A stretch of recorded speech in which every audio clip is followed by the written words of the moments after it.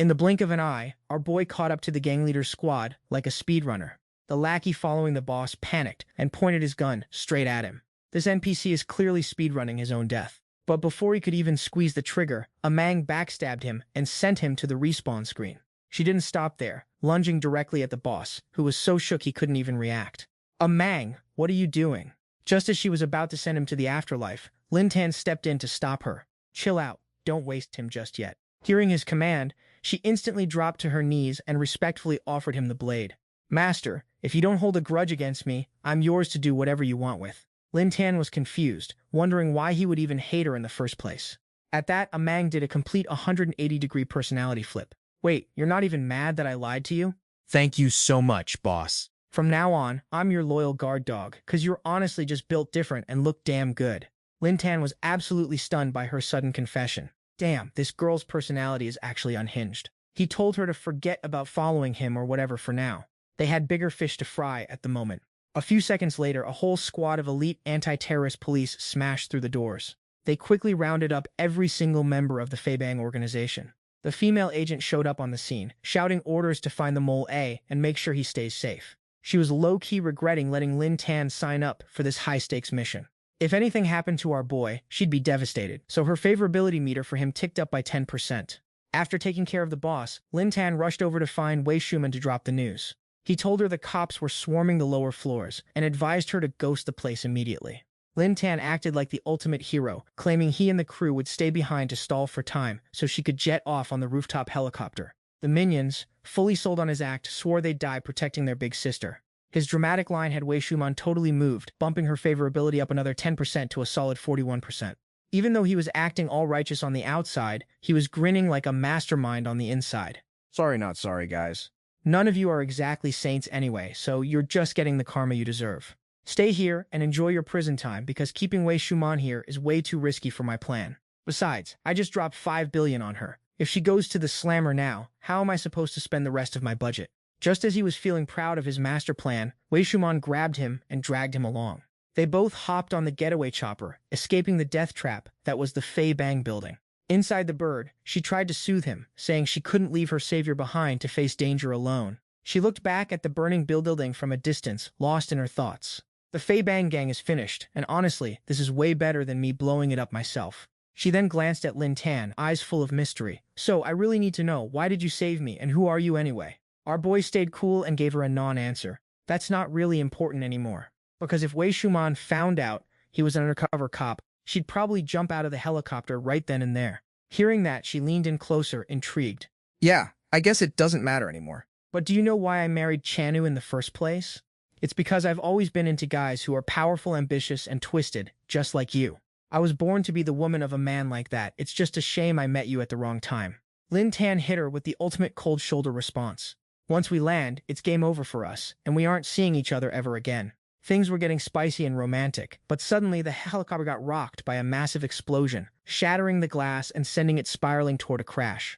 Down below, that absolute boomer Sheng was unloading lead at the chopper like a total menace. "You two lovebirds! Even if I'm going down, I'm dragging you both straight to hell with me." Out of nowhere, the female secret agent clutched up, landing several clean shots that put that old man 6 feet under instantly. The helicopter was shredded, though. The tail rotor was smoking, and the bird was losing its mind and spinning out of control. To make matters worse, the pilot was caught in the crossfire and checked out a long time ago without anyone noticing. The helicopter was shaking violently, making Lin Jin start to feel a bit sweaty about the situation.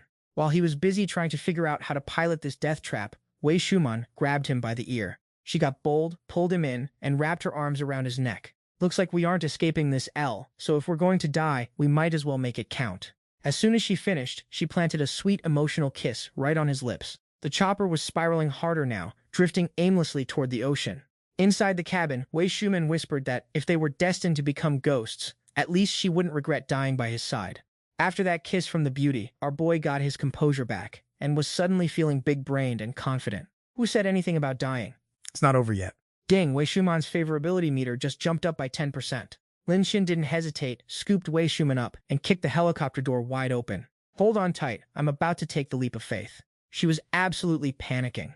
"It's way too high. Even if it's the ocean, we'll turn into paste on impact." He wasn't trying to become human sushi, but he was certain they'd survive since they were already down to 30 meters. Just trust me, babe.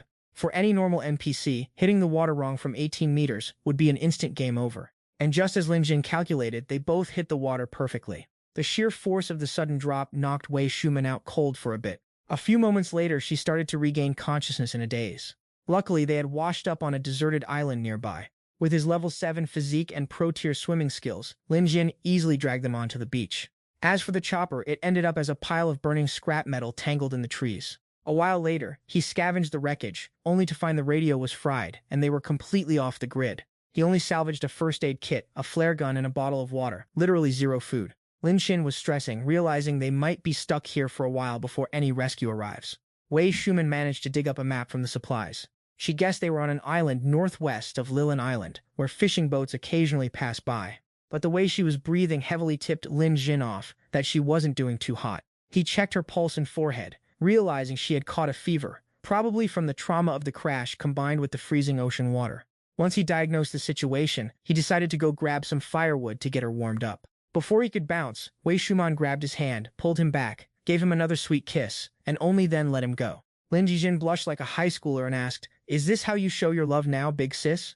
We're literally knocking on death's door. Why are you still worried about social rules? If fate wants us together, why stop yourself from doing what you actually want? Right now, I just want to be your woman." Her favorability meter spiked by another 20%. Before heading out, Lin Xin planted a kiss on her with a promise. "I'll be back in a flash. Stay here and be a good girl for me." Lin Jin headed into the forest to scavenge wood, noticing on the way that his tracker had been totally wrecked. He had no clue if the police could even track them down out here. While walking, he spotted some bamboo and grabbed a few stalks, perfect for crafting a bed. Good thing he spent so much time watching survivalist island vids. These thick bamboo poles were exactly what he needed. As for Wei Shuman, she took a sip of water but felt her body heating up, realizing she couldn't just lie here. She had to do something to signal for help. After struggling for a good while, the girl finally finished her project. A massive SOS sign laid out with coconut leaves on the sand. She prayed that someone in the distance would spot it.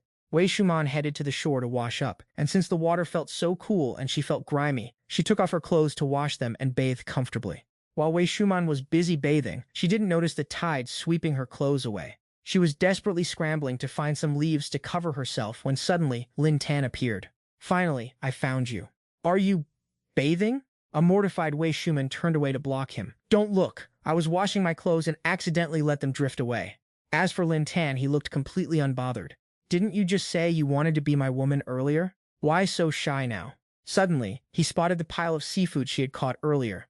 "You're running a fever and you're still out here scavenging? I grew up by the sea. Poor kids have to start working early. A fever is nothing. It can't stop me."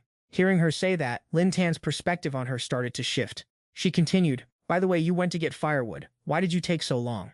Suddenly, she saw Lin Tan dragging an absolutely massive python. The python was nearly 1.5 times his size and incredibly heavy, but Lin Tan dragged it back like it was nothing, leaving Wei Shuman stunned. A light bulb went off. He realized he could make her a makeshift outfit. Lin Tan proceeded to butcher the python into chunks. He picked out a large strip of skin, cleaned it up, and handed it to Wei Shuman to try on. "I cleaned it up, try it on and see if it fits." To her surprise, the python skin fit her perfectly, accentuating every single curve of her body. He bragged that a python capable of swallowing a grown man would naturally fit her well, earning him endless gratitude and a 10% boost to his favorability rating. "The sun is setting. Let's go find a place to crash and feast on snake meat and seafood tonight." That night, the two shared a meal and chatted in a very intimate atmosphere. Wei Shuman was always curious about Lin Tan's true identity. She saw him suddenly pop up to take over the Faitang company, then pretend to be a tourist just to infiltrate the Faibong convention. Then he turned the tide of the situation so easily. "Just what kind of person are you?" Lin Tan answered while happily munching on his food. "I'm just an average guy with some money, that's all." Even though his answer made zero sense, Wei Shuman surprisingly loved it. "I like a man who is strong and carries that aura of mystery." A while later, it started raining. Their campfire was extinguished, so they had no choice but to eat their fill and go to sleep, bracing for a cold night.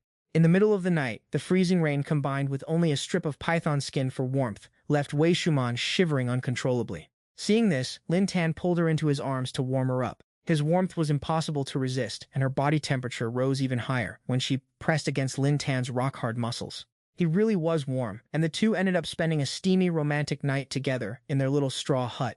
A few days later, a fishing boat near the deserted island spotted the distress signal and came over to check it out. The two were thrilled and hopped onto the fishing boat's dinghy to head out. The crew was worried about their health, assuming they had been starving for days. Hurry and get some food ready for them. Lin Tan and Wei Shuman boarded the boat, showering the crew with thanks, leaving everyone on deck stunned. They couldn't believe these two had survived on that island for several days. As for Lin Tan, he was lucky to have his level 8 skills. Otherwise, he never would have survived on that island for so long. After being rescued, Wei Shuman's favorability spiked at another 20%, hitting a solid 91%. Plus, the 5 billion he spent on her was refunded with a 500 million Huaguo currency bonus. On top of that, all his base attributes got a nice level-up boost. Cut to the scene at Dianpu Hospital. Over here, Dr. Liu is still pulling his usual scammer moves, milking clueless patients for every penny. Another fat paycheck for this absolute bottom feeder. He hasn't even finished his victory lap before the police raid the building. They drop the arrest warrants and lock down the Dianpu Hospital, armed with enough evidence to prove they've been grifting patients, self-dealing, and colluding with the Feixiang Corporation for some shady organ trafficking. Once the cuffs come out, Dr. Liu starts screaming his lungs out in pure terror. Is it that brat who did the acupuncture the other day? Did he snitch on us? Cut to 1 week ago at the Yanjiang Film and TV production base. With the massive funding Lin Xin dropped, Xi Libing has been expanding her sets, and honestly, her fame is blowing up. Naturally, a bunch of random investors are crawling out of the woodwork, trying to get a piece of the action, including this old goat named Zhang, who wants to act like he's just here for a business collab. Collab is just code for him being here to simp over Xi Libing. The second they shake hands, this perv's true colors start showing. Look at him thinking. Her hands are so soft and her skin is basically glowing. He barely takes 2 steps into the set before he starts running his mouth. Wow, what a surprise. It's not exactly a big budget production, is it? He starts loud talking, comparing her set to the others around it, acting like he's some industry pro. In his head, he's thinking she's just clout chasing, probably scammed a few million and spent it on this amateur hour project. So broke, yet still trying to act all high and mighty, he thinks. His condescending attitude is really starting to tick Xi Libing off. Mr. Zhang, if you have something to say, just spit it out. He stops playing games and drops his pitch. He wants to invest 8 million into her movie for marketing, acting like he's doing her a huge favor. He keeps writing his own hype, saying, I know this is life-changing money for you. No need to cry tears of joy. We'll just split it 70-30, my way. Then he hits her with that gross, lecherous grin. But hey, if CEO Xi wants a better deal, I'm flexible. With a face like yours, you just need to serve me for 1 night, and I might consider bumping up that investment. After all that trash talk, she doesn't even lose her cool. She just gives him a cold, sharp smirk. Xi Libing doesn't hesitate to drop the reality check. Too bad, my web movie's budget is actually 50 million, she says, leaving him absolutely gobsmacked. How is that even possible? As he starts throwing a tantrum, she doesn't even blink, just looks at her secretary and says, Shaolin, escort this clown out. Her secretary immediately piles on, letting him know that every single studio room here is already booked by Xi Libing's company. And yeah, all these sets, they belong to CEO Xi. Get lost now, or I'm calling the cops for trespassing on private property. His eyes are practically popping out of his skull. He literally cannot compute the L he's taking. Meanwhile, she's busy texting Lin Jin, asking if he's free to swing by since she's wrapping up filming tomorrow. At that moment, Lin Jin is actually prepping for a trip to Myanmar. He assumes she's running low on cash and offers a transfer, but Xi Libing turns him down, saying she's still got 300 million left. Lin Xin is built different though. He tells her she needs to burn at least 200 million today, and if she needs more, he'll just wire another 500 million. His total confidence in her makes Xi Libing feel like she absolutely cannot let him down. She's got to make this movie a masterpiece. She keeps scrolling through their chat history, reading his old messages, and honestly, she's definitely catching feelings. At this point, her head is just living in the Lin Jin zone. Her secretary has to call her name a few times before she finally snaps back to reality. Oh, right, her secretary teases, is the boyfriend texting? You look so focused. Let's wrap these last 2 scenes and we can call it a day. As she walks, Xi Libing can't help but overthink Lin Xin's relationship with Cha-Cha, and it's low-key ruining her mood. Cha-Cha is his girlfriend, right?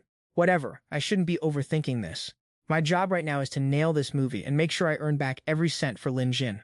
With a script she's been perfecting for ages, there's no way she can fail, and the release date for her passion project arrives before she knows it.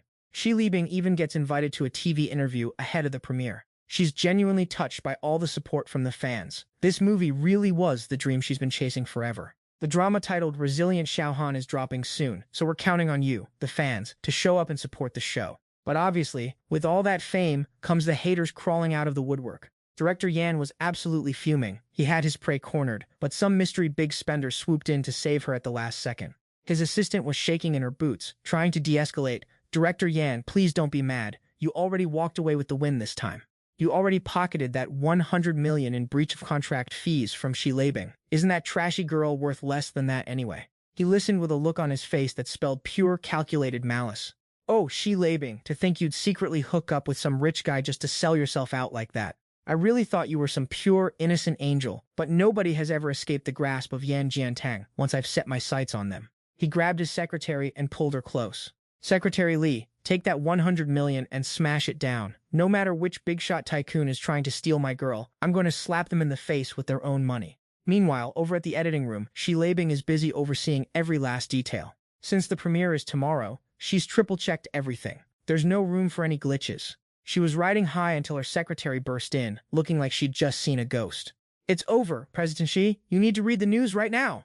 The headlines were savage, accusing her of using shady backroom deals to bully newcomers and using low-life tactics, claiming she was frozen by her old agency, and now being kept by some tycoon to break her contract with Tianhuang Entertainment. To make it worse, they'd paid off fake witnesses to stand up and slander her with the most blatant lies. Shi Leibing was left in total shock, staring at the screen, unable to process the betrayal. How could this even happen? As the negative news snowballed, her secretary, Xiao Lin, was trembling, and even Yan Yingying had come out to publicly roast her.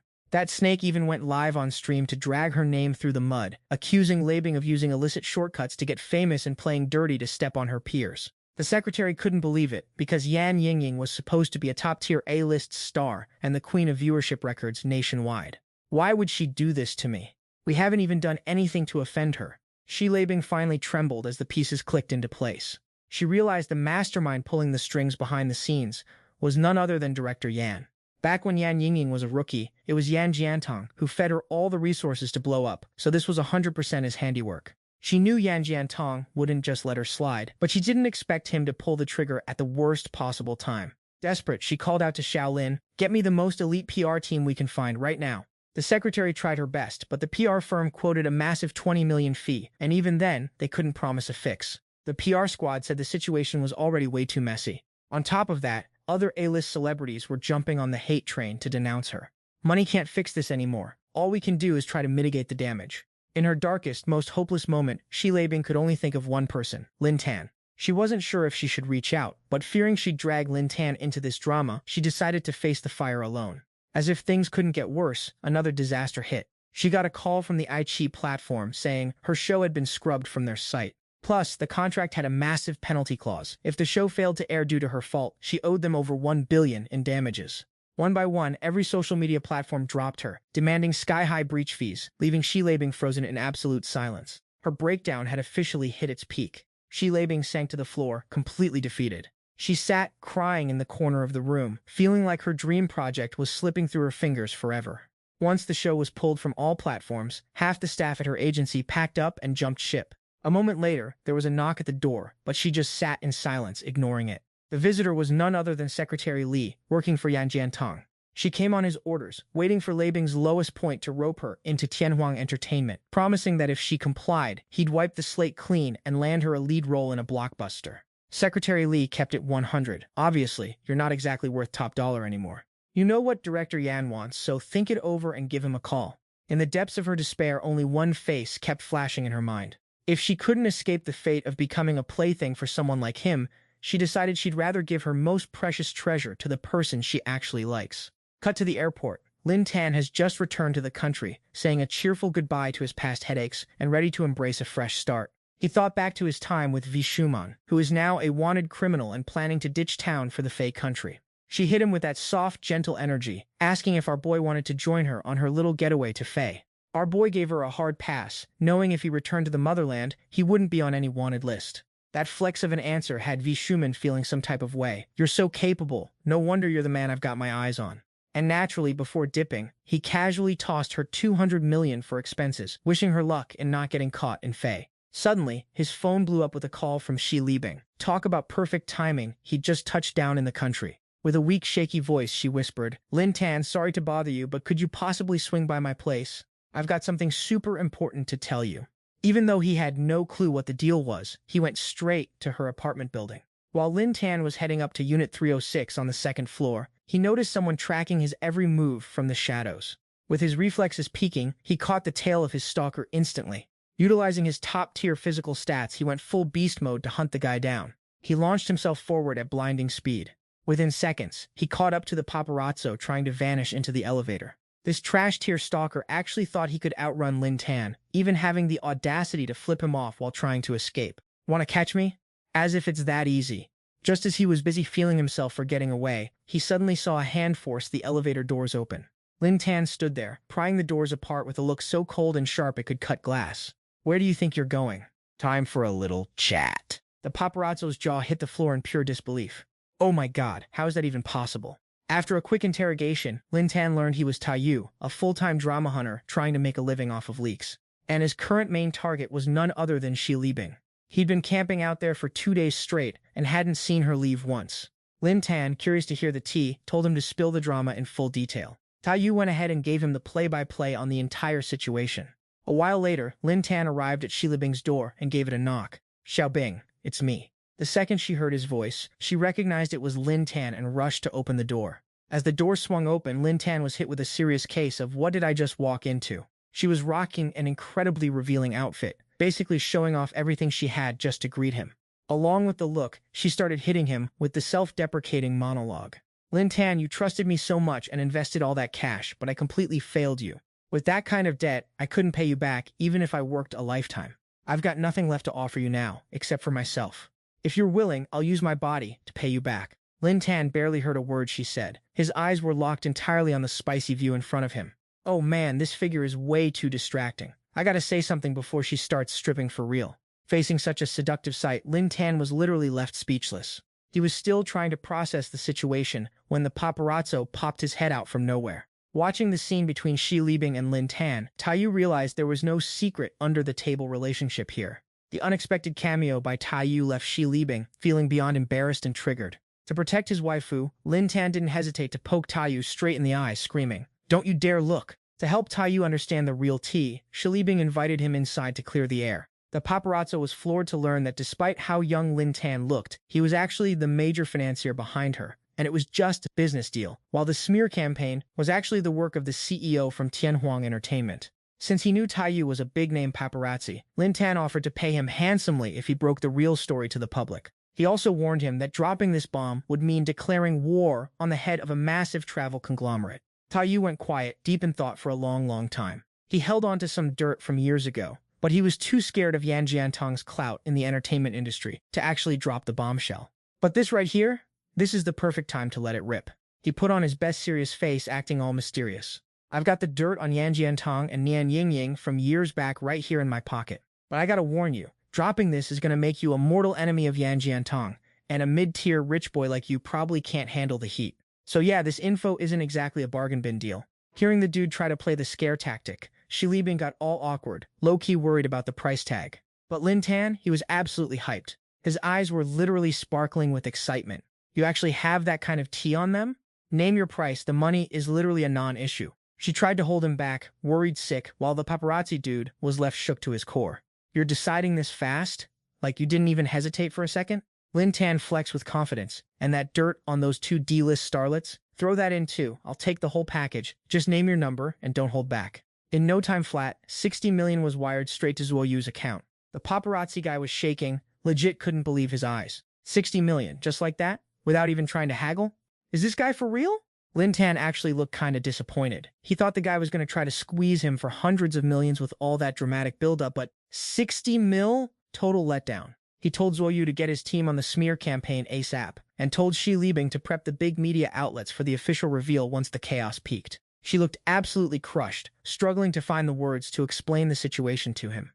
"I'm broke. All the cash went to pay off the streaming platforms, and over half the staff already rage quit." Seeing Lin Tan furrow his brows, she started blaming herself, almost bursting into tears on the spot. Total opposite of what Xi Libing expected, our boy was actually beaming, patting her on the shoulder like a proud coach. "Well done, Xiaobing. You burned through 300 million in just 2 days? That's legendary. I need more talent like you." Zuoyu stood there in the back, with his jaw on the floor, totally lost. Without skipping a beat, he dropped another billion on her to handle the negotiations with the platforms. He told her to hire more staff and stop being a penny pincher. It's time to go for the throat and finish the enemy off. When she heard he was dumping another billion into her project, Zuo Yu's eyes nearly popped out of his skull. Is she really worth that much cash? With that main character energy and effortless drip, he just shrugged. Who's talking about money right now? I'm out here trying to fund your dreams, queen. That line hit Shi Libing like a truck. Her favorability meter spiked another 30%, landing her at a solid 82% crush status. Seeing Lin Tan throw money around like it's nothing, Zuo Yu promised to handle this like a pro, swearing he'd bury the competition and noting that Yan Jiantong isn't fit to lace Lin Tan's shoes. He took off, grinning like he'd just hit the jackpot. Just wait for the good news. You'll see the fireworks by tonight. And sure enough, thanks to Zuo Yu's expert work, the spicy leaks went live, and the internet basically imploded. The private clips of Nian Yingying and Yan Jiantang went viral, fueling wild speculation about them using the casting couch to climb the fame ladder. At first, the netizens were skeptical, like no way this is real. But once Nian Yingying's face showed up in the clips, their trust evaporated faster than her career. The internet turned into a massive rage fest, with people absolutely roasting her in the comments. To add insult to injury, Zuo Yu dropped even more clips of two D-list actresses sneaking into a hotel with Yan Jiantong. Now everyone realized that literally everyone under his wing was just part of his rigged system. The public's hate reached critical mass. They were out for blood, demanding these actresses get blacklisted from the entire country. The truth was out in the open, and there was no hiding it now. The two D-list starlets were on their knees, begging Nian Yingying to bail them out. They followed her orders and look where it got them. Total social suicide. She snapped, losing it completely and screaming at them to get lost. Get out of my face. I'm drowning here. You think I have time to play savior for you losers? And then the constant stream of L's just kept coming. Her secretary checked in to say they'd already burned 200 million on bots and AI comments, but the damage was irreversible. The internet was fully against them. According to their intel, the opposition dumped over 500 million into bot farms and high-level AI tech to smear them. Not only that, they even hired hackers to nuke our systems, making Yan Yingying pale with pure terror. How is that even possible? Who on earth is this person, and why are they dropping this much cash? In a blind rage, she kicked everyone out and called Yan Jiantang for a bailout. But obviously, he only cares about utility. If you're still profitable, he'll use you. But if you're a liability, he'll ghost you. What's the point of saving you? I'm not an actor, and I'm definitely not a public figure. My reputation doesn't mean squat to me. He hung up mid-sentence, leaving Yan Yingying absolutely fuming. Boiling with rage, Yan Jiantang took his frustration out on his maids and secretaries without a hint of mercy. He grit his teeth like he wanted to swallow someone whole. Shi Libing, I definitely underestimated your sugar daddy. Anyone who dares to oppose me, Yan Jiantang, is going to watch their whole family get erased. Meanwhile, the movie Shaoxin Won't Collapse premiered to massive success, pulling in nothing but rave reviews. Her secretary Xiaolin was absolutely hyped. The box office hit 100 million in just 3 days, and it's projected to rake in 1.5 billion total. As for Shi Libing, she was happy, but there was a hint of sadness in her eyes. Her secretary was confused. It didn't seem like the CEO was enjoying the win. Shyly, she opened up about a guy friend who's been treating her well and helping her out a ton. She really wants to pay him back, but she has no idea how. Xiaolin suggested, boss, just find out what he likes most and put your heart into preparing the perfect gift for him. Those words triggered a memory for Shi Libing, leaving her blushing and feeling incredibly awkward. She's terrified that Lin Tan thinks she's that kind of woman, so she's got to flip the script and fix her reputation with him. Cut to the apartment building where Shi Libing lives. She texted Lin Tan, inviting him over to thank him and discuss the next script after the success of their last hit. And naturally, our boy said yes immediately. Lin Tan showed up at her door in no time, feeling like he'd hit the jackpot. He's already making profit without even relying on the system's cashback, plus a dinner date with a baddie, absolute win.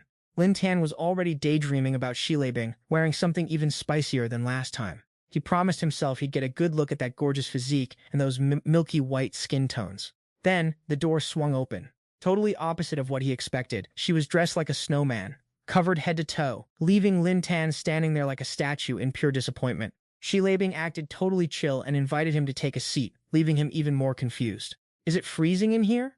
Or why are you dressed like that? She stuttered her response, clearly flustered. It's a bit cold today, she lied, despite sweat literally pouring off her face. Lin Tan stepped in, worried she was coming down with something. But as he got closer, Shi Libing got even more nervous, and her body temperature spiked even higher. She ended up passing out cold, because she couldn't handle the heat stroke trapped under all those layers. Lin Tan checked her pulse and realized she had heat stroke. She needed to cool down stat. He didn't hesitate for a second to strip off those winter clothes. Not only that, he even helped her change into a cute breezy dress. Under his expert care, Shi Libing came to a little later, looking totally shocked. Did you change my clothes for me?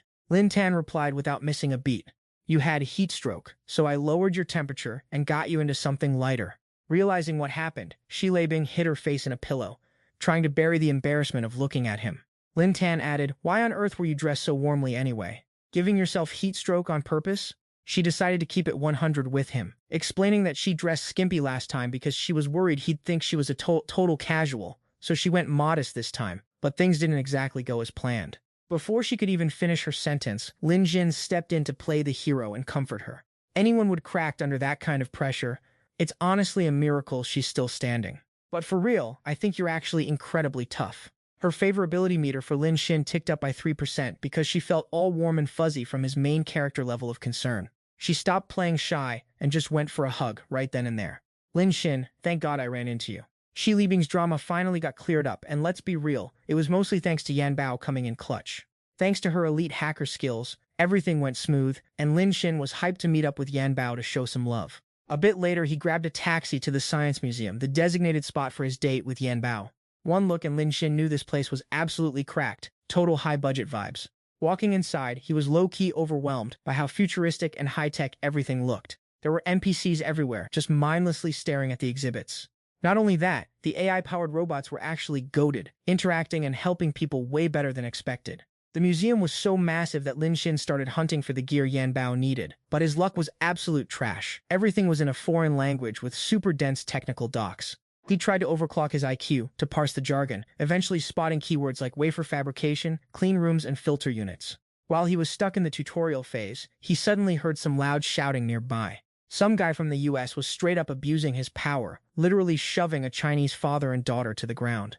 The two were fuming because they'd followed the contract to the letter, but this greedy clown was trying to squeeze them for a 50% discount at the final shipping stage. To force the price drop, he started gaslighting them about the product quality and trash-talking their company for being bottom tier. The dad got so triggered he couldn't even speak, his heart failing him from the sheer audacity of the guy. The American guy just laughed, calling them useless losers and telling them to stop acting like victims.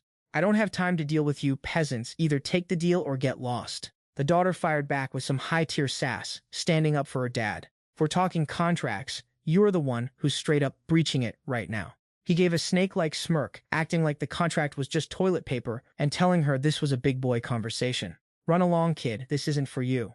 According to the contract, the filter had to handle 0.1 micron particles with 99% efficiency. Their factory had actually over-delivered on the specs, so there was no reason not to pay the full price. Once he heard that, the guy pulled a full 180 and went into full toxic mode. So what if you're right? Huh?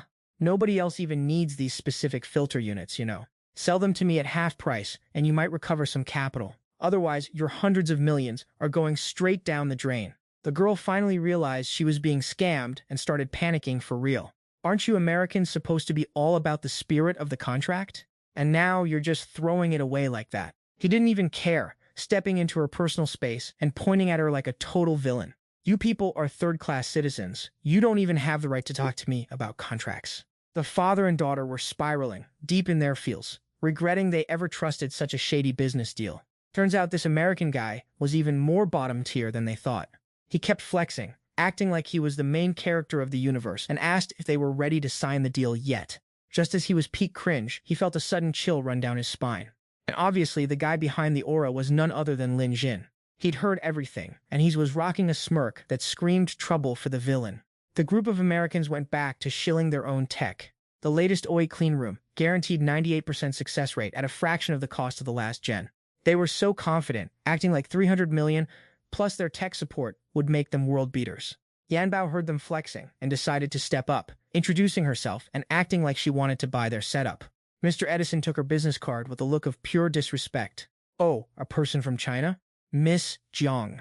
Then he straight up tossed the business card away, claiming our clean room costs at least 3 billion for every 1,000 square meters, plus all sorts of insane annual maintenance fees. Yan Bao was absolutely fuming because she literally heard him quote the Wa Country guy's 300 million just moments ago, and now he's jacking the price up to 3 billion? He gave her a sinister smirk, radiating pure condescension and disrespect. You heard him? They're from Wa Country. You're just local. How could you even dream of being on their level? That blatant double standard really set Yan Bao off. As if that wasn't enough, he shouted loud enough for everyone to hear that doing business with Wa Country is actually profitable. But doing business with locals is just charity work, so clearly, we're not even worth their time. Yan Bao snapped back, telling him that using prejudice to run a business really makes people question their professional standards and basic upbringing. That hit a nerve and triggered the guy's fragile ego. He pointed his finger right in her face, bragging about how they have the tech and we don't, and that's what real power looks like. His lackeys started chirping in, mocking her as well. You people have low IQs, yet you want to demand rights from us? And a woman trying to play business tycoon. What exactly can you even do? Wan Bao raised her voice, refusing to back down. Acting like this in business, aren't you guys just complete savages? But suddenly her own uncle stepped in to stop her. You've caused enough trouble already. I'm actually embarrassed for your father.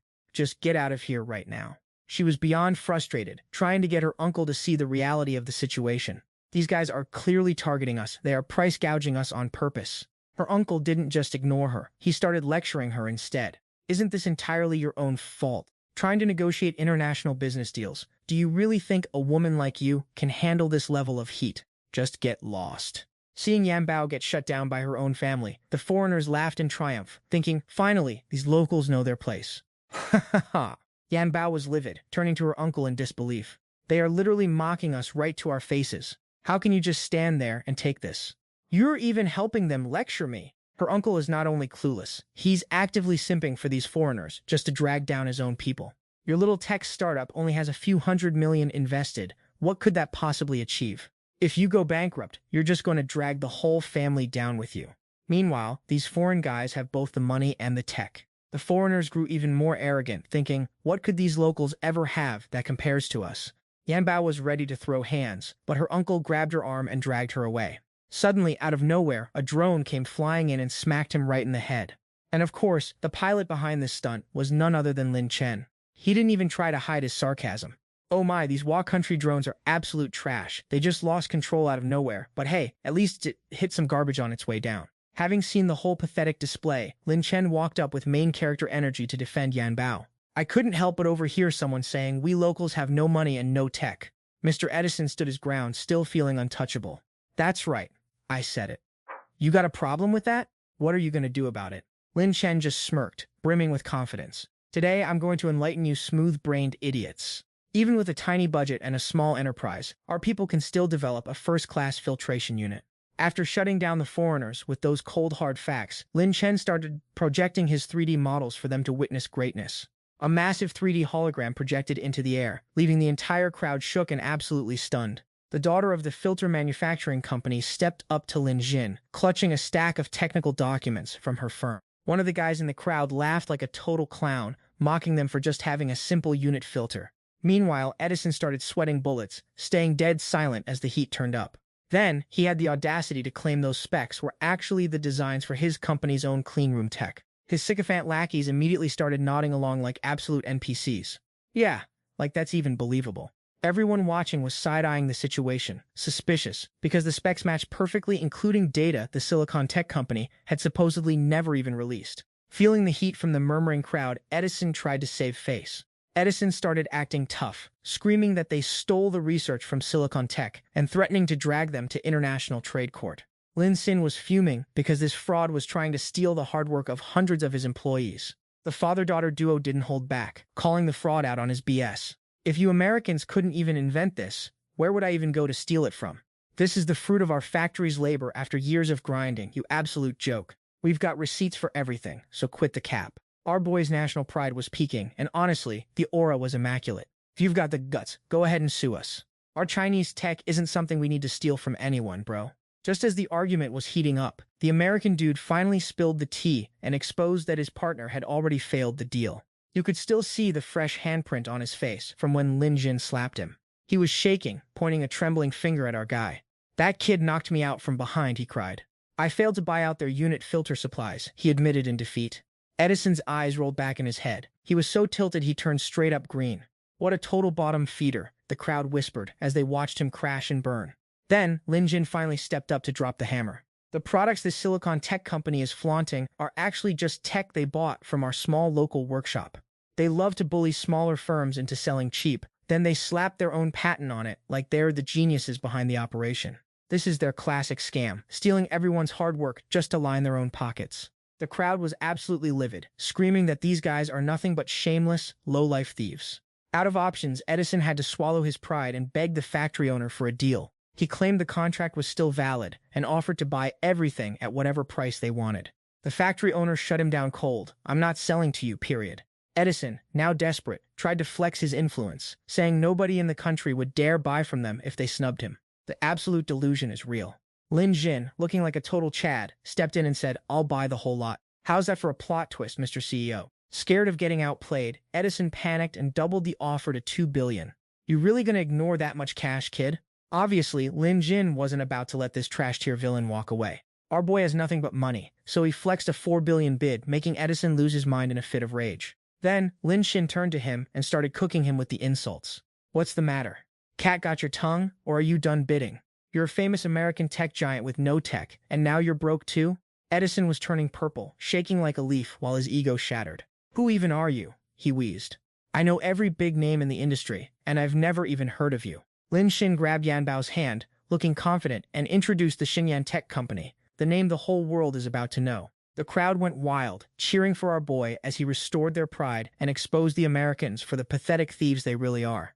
Lin Tan then handed the lead engineer a card worth $5 billion, with $4 billion for the 2,000 units and $1 billion as a direct investment into his company. The father and son were over the moon, and Yang was literally tearing up while thanking Lin Tan, promising that their company's latest tech would go exclusively to him. To flex his absolute wealth and dominance, Lin Tan loudly told the U.S. delegation, "We don't even need all 2,000 units, so just sell the rest to local domestic companies. Exports are fine, I guess, but stock is limited. I'll only sell to people I actually like," Lin Tan added, leaving the U.S. group sweating bullets in sheer panic. The foreigners immediately swarmed Lin Tan, begging for a partnership and claiming they were from a different country entirely, even shoving poor Mr. Addison into the dirt in their desperation. The crowd surrounding Lin Tan and Yan Bao got so dense he had to shove his way through just to keep moving. But even in the chaos, he didn't forget to check on Yan Bao, asking if she was doing okay. She turned bright red and hugged him on the spot, triggering a plus 5% boost to her favorability meter. Yan Bao's favorability is now at 92%, and Lin Tan just triggered a 10% cashback rebate of 600 million. All his base stats leveled up, and he got to choose one of 3 master-tier skills: Go Mastery, Advanced Mathematics, or Brainwashing Mastery. Lin Tan was hyped and immediately picked Go Mastery, since it was something he'd always wanted to learn but never had the time for. Meanwhile, news hit the streets that the Silicon Cup Tech Company had officially been exposed for stealing someone else's research. They were immediately banned from participating in the World Science Expo. Mr. Edison was slapped with criminal charges for corporate theft and dragged off by the cops for an investigation. Before being hauled away, he didn't forget to throw back one last pathetic threat. "Just you wait, we aren't done yet." Lin Tan and Yan Bao watched coldly as he was dragged off in cuffs. "You stole plenty from us, old man. Time to pay the price." Meanwhile, Yan Bao's uncle, who got wrecked by Lin Tan's L-cams earlier, finally woke up with a massive headache. He looked around like he'd just touched down from another planet. "Wait, where did everyone go? Silic Tech is being investigated for IP theft? What on earth actually happened here?" He was even more shocked to see Yan Bao getting cozy with some random guy right in front of him. He couldn't believe his eyes, thinking of his niece as a workaholic who only cared about building her career. Is she seriously out here PDAing with some dude? He didn't miss a beat, snapping a photo of the moment to send straight to Yan Bao's father. It didn't take long for the father to get the notification. He looked annoyed, wondering who this random kid was to be hanging out with his daughter. Looking at the fit, he's clearly just some broke college student. He was in the middle of a meeting with his future son-in-law when he signaled his secretary, "Run a background check on the guy hanging out with my daughter right now. My daughter is getting way too rebellious, doing whatever she wants, and now she's dating some bottom-tier broke loser." After giving the orders, he went back to clinking glasses with CEO Miao to finalize their deal. This young Master Miao was a total show-off and a notorious playboy. "I'm sure you know my family's reputation by now, sir. My family is pushing me to settle down, but honestly, no other girl has caught my eye. I'm really serious about Yan Bao." Even though the father knew the guy was a walking red flag, he figured boys will be boys. Plus, he felt like Yan Bao needed to get married to finally calm down and focus on family life. Most importantly, their families had equal wealth, so joining forces would basically make them unstoppable. He stood up to shake hands, mentally declaring CEO Miao as his future son-in-law. Right as they were locking in the deal, the secretary sprinted in, looking panicked. The father looked annoyed that his business vibe was being ruined. "What do you think you're doing?" "Can't you see I'm with CEO Miao?" Before he could finish, The secretary shoved the background report on Lin Tan into his hands. Sir, you need to see this immediately. Here's the dossier on that guy. After one look at the file, the father realized his daughter was actually hanging out with a low-key billionaire. His entire facial expression did a total 180. Without waiting for CEO Meow to react, he grabbed the guy by the arm and dragged him toward the door. CEO Meow, let's head out. Leaving the guy feeling stoked, thinking they were already rushing to book the wedding venue. The old man felt pretty satisfied with the result, which totally blindsided the poor guy, before coldly kicking him out with a casual "see ya next time," leaving the boy completely confused. Even with CEO Meow banging on the door and losing his mind, the old man just thought, what on earth is this guy doing? Meanwhile, the old man immediately called Mr. Fang, Yanbao's right-hand man, to tell him that he fully supports his daughter's freedom to date whoever she wants. The CEO heard the news like a lightning bolt to the brain, standing there in total shock. What just happened? Why is the boss acting so weird today? Yanbao's father was beaming with pride, realizing the guy was none other than the legendary Mr. Tian, and he even praised his daughter for being such a genius at bagging a guy like that. Since Mr. Tian invested in that chip company, things were looking absolutely golden. He even told his secretary to bring out the 30-year-old Mao Tai to properly wine and dine his future son-in-law. Over at the Science Museum, Yanbao led Lin Tan to the exhibition room for a tour. Inside, 3D projections lit up, making it feel like they were transported into an entirely different dimension. She flexed that this was the cutting-edge tech developed by the country's top scientific research firm. It's a total flex of 3D imaging combined with AI to create a fully immersive virtual reality projection. To make it feel extra real, the system simulated sunlight and a gentle breeze, making Lin Tan feel like he was really there. Yanbao added that in this VR simulation, users can actually interact with the environment. The only bottleneck is that the current chip tech is a bit mid, so if our country's chip industry levels up, this tech could legit lead the entire world. She definitely had high hopes for that dream. Lin Tan complimented Yanbao on her absolute genius. She got all shy and dodged the praise by inviting him to test the 3D projection himself. He didn't hesitate to give it a shot and decided to set up a super romantic scene to test the waters. The scene that manifested was a full-blown wedding ceremony. The bride and groom were none other than Lin Tan and Yanbao. He was surprised to see their outfits had magically changed to fit the vibe. Lin Tan thought the machine would just spawn some cherry blossoms, or maybe a starry night sky. But man, this machine was way too realistic. As for Yanbao, this was literally the scene she had been daydreaming about every single day. The AI machine basically read her mind and made it happen. The priest standing there asked, "Bride, do you agree to stay by the groom's side through sickness and health, riches and poverty forever?"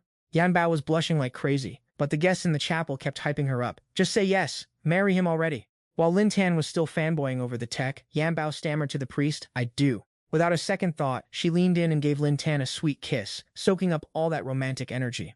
Yanbao couldn't even process why she did that. She felt so embarrassed and apologized to him. Suddenly, the system dropped a notification that the wedding ended, and it transported them to a different scene. Now they were standing in a master bedroom. And of course, Yanbao's outfit changed again. This time, the system put her in a super spicy sleepwear set that left absolutely nothing to the imagination, making them both turn red as tomatoes. Yanbao was at a total loss for words. This is... Feeling way too awkward around Lin Tan, she apologized and scrambled out of there. I had no idea the AI would do all that. This is so embarrassing. Just like that, she bailed. Lin Tan stood there, sighing with a mix of regret and confusion. Well, forget it, time to head back to campus. Cut to Yanbao's house. She zoomed straight into her room the second she got home, leaving her security guards looking like NPCs. She was still reeling from the embarrassment and blaming herself. How did it end up like that? Why did I have the audacity to kiss him like that? That AI machine is seriously the worst. How on earth am I supposed to look Lin Tan in the eye now? Yanbao felt like her whole life plan had just gone completely off the rails. She whipped out her phone to vent to her bestie, Yuxuan. Yanbao spilled the tea and confessed that the guy she's been crushing on actually kissed her today. Yuxuan was super hyped and congratulated her, completely oblivious to the fact that it was actually Lin Tan. After chatting it out, Yanbao finally started feeling a little less mortified. She got curious and started prying about who Yuxuan's boyfriend was. Yuxuan dodged the question like a pro, hitting back with, "I'm dying to know who actually managed to make our icy CEO goddess fall so hard for them." Cut to the dorms, where the four-eyed nerd Zhou Tong is trying to bribe the boys with candied hawthorns. Lin Tan and the rest of the squad shut him down immediately because he's been forcing this sugary snack on them for 3 days straight. They're over it. Zhou Tong, completely desperate, pulls the ultimate begging card. "Don't be like that, bros. I can't possibly finish all these by myself." The boys finally cornered him, demanding the truth. "Why are you buying so many of these things every single day?" Zhou Tong finally cracked under pressure, blushing as he spilled the beans about a girl named Xiaohua. She's a freshman over at Yanjiang University. She's a total grindset queen, working a side hustle to help pay her way through school. Even though it was just a first meeting, Zhou was instantly down bad for her gentle smile and those eyes. Bro is already dreaming about their future kids. A boy and a girl would be perfect, he thinks. That's why he's been buying her snacks every day, just to find an excuse to talk to her. He found out her dad broke a bone, so she's been working extra hard to cover the medical bills. The roommates felt for him, but they still weren't touching those hawthorns, because they're officially sick of them. Meanwhile, down at the dorm entrance, a squad of local thugs showed up, looking to collect protection money. The other vendors saw them coming and started packing up in a panic, trying to avoid any drama. Xiaohua was still in her own world, totally clueless and busy serving customers. The gang leader sauntered over with the creepiest grin you've ever seen. He started trash-talking, saying business is looking good, and demanded a First Love-flavored hawthorn stick from the pretty lady. Innocent Xiaohua told him they don't have that flavor, just regular sweet and sour. Did he want one or not? With a nasty predatory look on his face, he grabbed her hand and told her to feed him, sending her into a full-blown panic. After struggling, Xiaohua finally broke free, trembling and terrified, demanding to know what they were trying to pull. The thugs dropped the act and showed their true ugly colors. You've been selling here for 3 days, sweetheart. Time to pay up for the privilege. Fork over 2,000 yuan a month for a cleaning fee, or you know exactly how this is going to end. Xiaohua was scared out of her mind, but she stood her ground and asked what authority they had to be charging fees. Of course, these clowns started making up their own laws on the fly just to scam small vendors. You've been setting up shop here without bowing to our boss. That's some serious disrespect. Xiaohua pushed back, pointing out that she was trading legally and asking what right they had to shake her down. The thugs started puffing out their chests, claiming this turf belongs to the Dajiang gang and they make the rules, period. One of them lunged at the stall next door to bully the neighbors, scaring Xiaohua to death.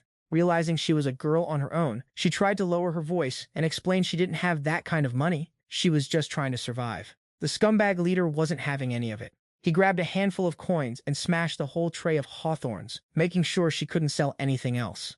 Xiaohua broke down in tears, watching her hard-earned money and efforts go to waste. Why would you do something so heartless? The onlookers were seething, but they were too terrified to step in, because these thugs had powerful backers. Suddenly, our boy Zhou stepped up to defend his crush. What the hell do you think you're doing? Bullying a girl in broad daylight and robbing her? You guys are total scum. Before he could even finish, the leader grabbed him by the collar, threatening him with a beatdown. The goons started cracking their knuckles, ready to teach him a lesson he'd never forget. Zhou didn't back down, shouting right back, "Let me go or else!" Xiaohua was super stressed for Zhou, so she whipped out her phone and threatened to call the cops. But this thug leader didn't even flinch. He shoved Zhou aside and started talking trash. We haven't done anything illegal or laid a finger on anyone, so who are you going to call exactly? If the cops actually show up, they'll just take our statement and bounce. We've got nothing but free time, but you losers still have classes to attend and stalls to run. What a busy life you guys have. He then started barking threats at the crowd. If you dare call the cops today, my boys will make your lives a living hell. Poor Xiaohua was shaking like a leaf, totally paralyzed with fear. Zhou was just as helpless. She wanted to step up, but she was trembling with rage and frustration. The crowd around them was getting seriously triggered and disgusted by these thugs' behavior. Someone almost tried to throw hands, but they got held back by people worried about getting jumped later. The thug leader spotted them and strutted over to throw a challenge. What are you idiots trying to do? Angry? Want a piece of me? Go ahead, take your best shot. He started mocking them, loud enough for everyone to hear. You're just a bunch of broke college losers with no money and no backer. Basically trash-tier NPCs. Just pay me 2,000 yuan a month and you'll be safe from us. Actually, you should be thanking me for teaching you a lesson you'll never forget. With that, he charged into the crowd and started shoving people around. Get lost, you bunch of cowards. As he was clearing the crowd, he finally locked eyes with Lin Jin. Our boy was vibing, enjoying his stinky tofu, like he didn't even notice the local clown performing. Feeling disrespected, the thug rushed over to shove Lin Jin, but our guy didn't even budge an inch. Lin Jin gave him a cold, death stare gaze and said, "What do you think you're doing? Don't you see I'm busy eating? Even stray dogs know how to walk around people. Did you not get the memo?" The gangster started screeching insults back at him. "I'm warning you, get lost right now or..." Before he could finish his tough guy monologue, Lin Jin blew a massive cloud of stinky tofu breath directly into his face. Losing his mind, the thug didn't hesitate and threw a haymaker straight at Lin Jin's face. And obviously, with his top-tier physique, that punch felt like a light breeze. Our boy didn't even blink. Meanwhile, the thug felt like he hit a concrete wall, falling to the ground and wailing in agony. Holy sh! Are you made of stone or what? As for Lin Xin, he didn't have a scratch on him, but since Donghua was recording the whole thing, he decided to play the victim perfectly. Ow, that sandbag-sized fist gave me a major concussion. Which hospital is the best around here for brain trauma? Donghua chimed in, telling Lin Xin not to worry, as she'd captured the high-def footage of the assault for everyone to see. The thugs were now nursing their ego and their broken hands, clenching their teeth in total silence. Some students from Yanjiang University were in the crowd and recognized Lin Xin as their top senior, along with Donghua, the student council president. Lin Xin had a sinister grin on his face as he pulled out a bottle of 2 million yuan white liquor to use as bait. You guys just assaulted me and smashed my expensive bottle of liquor. Congrats, you're looking at a few years in prison for this. The thugs started sweating bullets and decided it was time to dip. Stop wasting time with this moron. And you lot, what are you looking at? Get lost. Naturally, the crowd was feeling bold now, refusing to leave and growing larger by the second. The thugs were starting to panic, shouting, "What are you guys trying to pull?" The students in the crowd finally clicked onto what Lin Xin was doing. They all started mimicking his play. Some guy purposely flopped onto the floor and screamed, "Why did you push me and break my leg, man?" The thug leader looked absolutely lost and confused. When did I even push you, bro? These guys are really committing to the bit, aren't they? Everyone, check this out. Some students from Yanjiang University are getting beat up at the school gates, and the live stream views are blowing up. The lead thug is absolutely losing it. He's a real gangster, so being slandered by these students is hitting his ego hard. He just swatted a streamer's phone into the ground. The streamer immediately goes into full Oscar-worthy performance mode. Oh my god, my arm is broken! My 20,000 yuan phone, which I literally bought yesterday, is smashed, not to mention the medical bills and damages. The thug is boiling over with rage and winds up his fist to teach these students a lesson. The entire beatdown is being caught on camera by a bunch of influencers who are live streaming the chaos to the world. There's even a famous streamer, known for her viral dances, recording the whole scene. These three thugs are out here robbing people and throwing hands, causing a massive scene. Everybody get over here and watch this. Once she hits upload, the post goes viral with insane engagement and shares. The crowd keeps growing, and the thugs are starting to realize they're in way over their heads. Students are shoving their phones right in the thugs' faces, making these losers internet famous for all the wrong reasons. Then Donghua, the student council president, steps up and booms, "Unless you guys satisfy our demands, don't even dream of walking away." Realizing they're backed into a corner, the thugs pull out weapons, ready to go full villain mode. "Don't think we're scared of you. Let's get 'em, boys." Before the thugs can even do anything, the Yanjiang University principal shows up with a squad of cops. "I heard someone dared to bully my students." The thugs freeze up, looking absolutely terrified the second they see the principal. The principal is fuming and starts laying into them. "I don't care who you are or who you work for. Yanjiang University is a place to nurture talent, not a playground for your BS. This isn't a place for you to come and collect your illegal protection money. Go explain your criminal behavior to the police." The officers immediately step in to cuff them and drag them down to the station for an interrogation. The thugs get hauled off to the cheers of the crowd. "Get lost and don't you ever step foot in Yanjiang University territory again." Xiaohua is super emotional, thanking everyone over and over for standing up to protect her. Zhou Tong runs up to the principal to ask about the permit process because he wants to help Xiaohua keep her stall running. Suddenly, the principal catches sight of Lin Chen and tells Zhou Tong not to worry, as he's already taken care of the situation. The principal announces to everyone that as long as they follow the proper procedure and submit an application, they're good to go. He even adds that students from low-income families can apply for startup grants and financial support. The crowd of students goes wild, cheering and showing their full support. The principal is such a legend. The principal looks over at Lin Chen with a grin, wondering if our boy is satisfied with how he handled things. With the thugs gone, business is booming for Xiaohua, and a huge crowd is lining up at her stall. Zhou Tong is trying his best to score some points, helping her cook the sugar syrup, and Xiaohua is feeling super grateful. Lin Chen sees what's happening and decides to jump in to help. He's actually got some cooking skills, and he's carrying a bunch of fresh osmanthus flowers he just picked. Since they're in peak bloom, finding this many was pretty easy. He tosses the petals directly into the sugar syrup to give it a fresh, gourmet twist. Lin Chen activates his master-tier cooking skill from the system, flexing his pro-level technique for everyone to see. The scent of the osmanthus spreads like wildfire, and everyone is absolutely loving it. This osmanthus smell is divine. He brushes a thin layer of the syrup onto the candied hawthorn and tops it with sautéed dried osmanthus. It looks like a work of art. Without hesitation, he sets them out for everyone to try. One per person for free. If you like the taste, feel free to drop a tip. And obviously, with an aroma like that, absolutely nobody could resist. Everyone wanted a taste since they'd never even seen Osmanthus hawthorn skewers before. The second they took a bite, the flavor profile hit so hard it was like a taste bud explosion. Oh my god, how is this even possible? The crowd went totally feral, literally bidding against each other just to snag a single skewer. One rich girl straight up flexed by paying 100 yuan via mobile transfer, just to get her hands on it ASAP. Xiaohua was being a real one, trying to refund the money since the first skewer was on the house, but she wasn't having it. With the treat in hand, she didn't hesitate to take a bite. The taste blew her mind, and she started dropping high-tier reviews, admitting she'd never had anything this top shelf in her life. The osmanthus glaze was paper-thin and crispy, not even sticking to her teeth. The heat control required for that is absolute perfection, paired with that intense floral finish. The young lady asked, "Who actually made this? Is someone this young already a master of the craft?" Xiaohua honestly pointed toward Lin Xin, but by the time she looked, our boy had already vanished. Seeing he was gone, the lady decided to bounce too. Before leaving, she dropped off a business card, hoping that when he resurfaced, he'd reach out. Xiaohua checked the card and nearly passed out. It was for a Michelin-level International Food Critic Association. Cut to a riverfront warehouse, where the local thugs from this morning were getting absolutely roasted by their boss. What a bunch of losers. You couldn't collect the protection fees. You got hauled into the station, and you made such a scene. Do you have any idea how much it cost me to bail your broke selves out? The thug was sweating bullets, scrambling to explain and swearing on his life that it wouldn't happen again.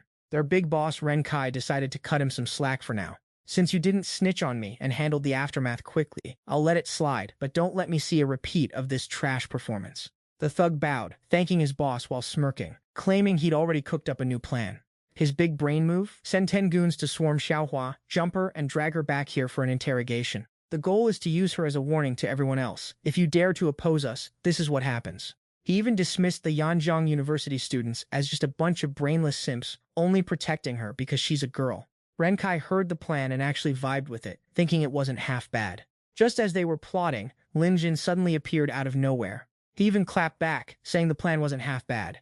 "You guys really didn't disappoint me." The big boss jumped out of his skin, spinning around to ask who the hell dared to break in here. Lin Jin gave them the cold, hard truth. "I'm just here to take out the city's human trash." The thug recognized him instantly and screamed at the top of his lungs. "It's you!" "This is the guy who baited us into attacking him earlier, which is why the students swarmed us." Big boss Ren Kai stayed cocky. He stood with his arms crossed, thinking Lin Xin had a death wish. Since he's got 20 men here, there's no way this kid is walking out alive.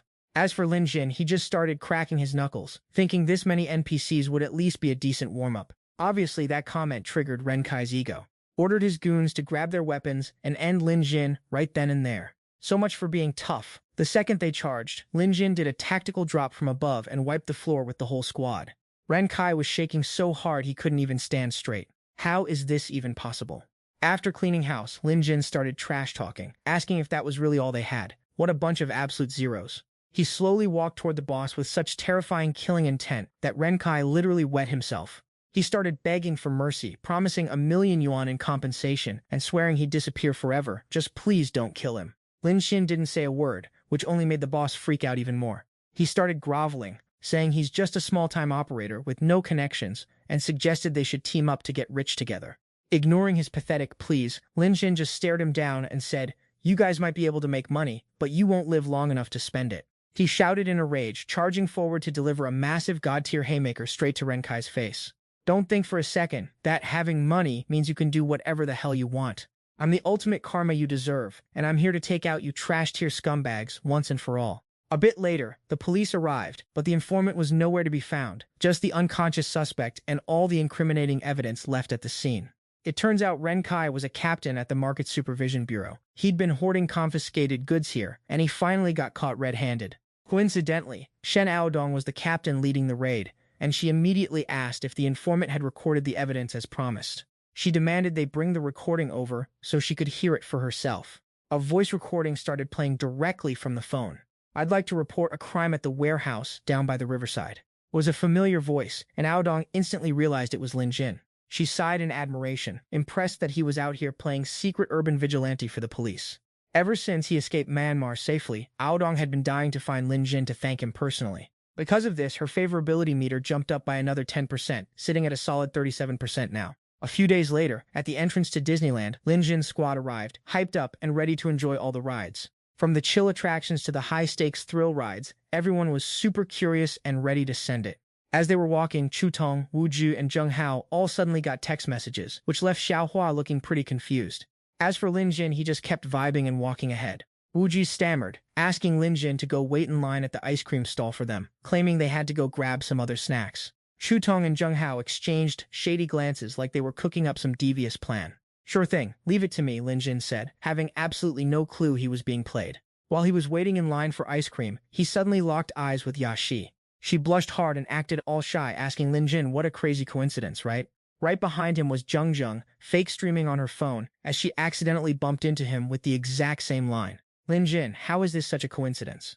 I'm running into you here again? Just one surprise after another for our boy. Before he could even react, Ruru came barreling in while eating ice cream and slammed right into him.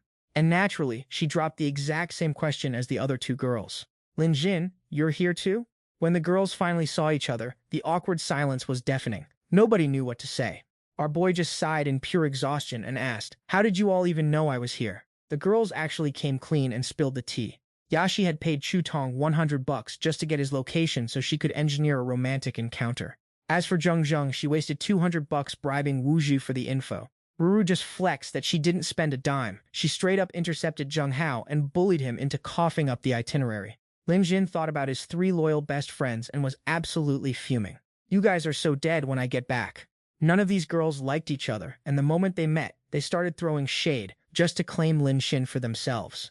While Ruru and Yaxi were busy bickering, Zheng made her move, grabbing Lin Jin's arm in a super intimate way just to tilt the other two. Now, the way the girls were glaring at each other was sharp enough to cut glass. Everyone wanted the W, and they were all ready to declare that Lin Jin belonged to them. Ruru stepped in, pushed Zheng away, and grabbed onto him. She insisted they go hit the roller coaster, promising it would be a wild ride. Yaxi wasn't about to take the L, so she shoved the other two aside and latched onto him even tighter. She suggested they hit the carousel instead for some extra romantic vibes. The absolute chaos of this love triangle was drawing stares from everyone nearby, and they were all low-key jealous. How is this guy surrounded by nothing but top-tier waifus fighting over him? It's literally the dream. Lin Jin was feeling beyond annoyed and just wanted all of them to let him go. Suddenly, he spotted an ad for the water slide ride. This game is called the Death Stream, and you gotta sign a literal life or death waiver before you can even join. Our boy Lin Tan figured this was the perfect golden ticket to shake these obsessed girls off his back. Without a second thought, Lin Tan signed the waiver and bolted inside to ghost them. Turns out he seriously underestimated just how down bad these goddesses actually are. All 3 of them stormed the registration desk, demanding to hop on the ride with Lin Tan. And obviously, a little piece of paper wasn't going to stop these queens from getting what they want. They signed the waivers in a flash and sprinted inside like their lives depended on it, leaving the registration guy face down on the ground, probably wondering why he didn't get to be stepped on by the beauties too. Once inside, Lin Tan kicked back on a raft, thinking he'd finally found some peace and quiet away from his stalkers. But he was in for a massive shock. All 3 of them materialized out of thin air and flopped onto his raft. Lin Tan was like, "Are you guys literally insane? Don't you have a survival instinct? The ride is about to drop. You can still get off while you have the chance."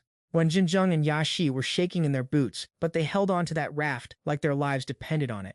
And then there's Ruru, the absolute wild card of the group. She wasn't scared at all. She just gripped Lin Tan's hand tight. She looked him dead in the eye and said, "You knew I loved extreme stuff, so you picked this just for us, right?"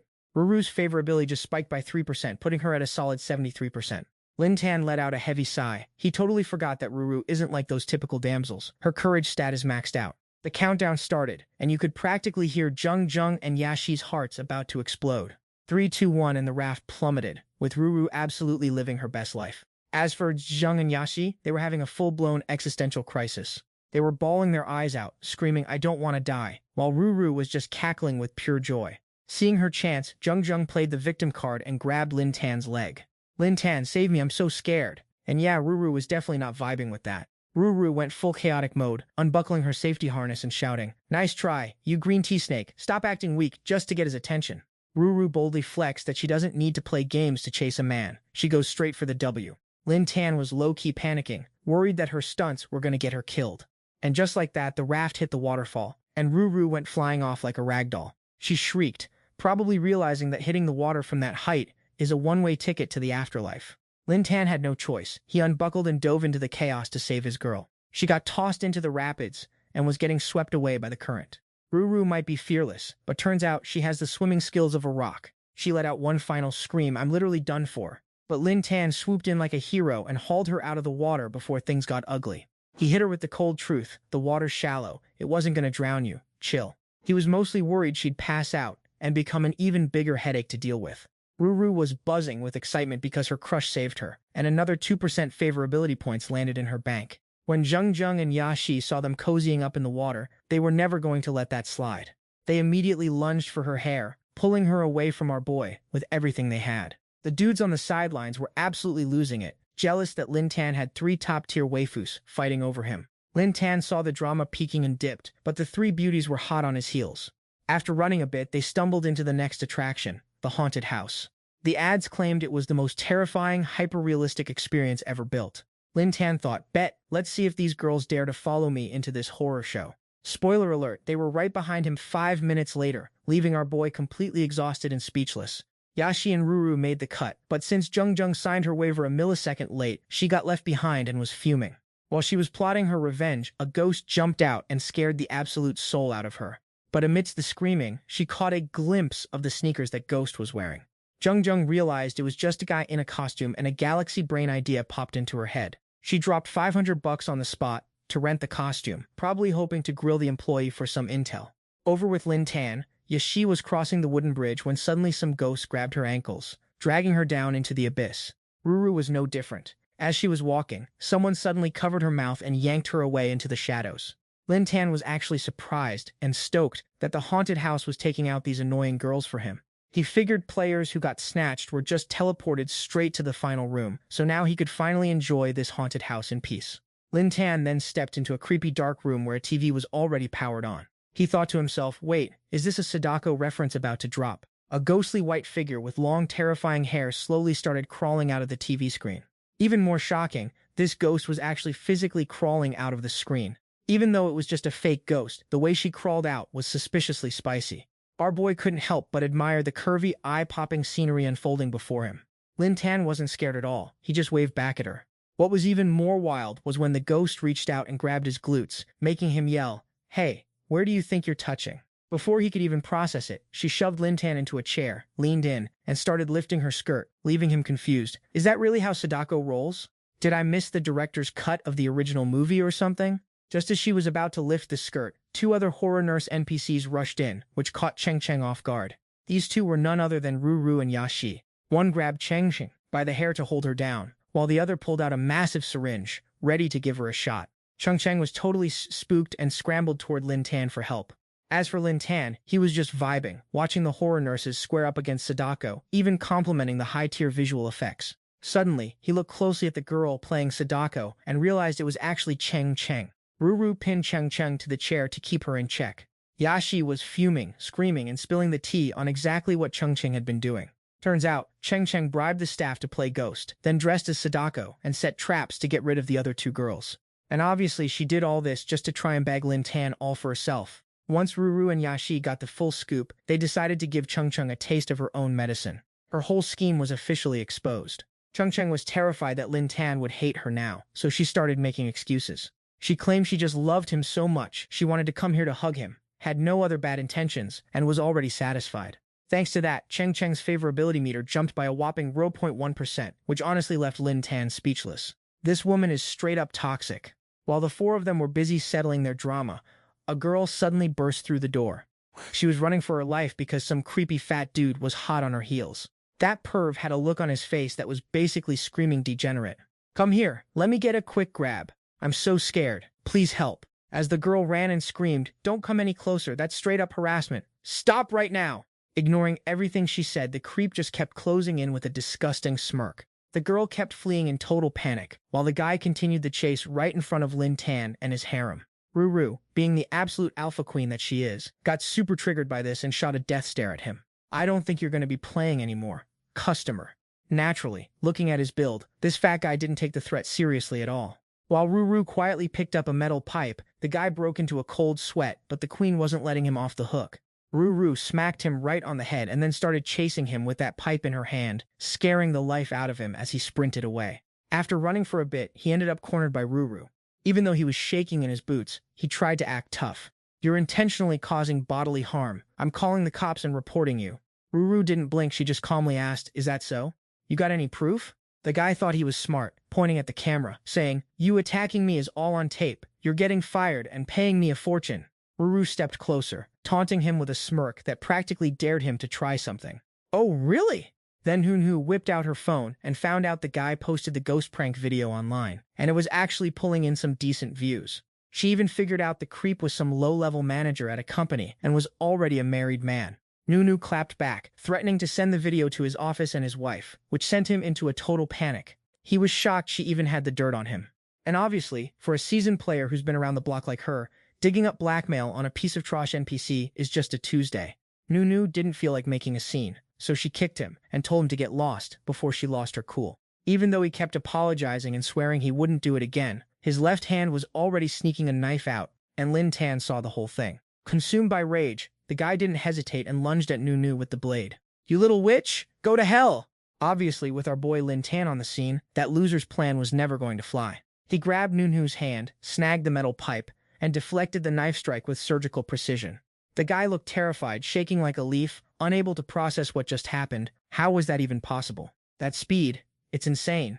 Lin Tan then smacked him across the face with the pipe, knocking out 10 of his teeth. Nunu looked at him with pure heart eyes and major respect. She didn't waste a second, lunging at Lin Tan and hugging him tight while showering him with affection. "Oh my god, you look so good and you're so strong. I love you, Lin Tan." And just like that, her favorability meter spiked by another 5%.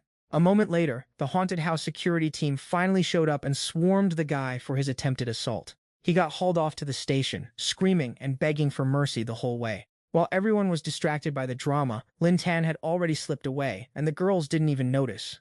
Nunu started throwing shade at Tron, acting all smug. She was convinced that since she and Lin Tan had a moment, he was definitely catching feelings for her. Tron was fuming, grabbing Nunu by the hair and calling her a shameless snake for trying to trap Lin Tan again and again. And naturally, Nunu wasn't about to back down. She shouted back, calling Tron a clingy green tea snake who wouldn't leave Lin Tan alone for even a second. Then the two of them went full MMA mode, neither one willing to take the L. But in a hilarious twist, they crashed right into a wall, triggering a hidden door behind them. The door slammed shut, and Hahi rushed over to see what the heck was going on. She was absolutely floored by what she saw. The two girls were so busy brawling that they accidentally ended up in a full-on makeout session. After seeing Tron and Nunu locked in a kiss like that, Nahai immediately grabbed her phone to snap the evidence. Meanwhile, the two girls were still going at it, throwing hands and refusing to quit. The rest of the harem was wondering where on earth Lin Tan had disappeared to. As for our boy, he'd already hopped on the Ferris wheel to escape the clingy girls and finally get some peace and quiet. Just as he was chilling, Tratra suddenly slid into his DMs. Cut to the scene at the Go tournament hall. Tratra tracked Lin Tan down because she needed him for her latest charity project. She wanted to grant a fan's wish to get an autograph from the Go prodigy, Kim Chu-huen, which honestly surprised and intrigued our boy. Tratra added that ever since she met Lin Tan, she's completely changed her lifestyle. She's been live streaming rural charity work to help people out, and she wanted to know if Lin Tan liked her new vibe. Lin Tan was totally on board and gave her the green light. He even told her that if she ever hit a snag, she should just reach out to him. Tratra also knew that Lin Tan was the secret sponsor of the Go tournament, which is why she came to him for help. Lin Tan barely even remembered. He just vaguely recalled someone in a group chat screaming that the tournament needed funding, so he just casually dropped tens of millions. It's because he's a fan of Go and just wanted to see the Masters go head-to-head. There were players from all over the world, but the team from Donghua was definitely pulling the most eyes. Tratra spotted the beautiful girl at the end of the line. It was Kim Chu-huen, a literal Go prodigy who went pro at 13. She'd shattered multiple winning streaks and was a massive fan favorite. While standing in line, she suddenly got shoved by another girl, making Kim Chu-huen lose her balance and almost take a spill. Luckily, Lin Tan was there to catch her just in time. She didn't forget to turn back and thank our boy. Suddenly, the system pinged, detecting a high-tier goddess and triggering a revenge arc mission. Her name is Jinju Xuan, and her favorability meter is sitting at a flat 0. Our boy was shook, realizing this girl is a pro player from the Bong Kingdom. Getting that favorability up is gonna be a grind. Cha-Cha saw her idol right there and naturally asked for an autograph. But suddenly, Jinju Xuan's coach stepped in and blocked the whole thing.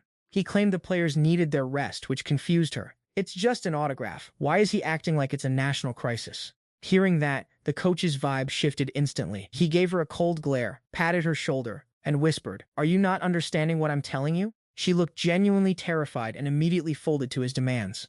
The coach then dragged her inside. Lin Tan watched, thinking this coach was just being extra strict with his team. At that same moment, the coach's assistant spotted Lin Tan's VIP pass and assumed he was a massive high roller. The staff member even whispered that this kid might be tight with the big shot the coach is dying to meet, CEO Qian. The coach did a total 180, turning back to talk to Lin Tan with a super serious professional mask on. He explained that he wasn't being strict, but since they just arrived in Huaguo, the players needed time to adapt to keep their performance stats at peak level. He then shoved Jin Jushuan forward and told her to sign the autograph for Cha-Cha, leaving her completely stunned. The coach flashed a grin, but it looked incredibly sus and greasy. He even slid his business card to Lin Tan, introducing himself as Cui Yong, head coach of the Bong Kingdom team, hoping to use Lin Tan to network with CEO Qian. Lin Tan played along, taking the card, but his gut told him this guy was absolute trash. As for Cha-Cha, she got her autograph and thanked her on behalf of all the fans. Then, the coach put his hand on Jin Jushuan's shoulder and bounced, leaving her looking visibly uneasy. They headed off, but Lin Tan still felt like something about this whole scene was seriously cursed. Cut to the Bong Kingdom team lounge. The coach was busy hyping the squad up, demanding they secure the championship title here in Huaguo. If they win, it'll be a historic three-peat that's never been done before. Then he laid his hand on Jin Jushuan's shoulder again, and you could see her spiraling in fear. The coach flashed a predatory, nasty smirk, saying he had high hopes for her, and then asked if she had any issues with the upcoming match. Even though she was terrified, she brushed his hand off, stuttering that she would definitely train hard and never let his guidance go to waste. Seeing his chance, he told her to meet him in his private room at the hall in 30 minutes for some one-on-one coaching, giving her a look that was pure nightmare fuel. The male players heard this and started laughing, their faces twisted with evil intent. They mocked her, telling the coach to make sure he teaches her well. As soon as the coach left, the female players swarmed her, radiating pure jealousy and hate. They started trash-talking her, saying Jin Jushuan was getting special treatment just because she's a young genius who's hyped up by everyone. She couldn't handle the verbal abuse. With tears in her eyes, she tried to explain that it wasn't like that at all. One girl finally snapped, grabbed Jin Jushuan by the collar, and screamed at her to stop acting pathetic, saying she should be grateful for the private coaching instead of playing the victim. Terrified, she broke free and ran out of the room crying, leaving behind a group of girls staring with pure malice. They all knew exactly what was about to happen to her, because they'd all been through it before. Meanwhile, at the main hall of the World Go Championship, Cha-Cha and Lin Tan were vibing and checking out the players from different countries. Our boy was hyped, really soaking in the intense competitive energy. He couldn't stop praising it, saying it's a true battle of wits between masterminds, top-tier entertainment. While walking, some chatter suddenly caught Lin Tan's attention. It was the male players from the Bong Kingdom, huddled in a corner gossiping about their coach and Jin Jushuan. Even though they were far away, the system's buff let Lin Tan hear every single word clearly. They were joking about how the coach was going to privately teach Jin Jushuan so thoroughly. They even talked about her body and said once the coach was done having his fun, they'd get their turn, followed by disgusting laughter. Lin Tan was stunned, realizing the girl they were talking about was actually Jin Jushuan. Cut to the private match room. Inside, the coach was doing way more touching than actual coaching. Even though he kept saying stay relaxed and don't be nervous with his words, his hands were all over her, making Jin Jushuan feel incredibly violated. A gross predatory grin was plastered across the coach's face. His hands kept wandering, using the excuse that he was just helping her relax. Fed up with the nonsense, Jin Jushuan straight up slapped his hand away. She turned her back on him in protest, declaring she'd handle her own headspace without needing his pathetic coaching. The coach was triggered by her attitude and didn't even blink before delivering a nasty slap to put her in her place. He then flashed a creepy, cold smirk and stepped closer to intimidate her. Guess I've been way too soft on you lately, making you think you can call the shots, huh? He knew she'd reported him to the National Go Association, so he doubled down, threatening to keep her on a short leash so she wouldn't go blabbering to anyone else. He grabbed her by the hair, shouting, "The entire Go scene in this country is in my pocket. What are you going to do to stop me?" With a vile, predatory look, he started barking threats that left Jin Jushuan terrified and completely paralyzed. Sensing his moment, he grabbed both her arms and slammed her down onto the Go board. She begged and pleaded for help, but the creep just ignored her. He was about to do the same dirty thing he'd done to all the other female players. But just as things were reaching a boiling point, Lin Jin kicked the door wide open. He shoved his iPhone 15 Pro Max right in the coach's face and shouted, "Look at what I just caught on camera, you absolute clown." The coach scrambled to tidy up the crime scene, claiming it was all just a big misunderstanding. He actually tried to argue that he was just coaching, and that tugging on a female player's clothes was totally normal. The coaching traditions in this country are really something else. Talk about an eye-opener. Poor Jin Jushuan was humiliated to the core, tears welling up as she stood there speechless. The coach pulled a lightning-fast attitude shift, acting like he'd done nothing wrong. He claimed it was just a little disciplinary measure and told Lin Jin to stop recording and take it outside. Lin Jin was beyond disgusted, so he delivered a massive kick to the coach's gut. "You absolute degenerate, the evidence is right there and you're still putting hands on her? You're straight up trash." Lin Jin didn't hold back, raining down blow after blow on the coach without mercy. He was ready to send the guy to the hospital for a long stay until Jin Jushuan pulled him back. With a face full of fear and trembling hands, she tearfully begged Lin Jin to stop and just get out of there. Suddenly, the rest of the coach's lackeys swarmed into the room.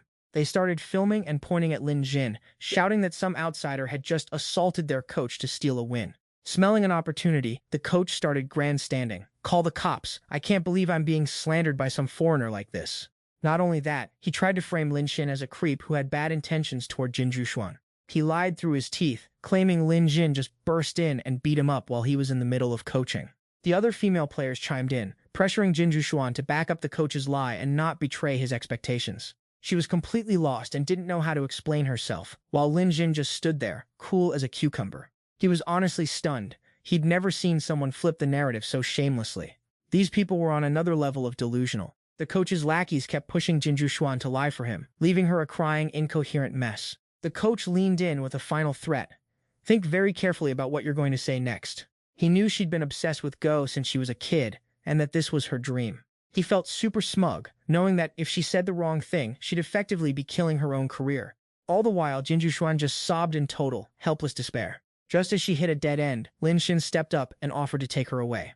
Jin Jushuan was caught completely off guard. He added, "I can get you out of this team and away from these absolute losers so you can actually chase your dreams." Hearing that, Jin Jushuan was left in total shock. Favorability points spiked by 30%. She wiped her tears and asked, Are you really able to get me out of here?" Lin Jin grinned and replied, "Obviously." But the coach wasn't about to let her go that easily. He whipped out the contract and shoved it at Lin Jin to flex his power. He started mocking Lin Jin, saying he wanted to play the hero but lacked the credentials, assuming the guy wasn't even rich. He told Lin Jin if he really had the money, he should swipe his card, and then he'd tear up the contract right now. The lackeys jumped in, claiming the contract was worth $2 billion, and that even the wealthiest people in the country couldn't cough up that kind of cash, let alone some broke foreigner like him. Still looking smooth and unbothered, Lin Jin confidently pulled out his power tier black card, forgetting to mention that he was actually the billionaire boss of them all. With the aura of a legendary secret whale, Lin Tan didn't even blink as he swiped his card to drop $2 billion, instantly nuking Kim Choan's contract. Everyone watching had their jaws on the floor, eyes bulging out in pure disbelief. The legendary CEO whale was standing right there in the flesh. Lin Tan then snatched the contract from the coach, looked him dead in the eyes, and shredded that piece of paper into oblivion. He tossed the confetti in the air with a smirk, basically saying it's handled, while Kim Chuan stood there in total shock. Since she was finally free from that cage, her favorability towards our boy just spiked by 20%. Not knowing how to repay him, she just bowed her head in pure gratitude, truly thankful for his Chad move. Lin Tan then casually walked Kim Chuan out of the venue, but before leaving, he didn't forget to drop a cold reminder to the coach, warning him that if a single negative word about Kim Chuan hits the internet, he's finished, because Lin Tan's got all his dirty little secrets stored on his phone. But more importantly, the coach realized he just messed with a guy way out of his league. Once Lin Tan left, the coach collapsed, realizing he just crossed a literal billionaire. His own players were still clueless, asking if they should call the press to smear Kim Chuan. Enraged by their stupidity, the coach just slapped the life out of the player. He yelled at them that it was a freaking billionaire. Does anyone even know how much cash that guy has? He single-handedly bankrupted the Kamita Corporation. What could I possibly do against a monster like that? The player just stood there, salty and bitter. Are we really just supposed to take this lying down? Unable to swallow the massive L, the coach couldn't let it go. He claimed he still had a massive backer, the big boss of the 4 Stars group. He figured that since Lin Tan took Kim Chuan away, he basically declared war on the entire 4 Stars group and the whole country of Bong. He promised that once the competition ends, the 4 Stars group would teach that kid what real power looks like. His players were worried though. With Kim Chuan gone, how were they going to win tomorrow's match? The coach just flashed a cocky grin, already having a devious plan in mind. He laughed like a true villain, confident that their country's player would be taking home the trophy regardless. Meanwhile, Lin Tan and Kim Chuan had been gone for a while. He told her to take some time to recover and said he'd already booked her a luxury hotel room. She was beyond grateful, but couldn't figure out why he was going so hard for her. She felt like she had nothing to offer him in return. Lin Tan just sighed, telling her he only did it because he hated seeing those trash-tier villains ruin a fair competition. Kim Chuan explained that she tried reporting the coach multiple times before, but it always backfired. With a worried look, she poured her heart out to Lin Tan. Since the coach had raised so many champions, he had massive political protection in their country. A lone wolf like her could never take him down. Lin Tan told her if she ever needed help, she should just hit him up whenever. She tried to refuse out of modesty, saying he'd already done too much, and promised to pay back the contract money as soon as she could. She thanked him one more time, and her favorability meter climbed another 8%. After the qualifying rounds, the Go tournament finally hit the grand finals. The finals featured Yu Trong from Bong and the prodigy Qi Jiawen representing the Hua realm. But compared to a beast like the reigning champion of Bong, she was definitely in for a rough time. The Bong spectators were chanting and yelling for their guy, throwing insults and looking down on the Hua players, which made everyone from the Hua side absolutely fuming.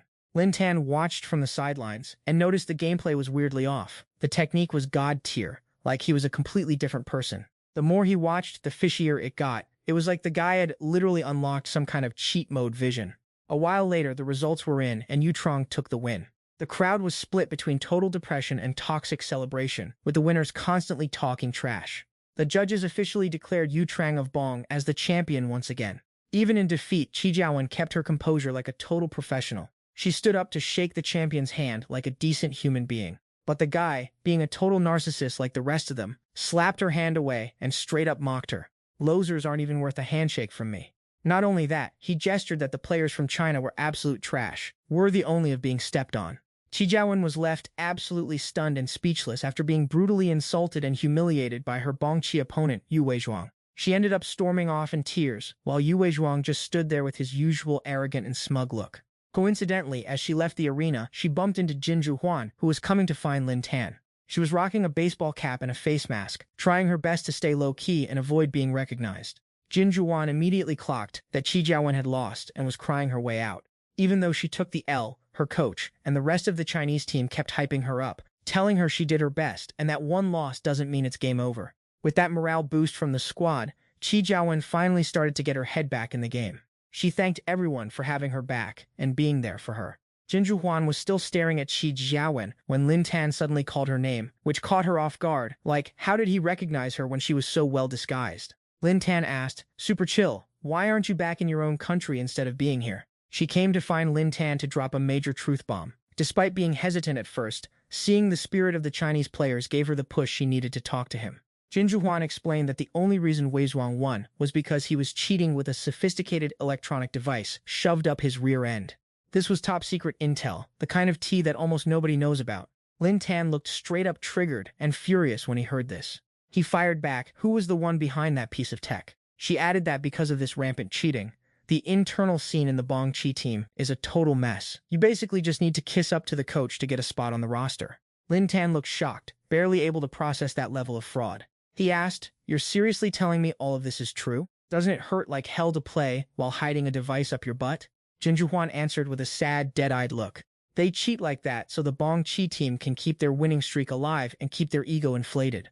Right on cue, the organizers announced the Bongqi coach to come up and accept the championship trophy. As he stepped onto the stage, he spotted Lin Tan and immediately tried to start beef. "Oh, if it isn't President Qian, thanks for sponsoring this tournament and handing me such a massive prize." He didn't stop there, throwing shade with a smug look on his face. The Chinese players are just incompetent, participating just to make a total joke of themselves. Once he realized what was actually going on, Lin Tan wasn't letting him off the hook that easy, snapping, "Hold up, not so fast." He walked right up and shoved his shoulder into him. Lin Tan snatched the mic from the MC and made an announcement to the whole crowd. He flexed that if the Bongqi team is so good, he wants to personally test how skilled Coach Cui Yonka really is.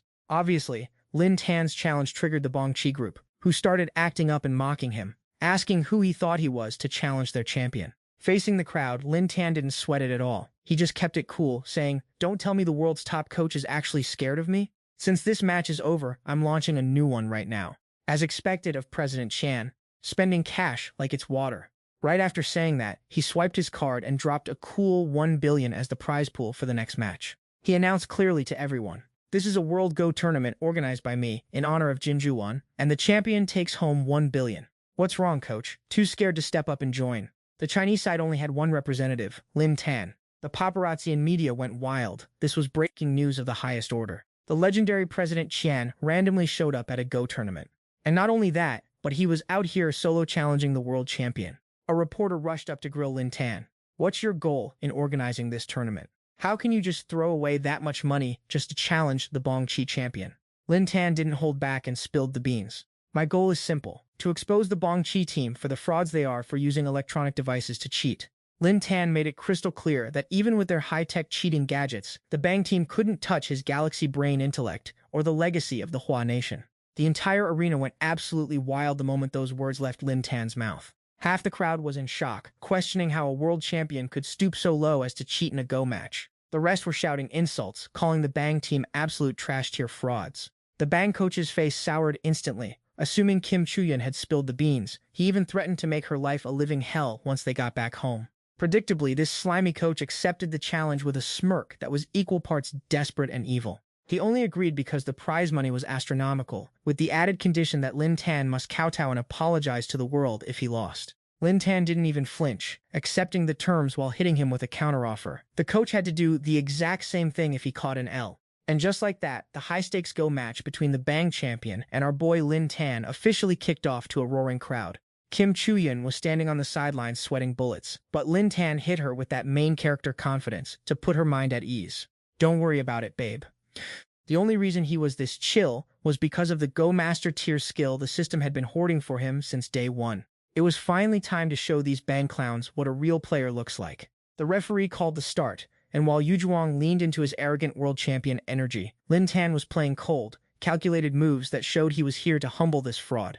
Yu Zhuang was still trash-talking, telling our boy to stop acting like he was some god-tier mastermind. Lin Tan clapped back instantly, warning him that all that premature ego-tripping was just going to make his inevitable defeat taste way worse. The Bang champ wasn't having it, doubling down and swearing he'd make Lin Tan beg for mercy on his knees. A few turns in, the tension on the board was reaching critical mass. Yu Zhuang was starting to break a sweat, realizing he was actually getting outplayed by a giga-chad. But Lin Tan? He was barely even trying. He moved with the precision of a top-tier pro, every placement absolutely surgical. Lin Tan locked eyes with him, cold and sharp, and dropped the ultimate mental damage. Can you even survive the death trap I've set up for you? After a few more exchanges, Yu Zhuang was completely spiraling, unable to process how someone could be this ridiculously good. Over in the Bang camp, their AI systems were redlining, desperately trying to compute the absolute masterclass Lin Tan was putting on. Little did they know, our boys' processing speed was overclocked far beyond their pathetic machine's capability. Every single move was a perfect checkmate scenario. It was honestly hard to believe. The coach was standing there with his jaw on the floor, eyes bulging, wondering what kind of monster they were actually dealing with. Meanwhile, Yu Zhuang was physically shaking, holding on for dear life as the pressure mounted. Suddenly, the Bang team's high-tech AI started throwing error codes everywhere, completely unable to handle the sheer intensity of the data. And the illegal chip hidden in Yu Zhuang's body started malfunctioning in the most embarrassing way possible. It was on the verge of short-circuiting, sending waves of pure agony through him that he couldn't even hide. Lin Tan dropped the final move with absolute swagger, effortlessly putting the nail in the coffin and taking the W. Yu Zhuang let out a pathetic, high-pitched scream as the pain hit its peak. The hidden chip literally fell out, leaving him face down on the floor, crying for help like a complete loser. The whole world witnessed the truth, and the blatant, shameful cheating of the Bang team was laid bare for everyone to see. Even with the evidence right in front of him, the coach tried to spin a narrative that this was just a Hua Nation conspiracy.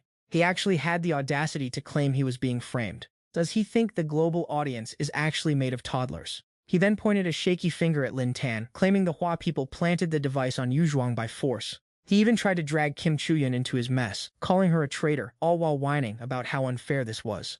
Kim Chuyan was disgusted by his bottom-tier behavior. She ripped off her hat and mask right in front of the world press to set the record straight. She publicly called him out for his constant harassment and toxic power trips. Not only that, she dropped the bombshell that their previous 2 championship wins were also bought with the same fraudulent tech. The crowd was hit with wave after wave of shock. Nobody could believe they were this shameless. The Bang team's reputation was officially in the dumpster. She turned to the rest of the Bang players, urging them to finally speak up and expose the coach's corruption. She warned them that covering for him would only end their own careers and stain the integrity of the entire Go community. Even though it was a total loss of face, the other players finally stepped up to serve some justice. One by one, they testified about the long-term harassment and threats they endured, proving just how much of a villain this coach really was. The crowd's rage has finally hit its absolute peak. Everyone wants to chop this guy into a million pieces just to satisfy their internal bloodlust. In a flash, the authorities stepped in and arrested every single cheater involved in this rigged tournament. Not only that, the World Go Association blacklisted the entire team from the rival country. Every single player involved is permanently banned for their pathetic cheating, and all their previous titles have been stripped away. Now these shameless losers are starting to wail and beg for mercy, trying to cop a plea. He's down to accept his punishment, but he's begging not to let his country lose its honor. If he goes back home now, he's basically a dead man walking. Everyone watching is gloating, cheering at the karma. They dug their own graves, and now they get to lie in them. With no other options, the coach breaks down, kneels before Lin Jin, and begs for a second chance, even promising to return the championship title to the home team. But someone as morally bankrupt as this guy, Lin Jin isn't letting him off that easily. Our boy hits him with a solid kick to the face and tells him to get lost, you absolute trash. A few days later, at the apartment building where Ruru lives, her mom invites Lin Jin over for dinner. Lin Jin shows up as invited and even hits the kitchen to help with the cooking. During the prep, she tells Lin Jin he can just call her by her first name. She introduces herself as Bai Jie. The name Bai Jie rings a bell for Lin Jin, like he's heard it somewhere before. While he's handing over ingredients, she accidentally spills soy sauce on him, then panics and starts wiping it off, muttering about how clumsy she is. The whole scene looks super suspicious, and she realizes it too, blushing hard from the awkwardness. To avoid the embarrassment, Bai Jie rushes into the bedroom to find a clean change of clothes for him. In no time, she returns with a sharp new suit, catching him completely off guard.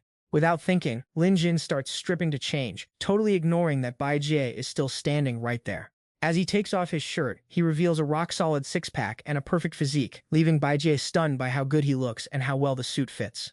It fits him like a glove, highlighting his handsome features and his total Chad energy. Bai Jie walks over to help fix his collar, complimenting him by saying he looks way better than Ruru's dad ever did. Suddenly, their eyes lock in a super romantic gaze, like they're about to do something crazy. The mood is totally killed by some frantic pounding on the door from the outside. Bai Jie rushes over to see what the heck is going on. To her surprise, two of Ruru's minions are standing there, covered in bruises, screaming for them to find Big Brother Lin Xin because their boss, Ruru, is in serious trouble. Hearing that, Bai Jie and Lin Xin are shook. They stare in disbelief and shout, "What?" The minions recount how, an hour ago, they were out street racing when the cops started chasing them. Ruru is a wild, adrenaline junkie girl with some serious nerves of steel. She handles high-pressure situations like a total pro.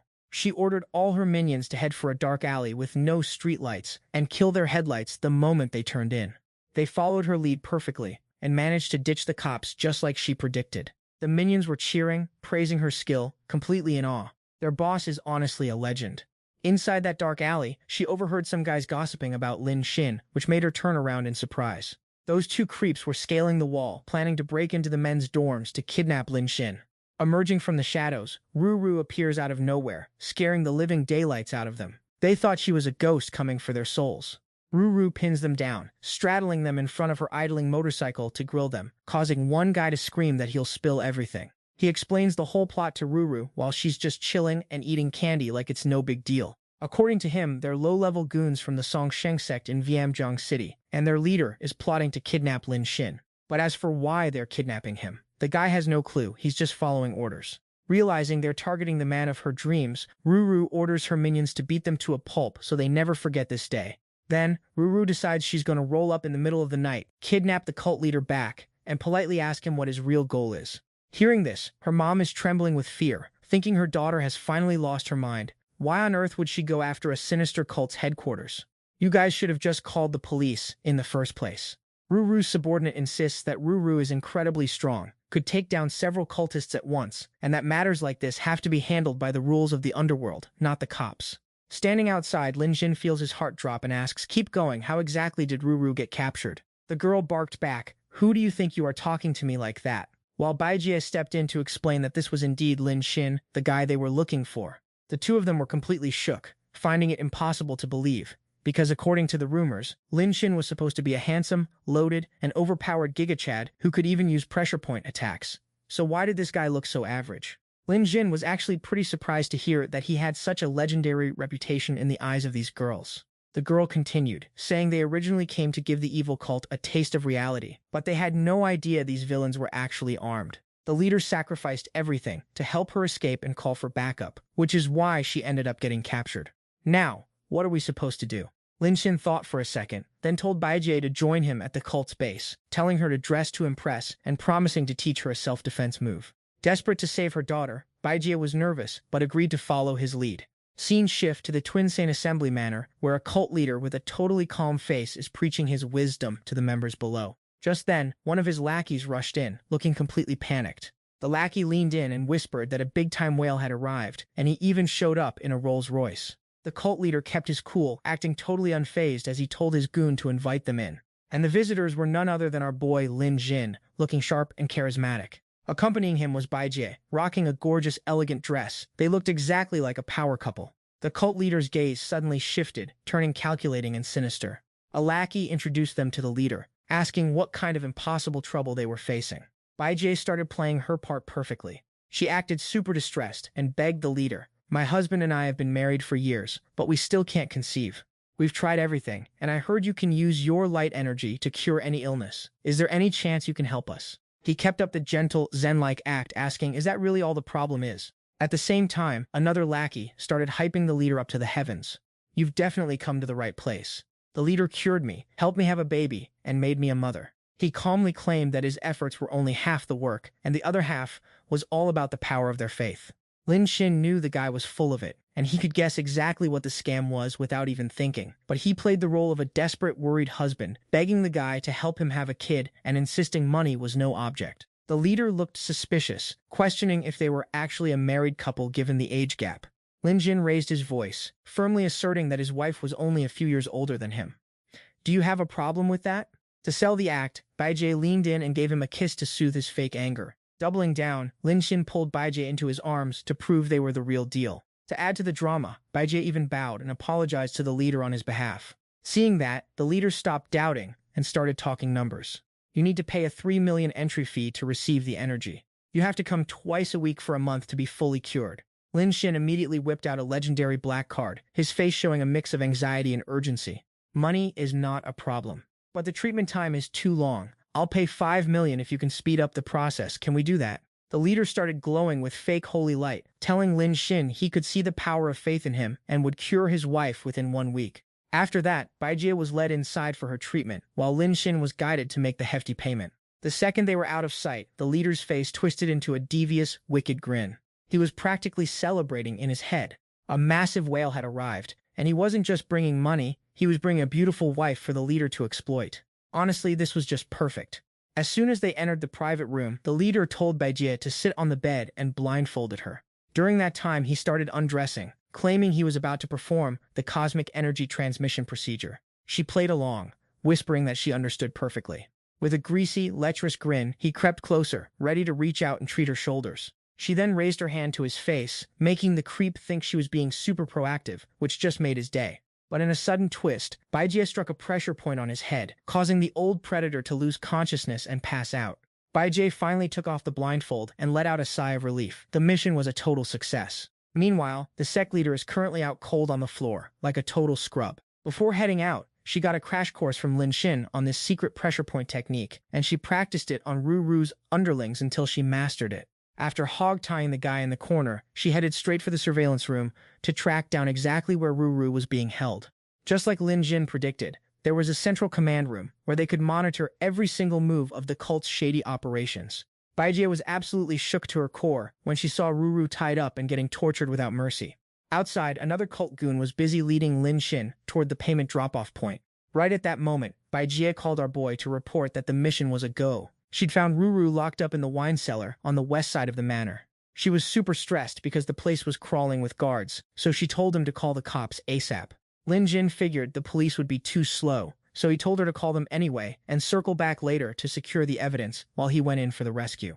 On his end, he quickly clapped the cult goon and sprinted deep into the wine cellar to save his girl. Inside the cellar, a group of thugs were relentlessly interrogating Tan Ruru and her squad, trying to squeeze out intel on Lin Jin. But she stayed ice cold and kept trash-talking them. "Did you guys skip breakfast? Your hits are pathetic. One guy totally lost his marbles and grabbed a pair of pliers, threatening to yank out every single one of her teeth, but she didn't even flinch. She just chill mode thanked him, saying she actually had 2 wisdom teeth that needed removing anyway. Another cultist got triggered and kicked that moron in the face. What a useless clown. The guy stepped closer, acting all tough and sneering. You really have a death wish, don't you? With a creepy, low-life smirk, he ordered his goons to step up and enjoy this beautiful and feisty girl. They kept grilling Ruru's underlings, obsessed with finding out how a random college student like Lin Jin could possibly have that much cash. Ruru's underling, after getting beaten to a pulp, couldn't take it anymore and screamed for the boss to just spill the beans. But Ruru was built different. She wasn't breaking for anyone. Even if they beat her to death, she wasn't going to rat out a single thing about Lin Jin. Then she hit them with a super confident grin, daring the lead thug to make a bet. She said if she revealed anything about Lin Xin, she'd call him daddy, but if she didn't, he'd have to call her that. The guy wasn't about to take that disrespect. He went full villain, reaching for her clothes with a smug, disgusting look on his face. Let's see how long you can keep that mouth shut, princess. Just as things were getting heated, the room was suddenly filled with the chaotic screaming of the remaining cultists outside. The group looked back in total shock, wondering who the heck had the balls to pull this off. And obviously, it was none other than our boy Lin Jin. He stood there calmly, tossing a few rocks in his hand like it was no big deal, and gave them a casual wave. When Ruru saw him, her heart exploded with joy and relief. She was super worried for her man, screaming at him to run because the situation was way too dangerous. Suddenly, the sect leader reappeared out of nowhere, looking weirdly chill and overconfident. He even thanked Lin Jin for delivering himself right to the front door, saving them the trouble of hunting him down. Lin Xin looked like he'd seen a ghost and was totally panicked. He was 100% sure Baijie had already dealt with this guy. The leader looked shocked for a split second, then broke into a sinister, cocky grin. He started posturing and flexing in front of everyone, like he was some kind of main character. I am the vessel of cosmic energy. I can materialize whenever I want, and I know everything under the sun. He gave Lin Jin a cold, piercing glare, acting like our boy didn't stand a ghost of a chance. Is that really all he's got? Before he could even finish his monologue, Lin Jin pegged him right in the head with a rock, leaving the other cultists completely stunned. It turns out Lin Jin realized at a glance that this guy was just the sect leader's twin brother, trying way too hard to play the mysterious MasterCard. Seeing their leader get rocked, the rest of the cultists swarmed him, desperate to take him down. With his level 9 skills and god-tier reflexes, these NPCs didn't stand a chance. Lin Jin cleared them out like he was playing on easy mode. But they weren't just throwing hands. They pulled out bows and arrows.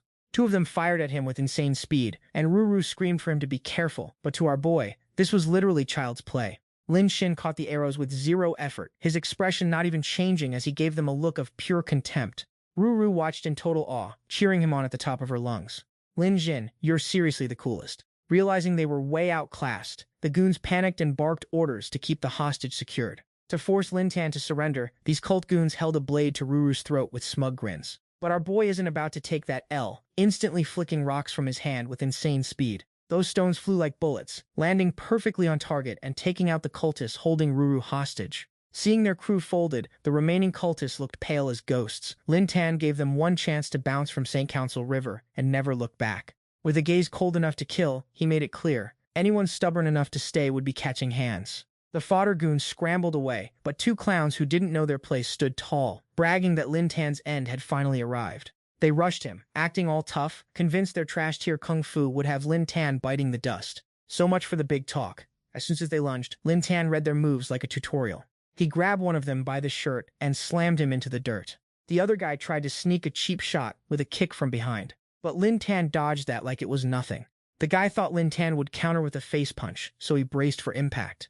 Plot twist, he took a gut punch instead and went flying across the room. After trashing these 2 low-level NPCs with ease, Lin Tan started roasting them. Your martial arts style is basically one giant open vulnerability. Maybe stick to stage plays instead of real fights. He then walked over to untie Ruru, who was busy showering him with compliments.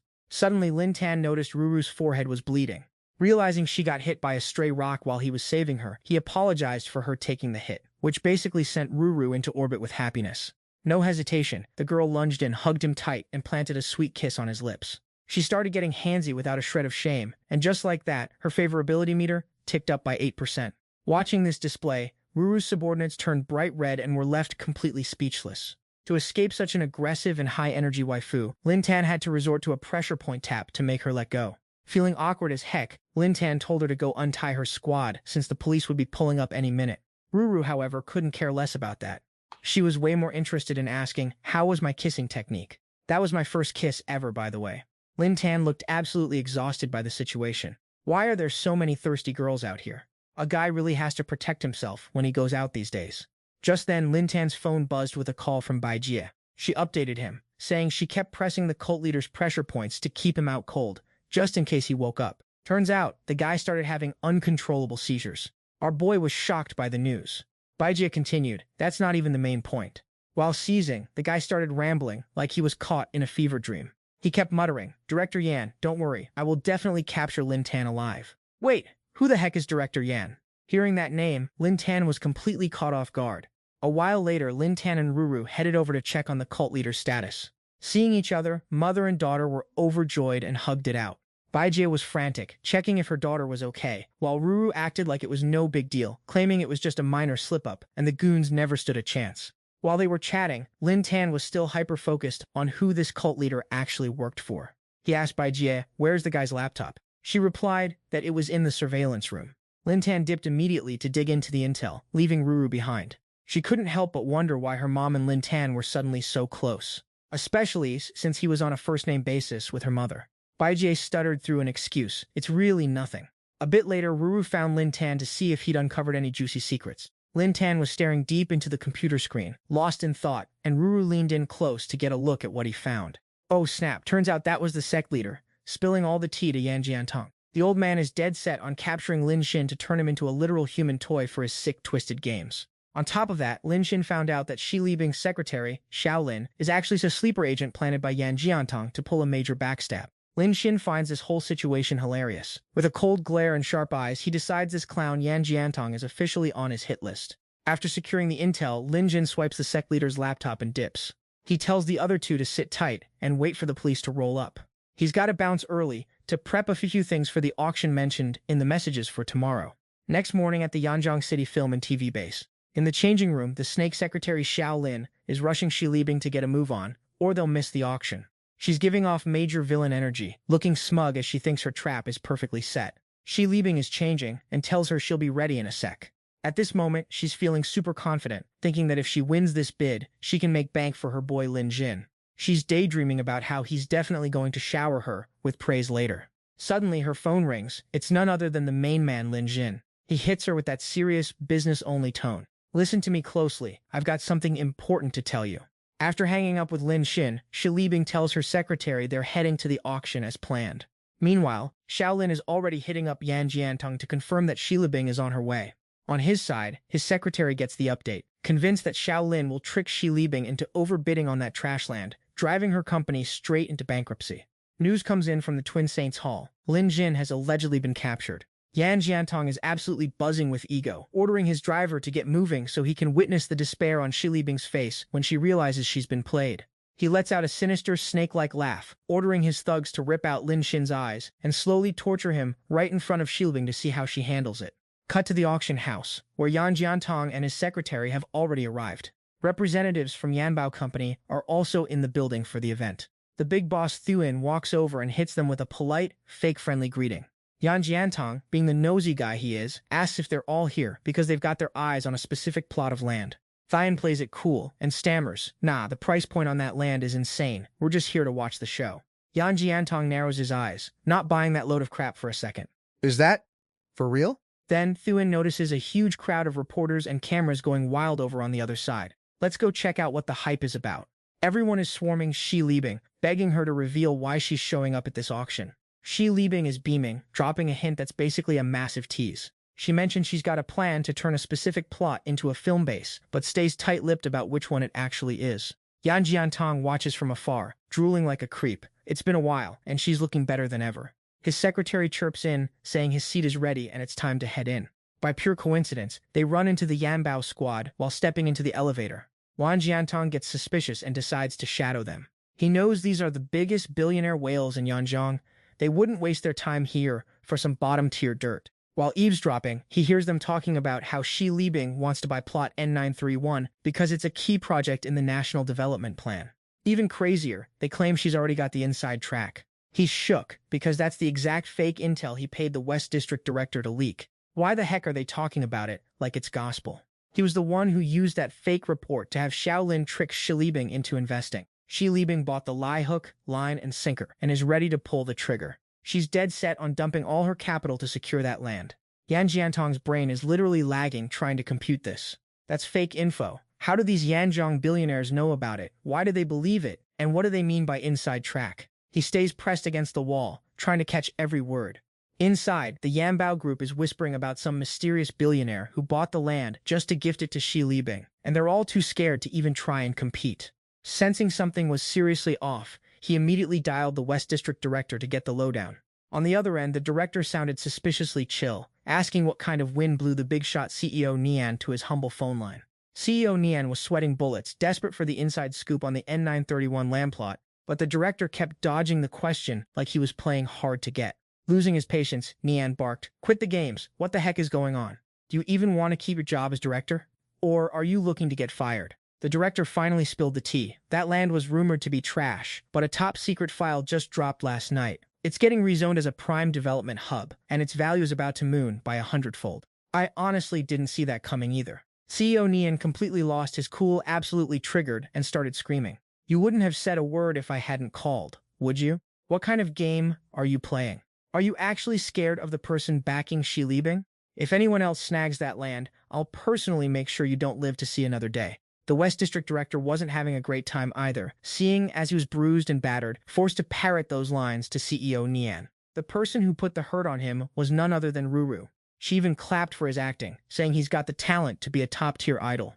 After getting what she needed, Ruru ordered her crew to put the director to sleep, plant evidence of his bribery in plain sight, call the cops, and ghost the scene. Meanwhile, at the auction house, the bidding for plot N931 was officially kicking off. Starting price is 20 million, with a minimum increment of 5 million per bid. The crowd started throwing numbers around, moving from 20 million to 30 million. Shi Libing jumped in, dropping 50 million, but the competition wasn't backing down, bumping it up to 55 million. On the side, the secretary, Xiaolin, was fanatically pushing Shi Libing to secure the land at any cost. Without skipping a beat, she slammed a 200 million bid on the table. The room went dead silent, everyone looking at her like she'd finally lost her marbles paying that much. People started gossiping and roasting her, saying the soil is only good for farming potatoes or raising hogs, zero economic value whatsoever. Secretary Xiaolin kept whispering in her ear, telling her to trust the process because the hidden potential of this land is massive. The auctioneer stepped up, 200 million going once, any takers? Xiaolin was smirking like a total villain, fully confident that the mission CEO Nian assigned was already a dub. But then, a total plot twist. CEO Nian shouted 300 million, leaving everyone's jaws on the floor. Secretary Xiaolin was frozen in place, utterly confused about what her boss was actually plotting. She looked over, her face a mix of pure panic and confusion. What is CEO Nian even doing right now? CEO Nian stood up, acting like the main character, and declared, "I'm taking this land for myself." Shi Libing wasn't going down without a fight. She grabbed her secretary's shoulders and yelled, "We absolutely have to have this land, make it 600 million.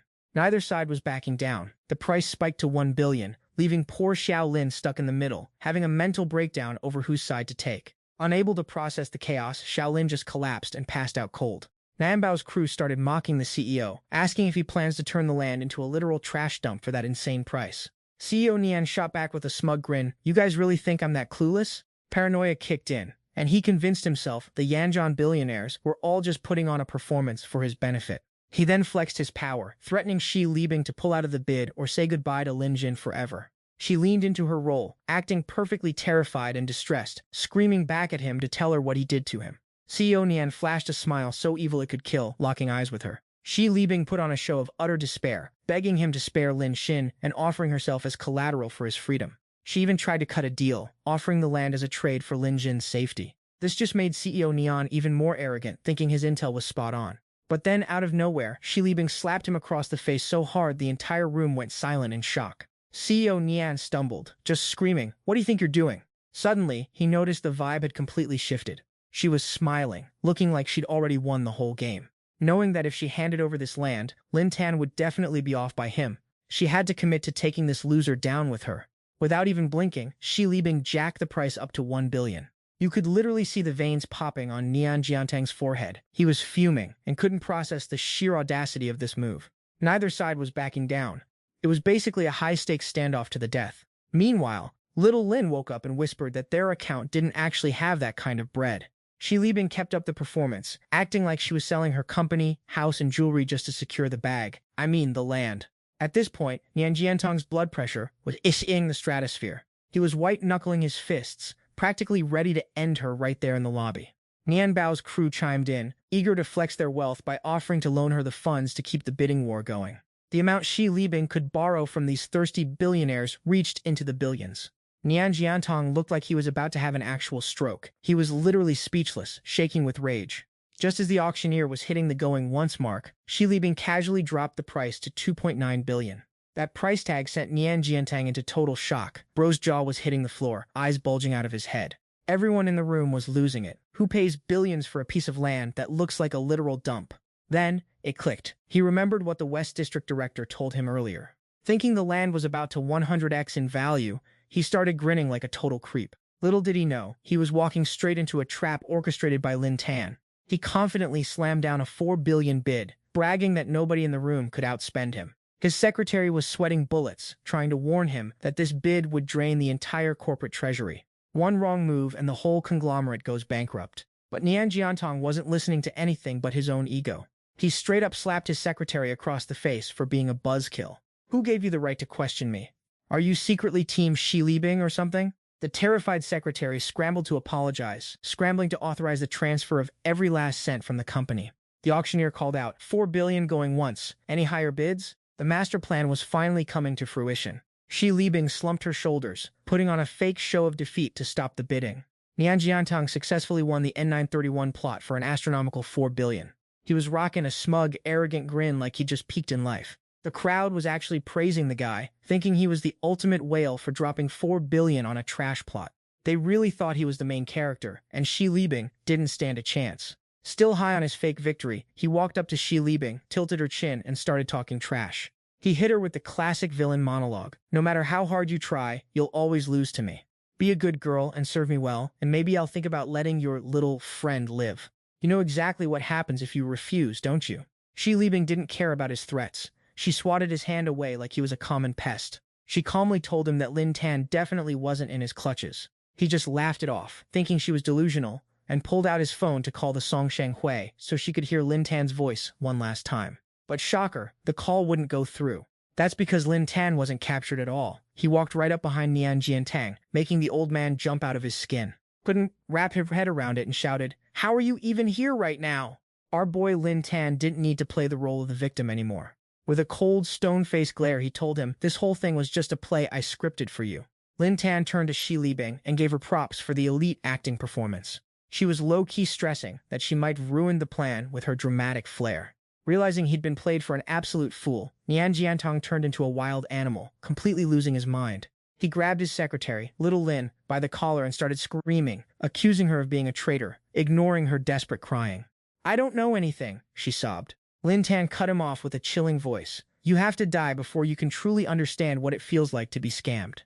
Thanks to Nian Bao and her tech empire's elite hackers, they'd been recording every single conversation between Nian Jiantong, the West District Director, and the Songsheng Hui for days. The billionaires in Yanjiang know that Yan Jiantang is a paranoid, egotistical fraud. If they told him the truth directly, he'd think it was a trap, so they had to let him discover it himself.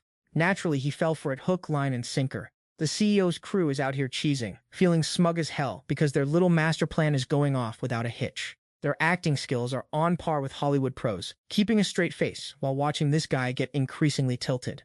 Hearing all this, Yan Jiantang is literally foaming at the mouth, completely powerless to stop the train wreck. And obviously, this operation would have been a massive flop without our girl Ruru's help. Thanks to her buttering him up, Director Bao successfully baited this clown into buying the N931 plot for an astronomical price. Of course, a measly few billion isn't enough to bankrupt his entire empire just yet. Lin Tan even called the cops to seal the building and arrest Yan Jiantang's inner circle for tax evasion, violent assault, and racketeering. Hearing that, the guy looks like he's having a total mental breakdown. Refusing to believe reality is hitting him this hard. Even then, he's still acting all cocky, thinking, "You think this chump change is enough to take me down?" He's doubling down, boasting that an empire this size can't be dismantled by Lin Tan in just a few hours. Our boy stays ice cold, looking at Yan Bao and telling her it's time to unblock the signal. She hits that button with a smug grin that says it all. Time to show Boss Yan exactly what the real world looks like. The moment the signal goes live, his phone starts blowing up with a tidal wave of notifications. A barrage of disastrous news hits, showing his company's stock price plummeting into the abyss. The company's liquidity vanished into thin air, just like his dignity. All his factories are getting raided by the police, and his entire board of directors has already bailed. Watching his downfall in real time, Lin Tan is absolutely vibing. He dropped billions on a plot of land worth 20 million, and now he's officially broke, a total career suicide. Yan Jiantang is losing his mind, clutching his head and screaming like a toddler who lost his candy. No way, there is absolutely no way I just lost. I've got connections everywhere. I can still take out a bank loan and stomp you rats into the dirt. Lin Tan saw this play coming a mile away, so he broadcast the live stream of Cha-Cha to the giant screen at the auction house. The stream is currently exposing every single one of his scumbag moves, including the threats he made against Xi Libing during the bid. Plus, it's got the exclusive footage of him being a straight-up menace to his secretary, Xiao Lin. It even covers his shady black market deals and the ruthless way he treated his subordinates. Cha-Cha even live-streamed the police sealing up his headquarters, and the viewers are going absolutely feral in the chat.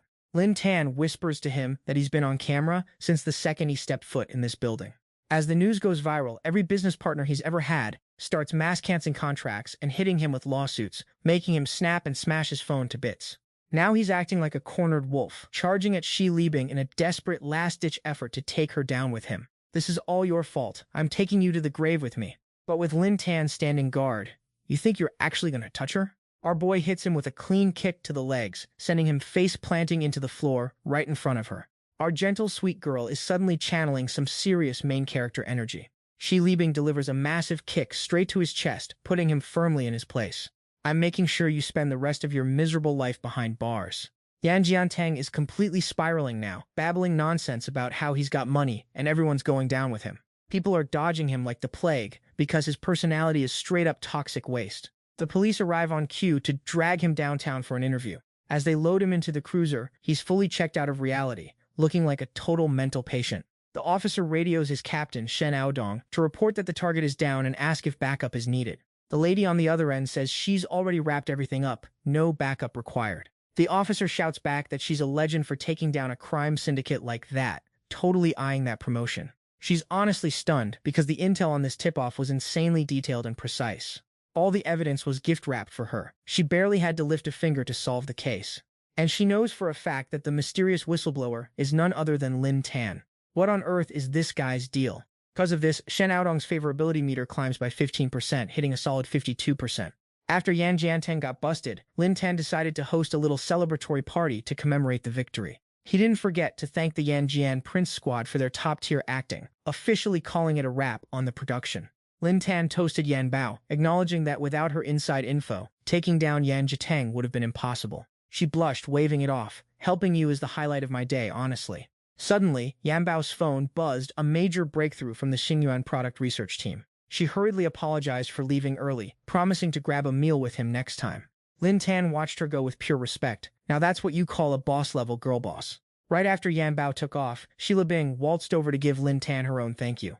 Being the gentleman he is, he offered her a drink to celebrate. Without a word, she lunged forward and pulled Lin Tan into a massive hug, leaving our boy completely stunned. Xi Libing looked a bit tipsy with flushed cheeks, babbling on about how grateful she was for everything he'd done for her. With Yan Jiantang finally behind bars, she was genuinely ecstatic. Just like that, Xi Libing's favorability spiked by 8%, hitting a whopping 90%. A 10% cashback bonus was applied to all the money he'd spent on her. A cool 160 million landed straight into Lin Tan's bank account. All his stats got a sweet level up, maxing out at level 10. Plus, he got to pick one of 3 skills: business mastery, dancing prodigy, or muscle sculpting. Seeing she was absolutely smashed, Lin Tan offered to find her a place to crash. President Chuan chimed in, "Don't worry, I've already prepped a room on the 20th floor for you guys." As soon as they stepped in, Lin Tan was shocked. It was a traditional ancient-style themed lover's suite. He couldn't help but drop a sarcastic compliment. President Chuan really knows how to overthink things, huh? Lin Tan tucked her into bed, muttering to himself that the president clearly had the wrong idea about their relationship. Just as he tried to bail, Xi Libing grabbed him, pouting with a blush. "Don't leave me yet." Then she demanded some milk and told Lin Tan to go warm it up for her. And of course, being the simp whisperer he is, he complied. While warming the milk, he marveled at how even the cups were themed like ancient artifacts. Not to mention it was made of genuine jade. This place is absolutely high-end. A while later, Lin Tan returned to the room and handed the milk to Xi Libing. By then, she'd changed into an outfit that was basically maximum drip and sex appeal, waiting for him on the bed. Lin Tan froze the second he saw her, his jaw basically hitting the floor. Seriously, she looks stunning. She teased him with a smirk. Do I look good? I only wear this for your eyes, you know. Lin Tan slowly walked over to hand her the drink, eyes glued to her like she was the only person in the universe. Shi Leibing sipped the milk in such a cute, seductive way that Lin Tan could only gulp, feeling the tension rise. Obviously, facing a goddess like her, there was no way he could keep his cool. Lin Tan leaned in, and they shared a kiss that was basically pure fire. And so, the two of them ended up spending a very intense and affectionate night together. Fast forward to the next morning, Shi Leibing started to stir from her slumber. While still half asleep, her leg bumped into something. It was Lin Tan. She jolted awake in pure panic, realizing she was sharing a bed with him. She scrambled to pull the blanket over herself, heart racing, wondering how things had spiraled this far. Shi Leibing was so embarrassed she could have melted into the floor. The memories of last night came flooding back, and she started spiraling with self-guilt. Wait, it wasn't just a dream? What on earth did I just do? She replayed all the events of the previous night in her head. She felt like a total creep for how she'd acted. She kept beating herself up, wondering how she could ever face Lin Tan again after this disaster. Shi Leibing bolted out of the room, slamming the door so hard that Lin Tan woke up with a massive start. He sat up abruptly, eyes wide and confused, wondering where Shi Leibing had disappeared to. Suddenly, Lin Xin spotted a letter left behind. He opened it, only to find that Shi Leibing had bounced, telling him not to come looking because she needed space, leaving behind a 500k card and a half-baked apology. Lin Jin stared blankly, feeling like something about this whole situation was straight-up cursed. Cut to an entertainment complex in Yanjiang City. Since it's a rare day off, Lin Jin's squad dragged him out to hit the extreme sports zone to blow off some steam. Wu Ji has been getting absolutely crushed by Lin Xin all day, so he's dead set on winning the racing challenge to regain some dignity. Just as he leaned down to start his bike, Wu Zhu spotted some random phone lying on the floor. Being the honest guy, he picked up the phone, which was encrusted with way too many tacky rhinestones, and showed it to the boys. Everyone denied it, so it definitely wasn't one of theirs. With a trashy design and colors that bright, Wu Zhu figured some girl must have dropped it. He tapped the screen and saw the wallpaper, a pretty-looking girl posing with heart fingers, clearly fishing for attention. As soon as the boys saw the eye candy, they started simping over how cute the owner must be. Only Lin Jin noticed the girl was using way too much filter, like seriously, tone it down. While Wu Ji was busy staring at the beauty, the phone suddenly started ringing. It was the owner, asking if he'd found her phone. Wu Ji happily replied that he found it over in the game zone. She started throwing out sweet talk, thanking him, and saying she was at the B-hall nearby, asking him to bring it over so she could buy him a drink. Getting an invite from a pretty girl, our boy immediately ditched the squad, thinking he was about to land a legendary romantic encounter. As soon as she hung up, the girl immediately switched up her vibe. Did that idiot actually fall for it and bring the phone over? Yeah, this was all part of a trap set by this power couple. She faked dropping the phone just to get some simp to hand-deliver it to them. Once he's here, her boyfriend Zhang Xiao is going to shake him down and extort the poor guy. The B-hall is basically full of other dudes he's already bullied and exploited. The girlfriend was literally obsessed with her boyfriend's ruthless methods. Both of them were acting so smug, like they owned the place. They were already planning how to spend the cash they'd squeeze out of Wu Ji later. A bit later, they saw Lin Jin's crew and Wu Ji heading their way, and the pair started cooking up their extortion plot. While they were whispering, a server walked up to remind them their time was up, and asked if they wanted to extend the stay. Without a word, he just slapped the server hard, while his girlfriend looked on with a smug grin. He didn't stop there. He started screaming at the staff, acting like he was a major shareholder of the B-hall, who was above paying for stuff. Get lost! Now! The moment she saw Wu Ji, she did a 180 and started acting all friendly, waving him over with a fake smile. Wu Ji, being the pure soul he is, happily went to return the phone. She played the part perfectly, acting all grateful and showering him with fake thanks. Wu Ji handed the phone back with both hands, totally respectful and polite. But she immediately caught an attitude, complaining that his hands were sweaty and had dirtied her phone, leaving Wu Ji completely confused. She turned to her boyfriend with a look of disgust. The phone you got me is ruined because of him. What are we gonna do now? Wu Ji was left speechless, absolutely fuming. Then, the boyfriend snatched the phone right out of Wu Ji's hands, claiming the damage went way beyond just some sweat. He held the phone up high, loudly announcing to everyone around that the diamond-encrusted pendant on the back was suddenly missing. Wu Ji was standing there like, "What pendant? I have no idea what you're talking about." Seeing his chance to escalate, Zhang Xiao shot a smug look at his girl, implying that it was a birthday gift for Lulu Ren worth over 10,000 yuan. To turn up the drama, she started shrieking, "That was a Cartier diamond. Did you guys steal it or what?" Lin Jin's friends weren't having it, immediately firing back. Don't go throwing false accusations. That pendant was already missing when we found the phone. Pressing his advantage, Zhang Shao stepped forward, trying to be intimidating. Pay up or buy a brand new one right now. A terrified Wu Ji started stuttering, swearing on his life that he didn't steal any pendant. The guy leaned in close, raising his voice. Let's see what everyone here thinks about who really did the stealing. And of course, everyone else in the B-hall was just one of Zhang Shao's hired thugs. Everyone was whispering, assuming Lin Tan's group stole it, just because they looked like broke peasants. The club president was fuming, shouting back that they did a good deed only to get bitten by these snakes. The other guy wasn't backing down, claiming that was just one-sided nonsense, and the fact remained that the necklace was missing. Lin Tan kept his cool. No need to argue with these clowns. He just suggested checking the security footage. Zhang Shao had already planned for this, betting that the camera had blind spots and insisting Lin Tan's group snatch the necklace before pretending to be heroes who found a phone. Lin Tan immediately saw through his scam. This guy was clearly just trying to extort money. The room was packed with Zhang Shao's lackeys, who chimed in to defend him, saying, "Poor losers like you stealing a necklace? Zhang Shao makes 10 grand just playing one round of billiards." His girlfriend stood by his side, ready to hype him up. Zhang Shao had won 3 national championships, and his appearance fee alone was millions, more than enough to support you losers for a lifetime. Since the room was filled with his cronies, they kept pressuring Lin Tan's group to pay up for the missing diamond necklace. Seeing how ridiculous this was, the waitress finally stepped up. She boldly pointed her finger right at Zhang Shao to expose his scheme. She had overheard their entire conversation. The whole thing was just a setup to scam people for fun. Getting exposed in front of everyone triggered Zhang Shao, his eyes turning cold enough to want to take her out on the spot. Shu Tong noticed and quickly jumped in front of the waitress to protect her. Zhang Shao, still full of it, tried to lie his way out, claiming she was just in cahoots with Lin Tan's group. His girlfriend added fuel to the fire, claiming the waitress only acted out because she tried to flirt with Zhang Shao earlier and got rejected. Everyone around them started barking, "Just pay the money already." Honestly, these broke losers love putting on a show. With 3 national titles under his belt, Zhang Shao was feeling cocky and offered Lin Tan a chance to make money. 10K per ball, 100K for the black ball. He jabbed his pool cue toward Lin Tan's face in a blatant challenge. Whoever loses has to pay up. He was internally salivating, thinking he'd finally skin these guys alive to vent his anger. Lin Tan stepped up to play along, acting like a total noob to stroke Zhang Shao's ego, making the pro even more confident.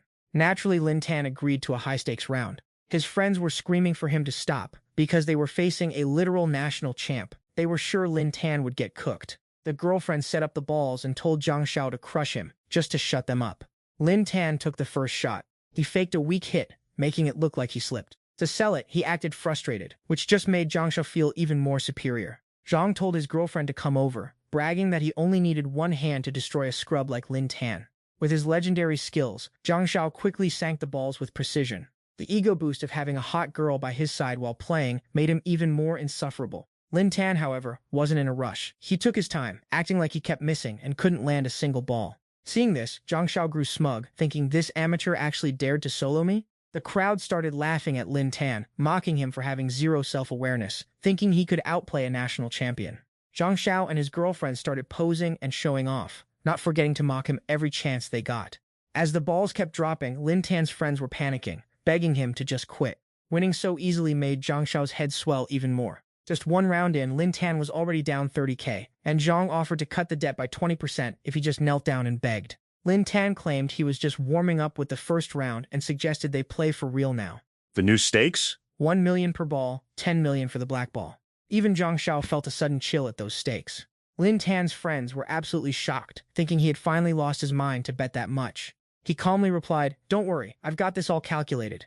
Zhang Shao didn't believe Lin Tan actually had that kind of cash and demanded a signed contract before playing. Obviously, Lin Tan signed it, and Zhang held it up like a trophy to show everyone, looking more smug than ever. He was convinced that when Lin Tan lost, he'd be his slave for life, thinking, "I've never met such an idiot. This is going to be a massive payday." Zhang Shao and his girlfriend went back to posing and showboating, sinking the first few balls just as he planned. The crowd was going wild, cheering him on while already calculating the millions Lin Tan was about to lose. With a smug grin, he glanced at Lin Tan, telling him to hurry up and call his parents to bring the house deeds as collateral. But Lin Tan was ice cold, telling him to just keep playing because our boy isn't short on cash.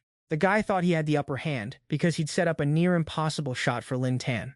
Only by sinking the black ball could Lin Tan claim the victory.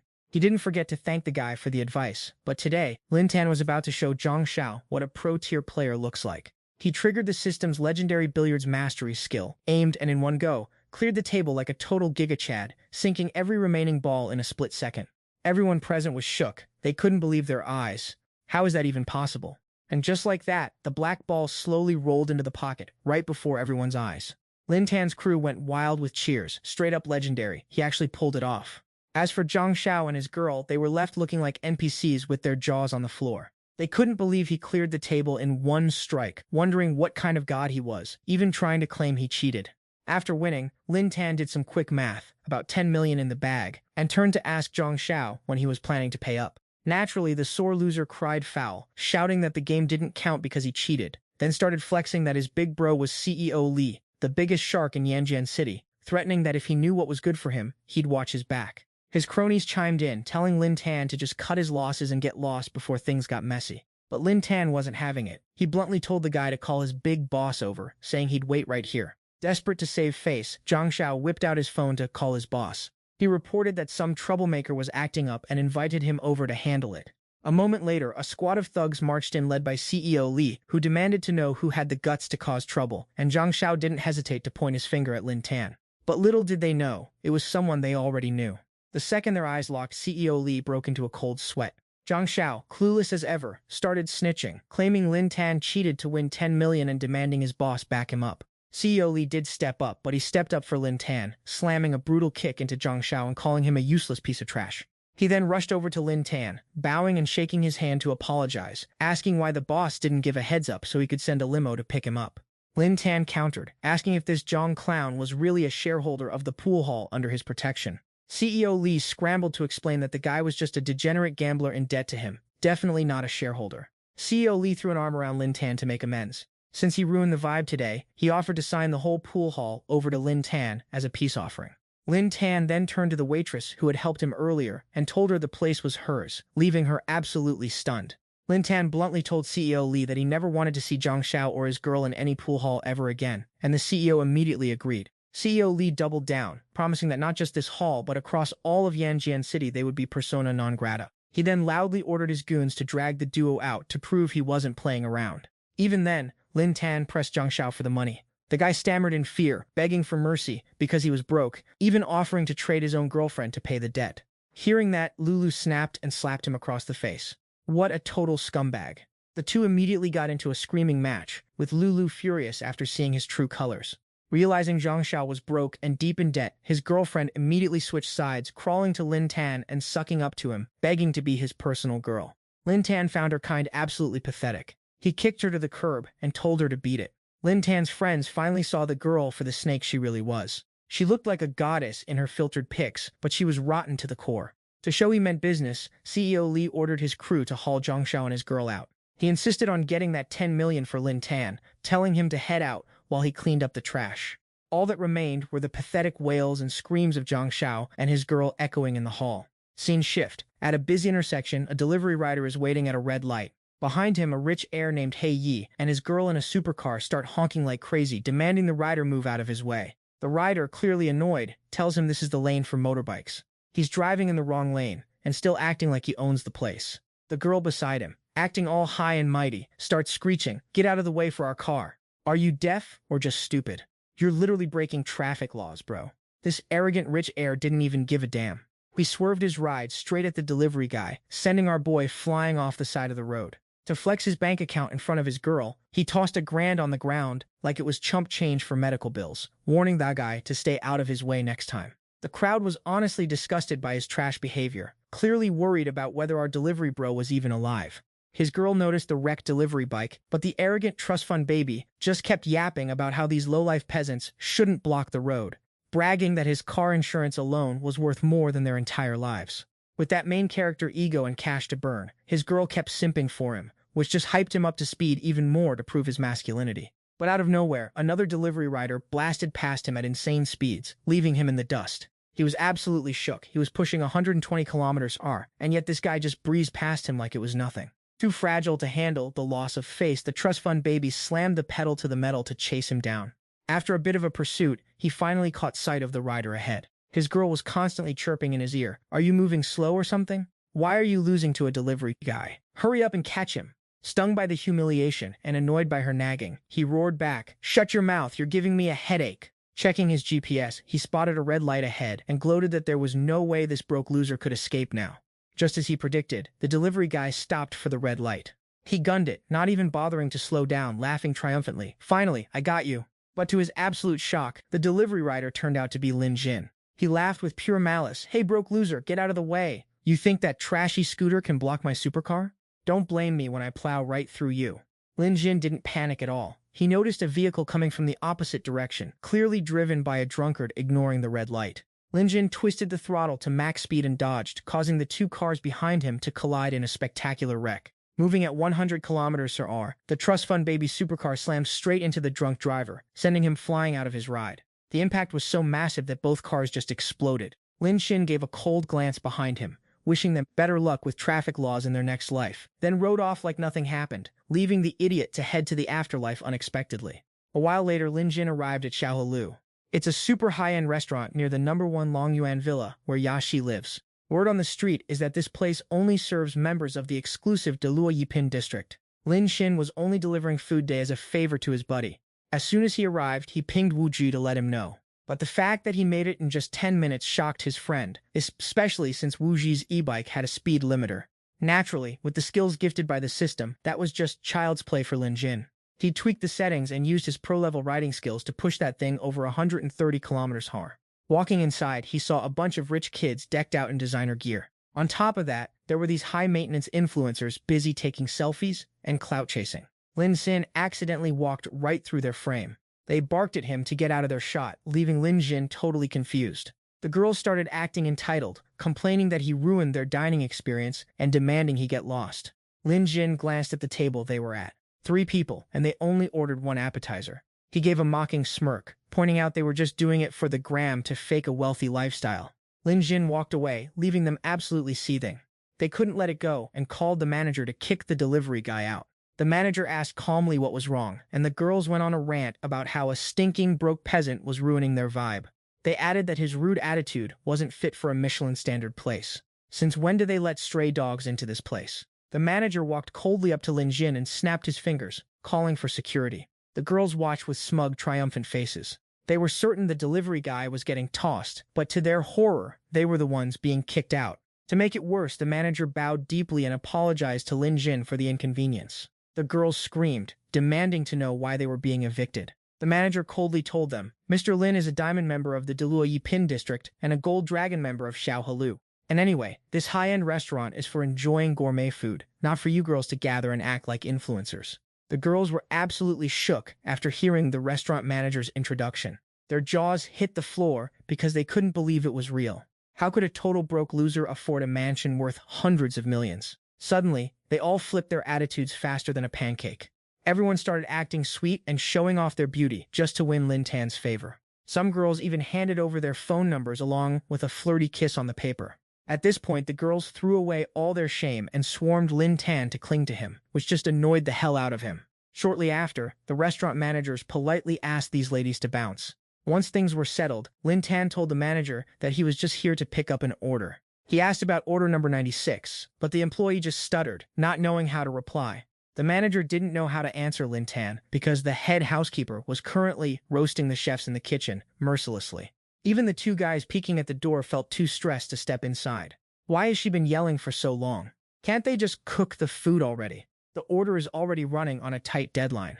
Lin Tan suddenly noticed an empty cooking station. He rushed in to take over. The order was crab roe egg noodles, and he only had 15 minutes left to deliver. With his master-level techniques and god-tier cooking skills, Lin Tan finished the dish in no time. The food looked absolutely aesthetic and mouth-watering.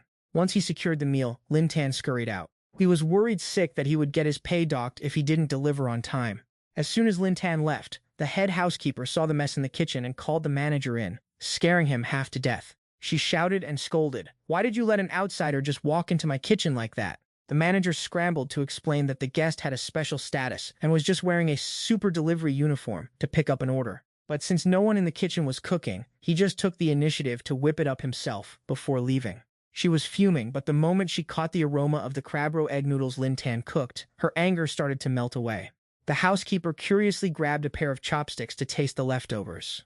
To her shock, the moment she took a bite, it tasted divine, even better than real crab roe. She couldn't fathom how anyone could make something this good.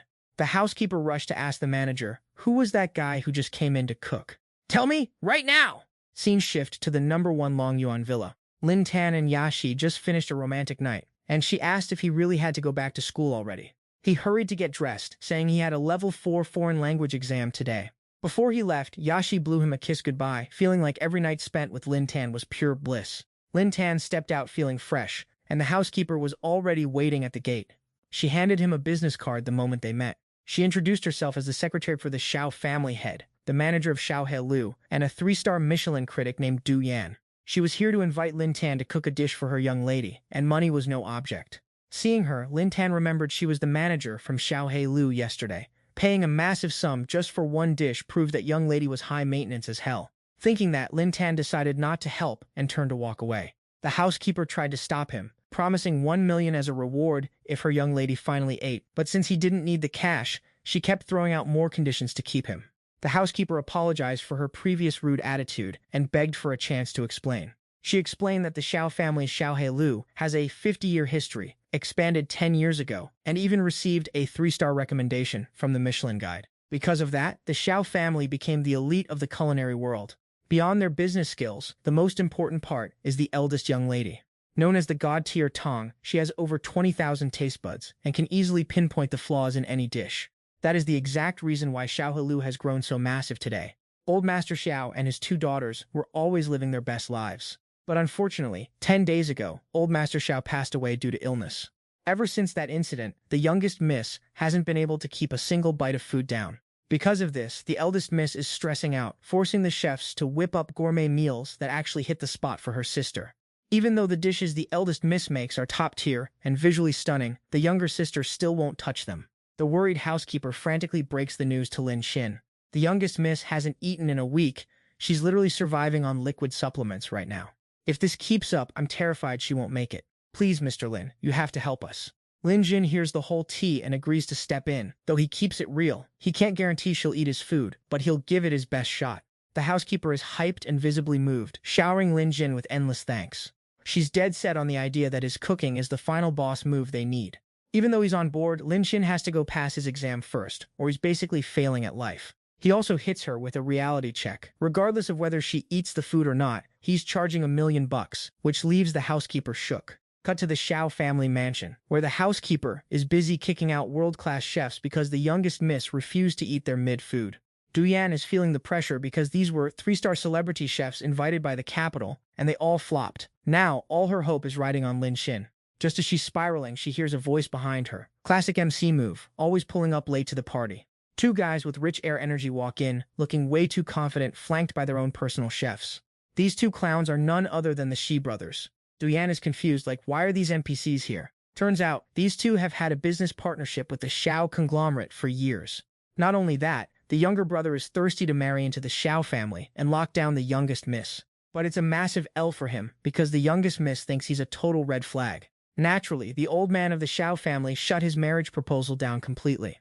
The moment they arrive, the younger Shi brother starts guilt-tripping Du Yan, saying she's cold for not telling them about the youngest miss's condition. Du Yan gives them a fake polite nod, but keeps it professional, implying that the Xiao family's private business isn't their concern.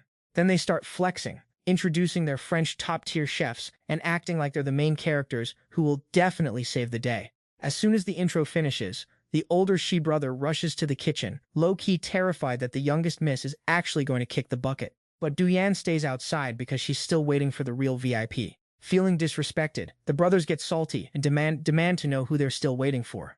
And obviously, that someone is none other than Lin Jin. He rolls up, drops a greeting, and asks, "So, all the other chefs already failed and left?" The second Du Yan sees him, her entire vibe shifts. She's all smiles, rolling out the red carpet to bring him inside. The way she's simping for him has the Shi brothers confused, wondering who this random guy is and why he's getting VIP treatment. Inside, the kitchen stations are prepped and ready for the chefs and Lin Xin. Du Yan flexes that they have every gourmet ingredient imported from across the globe to satisfy whatever dish the chefs decide to cook. Seeing Lin Xin get all the attention, The Shi brothers get majorly triggered, thinking he looks like a broke bottom feeder who doesn't even know his way around a kitchen. The younger brother is still plotting to marry the youngest miss, while his brother bags the eldest, hoping to hijack the entire Xiao fortune. The older brother looks at his siblings' mid-tier strategy and thinks he's a total waste of space. He's already got his own big brain plan brewing. While they're plotting, the youngest and eldest miss finally show up. The moment she arrives, the eldest miss, Xiangwan, is already bored, predicting that these chefs will be just as disappointing as the last batch. Meanwhile, the youngest miss, Xiao Xiangwu, looks pale and gaunt, barely holding it together after days of living on an IV drip. When he spots the girls, the younger Shi brother starts acting like they're already besties. He tells Wooer not to worry because he brought in world-class chefs, and she's definitely going to feast. That Wooer nickname makes Xiangwan cringe. They are definitely not on that level. The two brothers double down, acting like they're totally in the inner circle. Strangers at first, homies by the second time, right? Too annoyed to deal with their main character syndrome, Xiangwan drops the rules. No ingredient limits, and whoever gets Xiangwu to eat a good meal walks away with $1,000,000. The cooking battle officially begins. The two arrogant chefs start grabbing high-end ingredients and getting to work. Lin Jin, on the other hand, just stands there vibing and observing, not moving a muscle yet. With a foodie like Xiang Ying, one quick glance was all it took for her to know exactly what was being made. The French chef was whipping up caviar, while the Japanese chef was busy with some exotic dragon fruit creation. Those two world-class chefs were flexing with the most expensive, top-tier ingredients, while Lin Chen just grabbed some eggs and rice. Seeing his humble ingredients, the two Shi brothers were literally laughing their guts out. They assumed he was just some random school cafeteria cook who stumbled into the wrong audition. But Lin Chen just shot them a look of pure confidence, not even bothering to clap back. He stayed chilling, scrolling on his phone while cooking, which had Du Yan low-key sweating bullets. A while later, the dishes were finally served. You had to admit, the presentation and colors of the foreign chef's meals were straight-up majestic. The young master rushed to serve it to Xingyu to score some points, but Du Yan blocked him like a goalie, insisting she taste everything first. Du Yan clarified that she's the gatekeeper. Only after her approval can the food even touch the younger lady's table. This strict screening process is just to make sure Xingyu gets the absolute best and safest gourmet experience. This whole protocol had Lin Chen feeling pretty confused. With their world-class status, those two chefs were radiating main character energy, totally sure of their victory. But the real plot twist? After one bite, Du Yan trashed their entire work. She called the dishes basic, noting how they wasted premium ingredients on such a mediocre result. Du Yan tossed their food aside, totally ignoring the young master's visible rage. He started screaming at her, accusing her of being a clueless fraud. Then it was finally Lin Chen's turn. He confidently strolled up and presented a simple bowl of egg-fried rice to Du Yan. As he walked past the young master, the guy tried to body block him, demanding he get lost, and insulting him for thinking such trash was fit for Xingyu.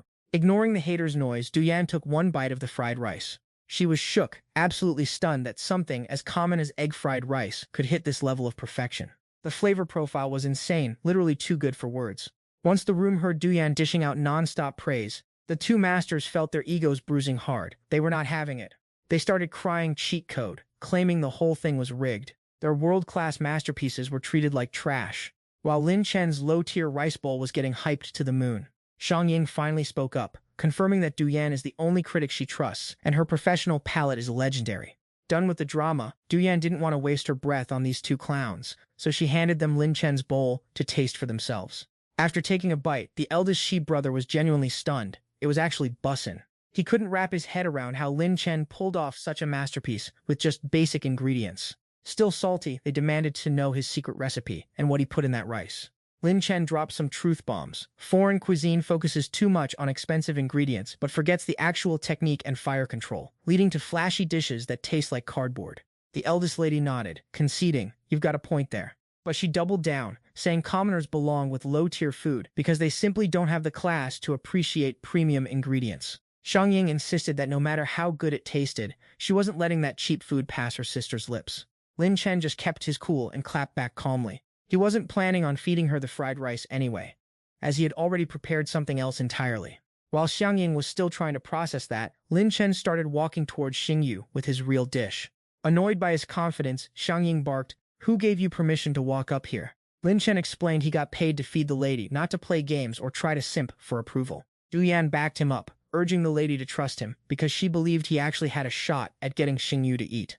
Lin Chen stood in front of them with his dish, telling the girls not to blink because the show was about to start. The dish was slowly revealed. Everyone in the room leaned in, hyped to see what kind of secret weapon he had up his sleeve. But it was something incredibly familiar to everyone: century eggs. Everyone was left dumbfounded, thinking he'd bring out something high-end, but he just served a side dish. Still rocking that main character energy, Lin Chen stepped closer to Xing Yu and invited her to take a bite.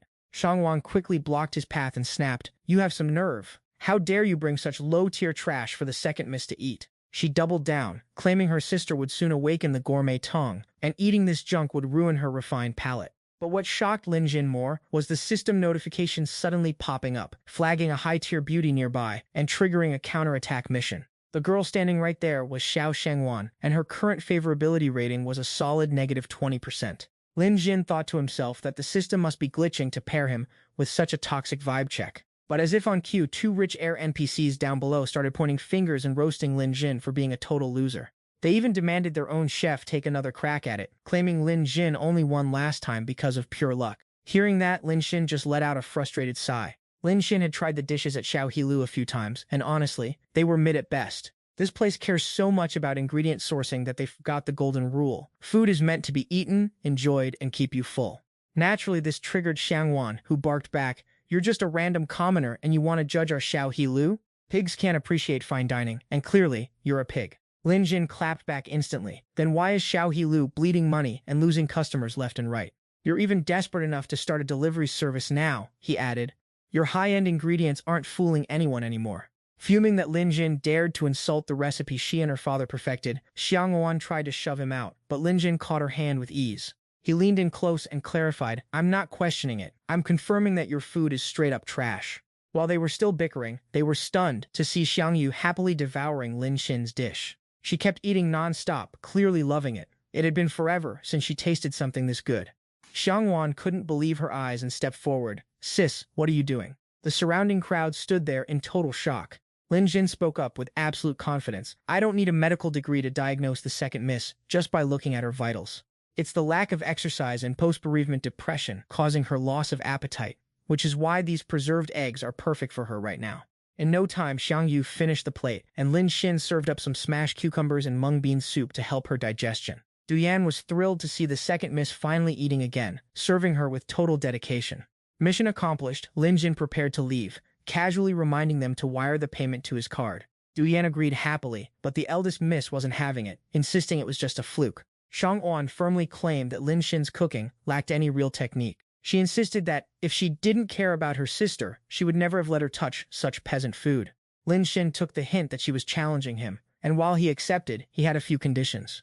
If she tries it and admits it's delicious, she owes him $1,000,000. If not, he'll pay her. Shang Yu warned him, "My sister has a gourmet palate twice as sensitive as a normal person's. There's no way you can cook something that will satisfy her." The eldest miss fumed, annoyed that her own sister was siding with an outsider.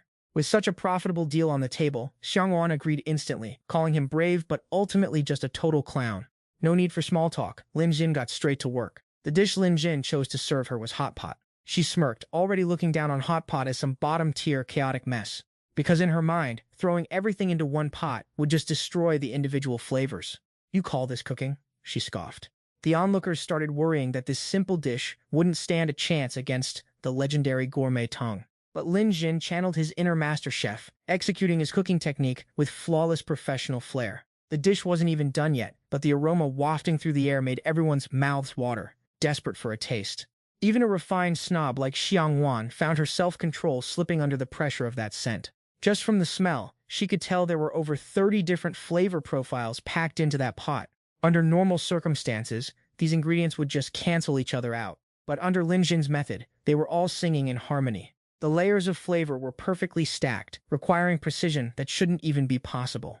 After a masterclass performance, his spicy heaven-sent hot pot was finished, looking absolutely fire. The presentation was so clean, and the smell so intoxicating that Shang Oan could barely keep her cool. With that unique, mouth-watering aroma and the broth bubbling away, she was fighting a losing battle against her own hunger. She hesitated, struggling to imagine how something so common could actually taste good.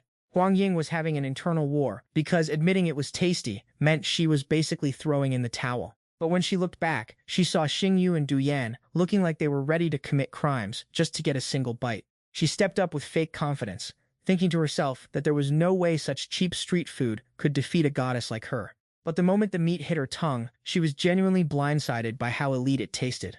The flavor profile was so cracked that Huang Ying actually felt her soul leave her body. She'd never tasted anything like this. A basic cut of meat, hitting with the flavor of a five-star gourmet dish. Even though it was fire, she kept her cool, refusing to fold to this low-tier menu. To make Lin Tan take the L, she kept acting unimpressed, calling it decent but nothing special. "If you think this is top tier, your standards are in the basement," she scoffed. Huang Ying insisted she had officially won the bet. Her mouth said no, but her hands were doing all the talking. Lin Tan chuckled and asked her if she realized what she was actually doing right now. That's when Huang Ying finally snapped back to reality and noticed her own behavior. She had been non-stop shoving Lin Tan's food into her mouth like there was no tomorrow. Once she realized it, she couldn't stop. The flavor was just too addictive to resist. This food was straight up bussin'. Every single spice was blended to absolute perfection. The numbing spice of the hot pot made her tongue tingle, and she completely lost control of her composure. Lin Tan noticed her gourmet tongue ability activating and couldn't help but be impressed. Meanwhile, Du Yan and Xingyu didn't care about the politics at all. The only thing on their mind was whether they could finally start eating.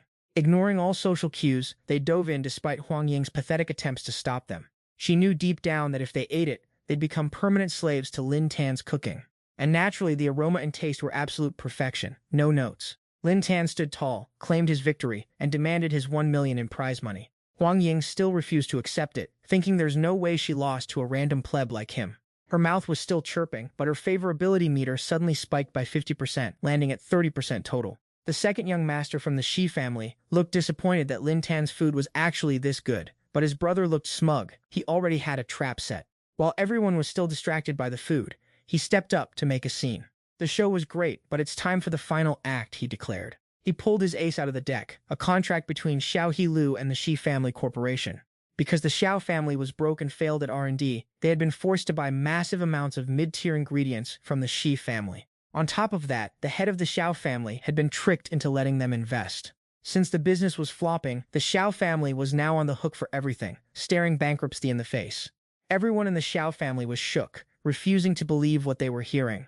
Du Yan snatched the contract to check, but to her horror, it was all legit. The documents were signed by Old Man Xiao, and they were now 1.5 billion in debt to the Shi family's import-export business. Huang Ying was in total shock. She couldn't believe this was real life. Plus, she'd never even heard her dad mention any of this. Xingyu lowered his voice and demanded half the profits of Xiao He to settle the debt, knowing their 50 locations across the country were the real prize.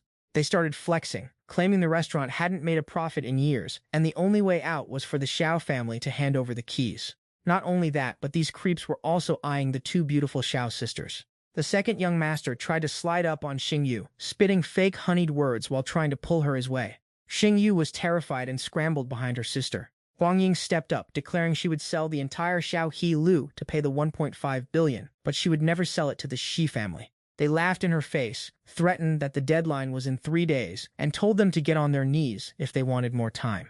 Just as they were cornered, Lin Tan pulled out his black card and spoke up. "I'll buy it." Lin Tan agreed to buy Xiao He for 1.5 billion, plus an extra 500 million for future development. Du Yan was floored when the 2 billion payment went through without a single hitch. The Shi brothers are absolutely shook. They can't wrap their heads around how a broke loser has this much cash. Shang Wan and Shang Vu are equally stunned, low-key wondering who the heck this guy is and why he's dripping in money. Being outbid like that has the young master fuming. He's ready to throw hands and use force against Lin Tan.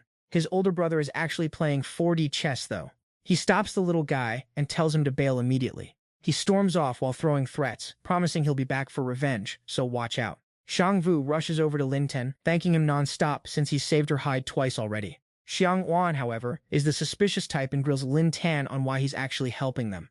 Lin Tan keeps it cool, saying he just saw an injustice and stepped in, so no need for the extra gratitude. Shang Wan is convinced Lin Tan is just thirsty for her sister, and vows she won't let him get his way.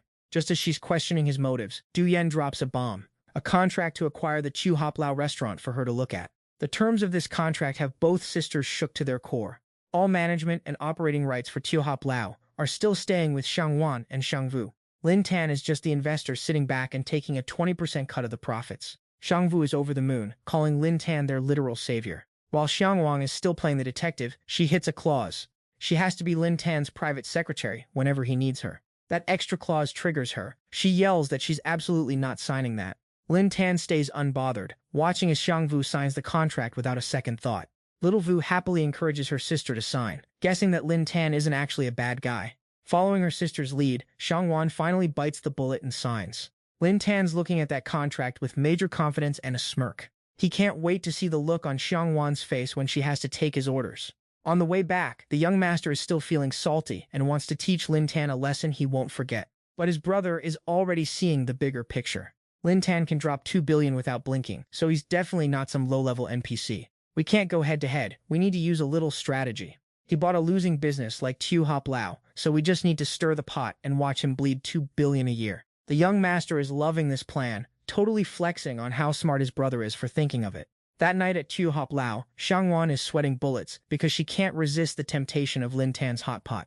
The flavor is insanely spicy and numbing. She's busy roasting Lin Tan for being able to cook high-tier food, but forcing her to get addicted to this low-tier stuff. Plus, the fact that he made her his personal secretary, that's a grudge she's definitely going to settle. Even with all that shade, her favorability meter just ticked up by 5%. Lin Tan is low-key surprised. Why is she up in the middle of the night and boosting her affinity for no reason? While scrolling through his phone, his old high school buddy Pan Yu hits him up to catch up. Cut to the next morning at the Vientiane station, where Lin Tan's crew is waiting to welcome an old friend he hasn't seen in ages. The moment they meet, Pan Yu looks like he's seen better days, looking pretty worn out from the grind. It's been a minute, so everyone is stoked to catch up on his health and how life has been treating him. Pan Yu drops the truth. He's in Vientiane to see Tu Lian, and he's low-key flexing about meeting his potential in-laws. Once they hear that, the boys are all in, dragging him to the dorm to get him a glow-up and a fresh outfit. Inside the dorm, Lin Tan's picking out shirts, the guys are lending him kicks to boost his aura, and someone's even suggesting cologne for that romantic vibe. After some pro tips from the squad, Pan Yu is looking sharp, elegant, and way more confident than before. Looking in the mirror, he's feeling the main character energy. There's no way the meeting with Tu Lian and her parents will go wrong now. After that massive glow-up, a confident Pan Yu grabs a bouquet and heads out to find his girl, Tu Lian. He goes straight to her place, since she's not texting back, assuming she's still asleep and thinking how surprised she'll be to see him. Upstairs in her room, Pan Yu keeps spamming her phone, but she's not picking up. She's not asleep, though. She's busy playing a different kind of game with her secret lover. Her boyfriend sees Pan Yu calling and gets triggered, telling her to just answer the thing.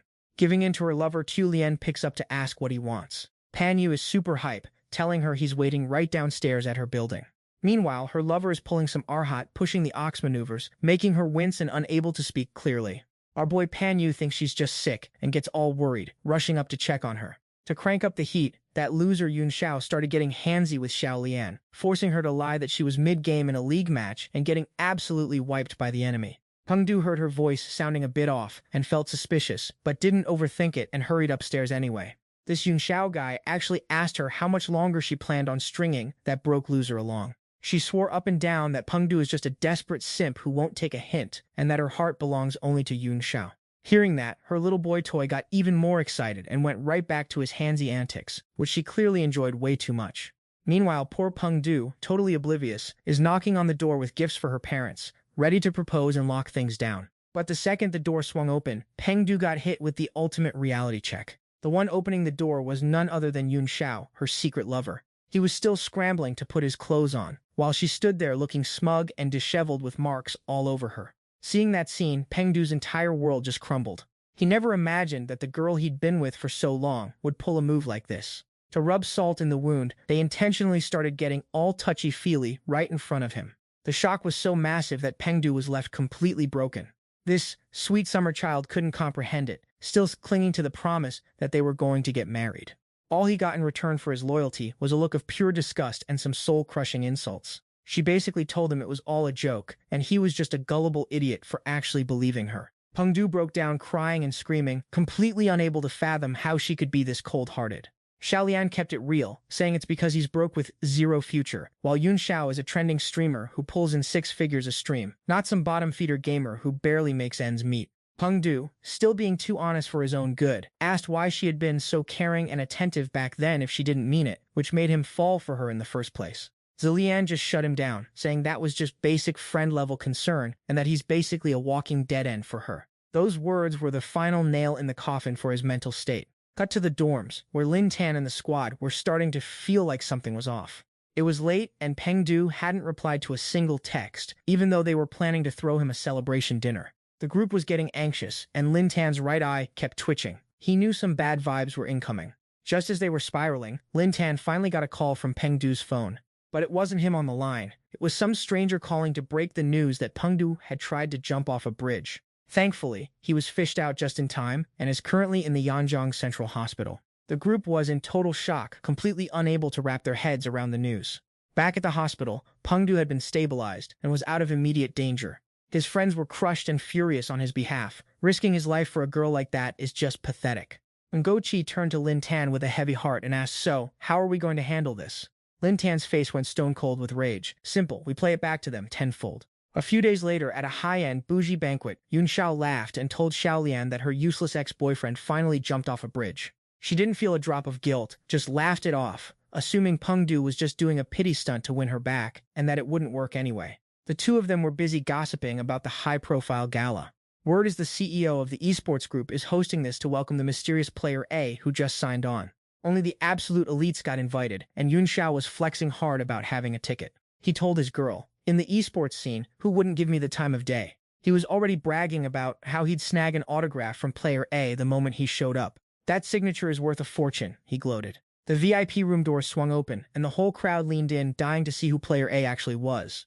Xiaolian was dying to know too. Since the room was packed with industry big shots, who could this mystery guy be? But the person who walked out left her jaw on the floor. It was Peng Du. She still had the audacity to think he might have stalked his way in, just to get her attention. As soon as Peng Du stepped out, security shoved Xiaolian aside to clear a path for the VIP. She stood there, still wearing a smug, twisted little grin. She sauntered over to Yun Xiao, acting like she owned the place. She assumed Peng Du was just there to beg for another chance, and she was already prepping her rejection. She even told him, "This is a fancy party. Get lost before you embarrass yourself further." Peng Du didn't even acknowledge her existence. He just gave her one ice-cold, dismissive glare. "Sorry, I have absolutely no idea what you're rambling about." Being ignored like that triggered Xiaolian, but young Master Yun just smirked on the side because he already had a scheme cooking. He rushed over to butter up CEO Chu, trying to network since they'd crossed paths at social mixers before. CEO Chu just gave a dismissive greeting and asked me what he could help the guy with. He shot a glance at Peng Yu and started throwing shade, claiming the party was crawling with random nobodies trying to crash the event. He made sure to emphasize that you needed millionaire status just to even step foot in here, so how could a broke loser like him even get an invite? Peng Yu kept it 100 and said, "Yeah, no invite. I just got a personal invite from a friend to be here." Hearing that, Xiaolian started popping off. "You're dying, and you're still running your mouth? You're actually being disrespectful to young Master Yun right now. Better scram before you get tossed out like trash." That's when Lin Jin stepped up, cool as a cucumber, and said, "The ones getting tossed out are actually you two." Young Master Yun triggered instantly, pointing his finger right at Lin Jin and threatening him. He flexed that with one word, he could have security pin him to the floor in seconds.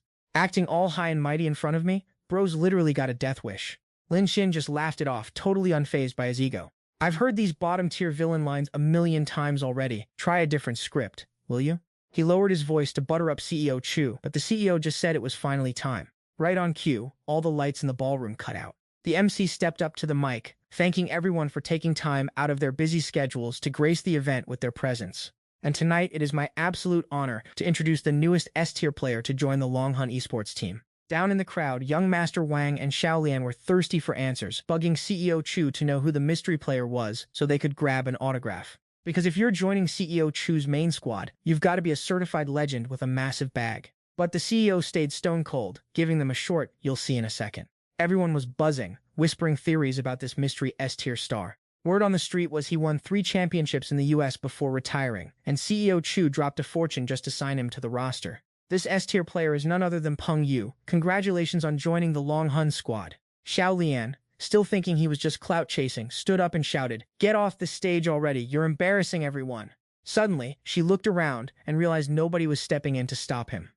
She was confused, having zero clue what the heck he was doing up there. She actually started thinking Peng Yu was using the stage to profess his love to her, and honestly, that's just cringe. While Xiaolian was busy daydreaming, CEO Chu announced to the whole room that signing Peng Yu was like giving a tiger wings, and he was happy to pay 100 million salary. He was worth every penny. The crowd went absolutely wild, hype levels through the roof.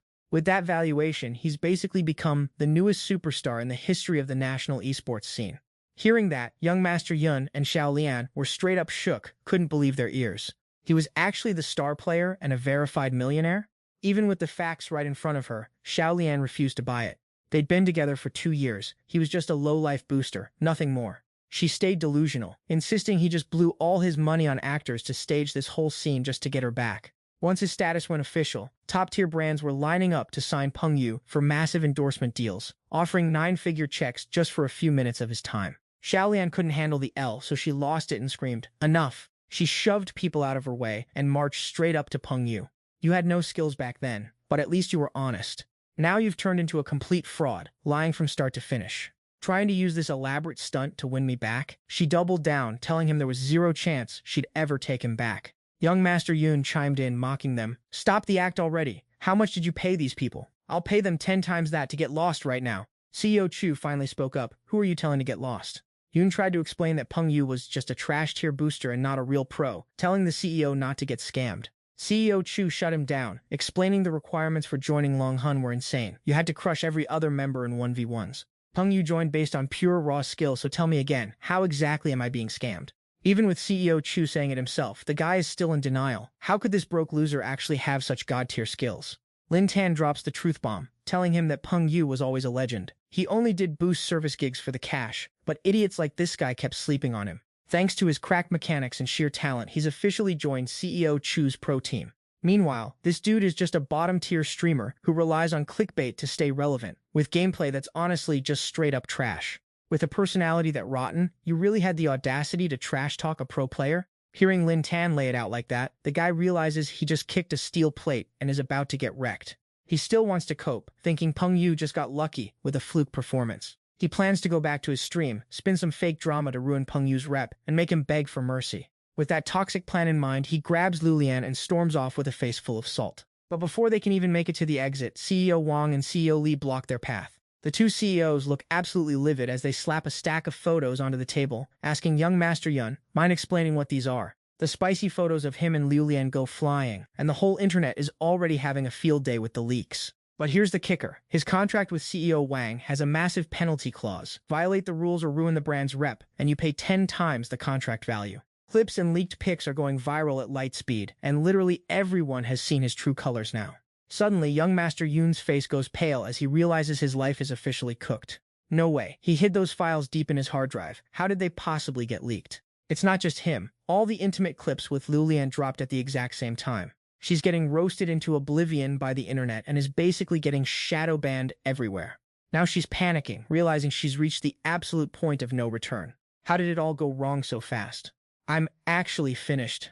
Seeing his career and future going up in flames, young Master Yun starts spiraling and immediately throws all the blame on Lulian. He shouts that she's the one who hurt Peng Yu with her cold-hearted betrayal, and that's why they're getting karmic. He's so pathetic that he actually begs her to go grovel to Peng Yu, assuming the guy is still obsessed with her and might save them. Hearing her boy toy say that, Lulian actually buys it, thinking Peng Yu is still down bad for her, and that since he's a rising star, marrying him is her only exit strategy. Lulian drops every ounce of dignity she has left and tries to grab Peng Yu's arm, acting all close. She starts acting sweet. "Congrats on making it big. You finally did it." She even doubles down, asking if he worked this hard just so he could marry her. Lulian is truly shameless, lying through her teeth that everything she and young Master Yun did was just to test Peng Yu's love. "See? You've passed the test now." Lin Tan and the crew watching from the side are genuinely stunned. They've never seen someone this delusional and shameless in their entire lives. She doesn't even stop there. She tries to lean in for a kiss, completely devoid of any self-respect. After watching this clown show, Peng Yu realizes dumping her was the best decision of his life, so he shouts, "That's enough," sending Lulian face-planting onto the floor. He looks her dead in the eye and tells her to get lost immediately. Looking at her thirsty for clout and acting this desperate just makes his stomach churn. Lin Tan then puts an arm around Peng Yu, telling him it's time to head out for a midnight snack. All while Lulian watches, totally helpless. They step outside to a waiting hypercar, and the driver opens the door for them like a boss. Lulian can't handle the rejection and starts chasing after them in a panic. She sees the luxury whip, and her eyes turn into dollar signs, her greed kicking into overdrive. Lulian is so shameless that even after they're inside the car, she's still trying to cling to the door. She's still doubling down, claiming he still has feelings for her, and that she'll grace him by marrying him after all. Before Peng Yu can even respond, CEO Chu orders his security to drag her away and tells them to never let her get within a mile of Peng Yu again. The car pulls away, leaving her screaming in the middle of the street. Lu Lian is sobbing, running after them and begging for a second chance, yelling that she knows she messed up. She's still crying about how the 50 million is hers and Peng Yu belongs to her. He might have had some lingering feelings before, but seeing her true colors, he's officially over it and let go for good. Peng Yu makes it clear to Lin Tan she was never worth it. Lin Tan is hyped, glad to see his bro finally waking up and realizing his own worth. After that, Peng Yu makes sure to thank Lin Tan for having his back. Lin Tan replied, "It's your own talent that got you to where you are today. Without that skill, President Chu wouldn't have signed you. Lin Tan just opened the door for you." Our boy felt that having a friend like Lin Tan was the most valuable thing in his life. He promised that in the upcoming island competition, he would definitely secure the championship for Lin Tan to see. Lin Tan naturally believed that her friend would absolutely crush it. A few days later, in the male dorm, Lin Tan was chilling and scrolling through Tra's livestream. 10% of the proceeds from this stream go to charity, so the donations were absolutely rolling in. Seeing Tra dancing had him sweating. He thought if he had free time, he'd just tell her to dance privately for him. Tra's favorability was currently at 92%. He needed to drop some serious cash to pump those numbers up. While scrolling, Lin Tan suddenly caught an ad for the Xiang Electronic Music Festival. It was happening in Tra's city, and sure enough, he found her name on the dance lineup. Lin Tan knew that based on Tra's personality, she would usually hype up any new gig to him. But this time, total radio silence. Lin Tan figured this was the perfect opportunity to flex his wallet. He shot her a text to check in, and she admitted she was indeed participating in the show. But it was only a minor gig to warm up the stage. Tra thought her moves were top tier. Surely she deserved the center stage spot. But unlucky for her, some big-shot producer used his connections to swap her out for someone else. Hearing that, Lin Tan knew his time to shine had arrived. He casually transferred 50 million to her without blinking. Tra was shook. She had no idea why he was throwing that kind of bread at her. Lin Tan flexed that if the other girl had a producer, Tra had the #1 sugar daddy on her side. He told her to use that money to buy back her center position for the performance. Tra was touched by his heart, secretly thinking the big boss would definitely swap positions for her now. Her favorability jumped another 3%. She kept spamming thank you messages, promising an epic performance and offering to show him around Xizjiang for a few days, which he immediately accepted. As planned, a few days later, Lin Tan landed at Xizjiang Airport to meet her, hyped to be staying at her place for a few days of luxury. Right as he stepped out, he saw Tra waiting for him in a luxury supercar. The girl was beaming, waving at him with pure excitement. Then, Tra drove Lin Tan back to her place in the very supercar he had gifted her. Seeing her sporty outfit, he asked if she was dressed for rehearsal. She explained it was yoga gear for stretching before the dance. She'd show him just how flexible she could be later. After a short drive, they arrived at the spot. Tra mentioned she lived in a rental in this sketchy neighborhood, and just then, she saw her friend throwing out trash. Tra asked, "Xiaojin, why are you tossing out so much stuff?" Her friend said she was moving out, so she had to deep clean and dump the junk she didn't need. Hearing that, Tra was shocked, and feeling sad about losing her bestie, she hugged her tight. Her friend complained that the building was a dump, but the main issue was the landlord's toxic personality. She couldn't take it anymore. Then Xiaojin noticed Lin Tan and was totally stunned. She recognized him as the top donor on Tra's list and couldn't believe he was even more handsome in real life. Just as the three were vibing, the landlord appeared out of nowhere. He barked at Xiaojin that if she wasn't out by 12, she'd have to pay extra fees. He stepped closer with a shady, villainous look on his face. "Why aren't you out of here yet?" Xiaojin turned back to her room, visibly annoyed, wanting to pack up and leave immediately. Tra invited Lin Tan up to her room to watch her rehearse. As they walked in, the room was simple and low-key. Tra slowly took off her jacket, explaining that chatting downstairs wasted too much time and she didn't have much left to stretch. Lin Tan wondered, "So, do you need to skip it?" She revealed a skin-tight outfit that showed off every curve. She had to do it, but she'd keep the stretches short and sweet. Tra then got to work, performing body-bending moves to get ready for the show. Lin Tan saw how rushed she was, and suggested that rushing through stretches was bad for her body, offering to help her out instead. After getting the green light, our boy helps Tra nail those super flexible yoga poses that she couldn't do on her own. With Lin Tan's expert guidance, Tra feels like she's finally making real progress. After a few deep stretches, she's literally gushing over how professional and skilled he is. Getting a compliment from a top-tier waifu, our boy's ego just hit the ceiling. Little did she know, he basically stole those moves from a world-class yoga master. Hearing that, she's clearly hooked and begs him to teach her even more. Lin Tan is obviously down, pouring his heart and soul into being the most enthusiastic teacher ever. Things were hitting the peak when suddenly Tratra's phone alarm goes off. It's already time for rehearsals. Even though she wants to stay, she has to bounce, but not before telling him to show up tonight on time to watch her performance. She even low-key flexes that the whole set was choreographed specifically for him. Lin Tan keeps it smooth and tells her she can bet on him being there. The second she leaves, Lin Tan hits the fridge to scavenge for some snacks. Rumor has it that food at the music festival costs more than pure gold, plus they don't even let you bring in water. While he's hunting for food, he suddenly hears some massive drama going down with the neighbors outside. Xiaojin is losing it because she won't let this toxic landlady inside to inspect damages, because we all know that's just a scam to steal her deposit. She's rightfully raging and calling them out for being absolute bottom feeders.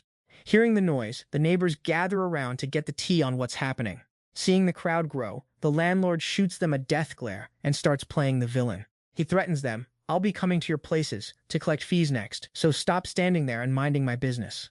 Hearing that, everyone gets spooked and clears out immediately, leaving Xiaojin totally stranded. The landlady realizes Xiaojin is a feisty one, so she orders her son to pin her down so she can finish her damage inspection scam. Xiaojin screams at them, "You think you can lay a finger on me? Just try it." Lin Tan steps into the scene, calling them out. "Imagine being so trashy that you pull this stuff in broad daylight." He threatens to call the cops and have the whole squad hauled off to jail. The son is fuming that some random NPC is trying to ruin their golden scam opportunity. He barks, "Who the hell are you, kid?" Xiaojin flexes for him, telling the guy that Lin Tan is literally the top-ranked donor on Tratra's leaderboard. Hearing that he's a mega whale who throws cash at girls, the son thinks Lin Tan is a total idiot and starts salivating over the chance to milk him for cash. Lin Tan asks Xiaojin what the drama is about, and she explains the landlord is using the move-out inspection to extort her.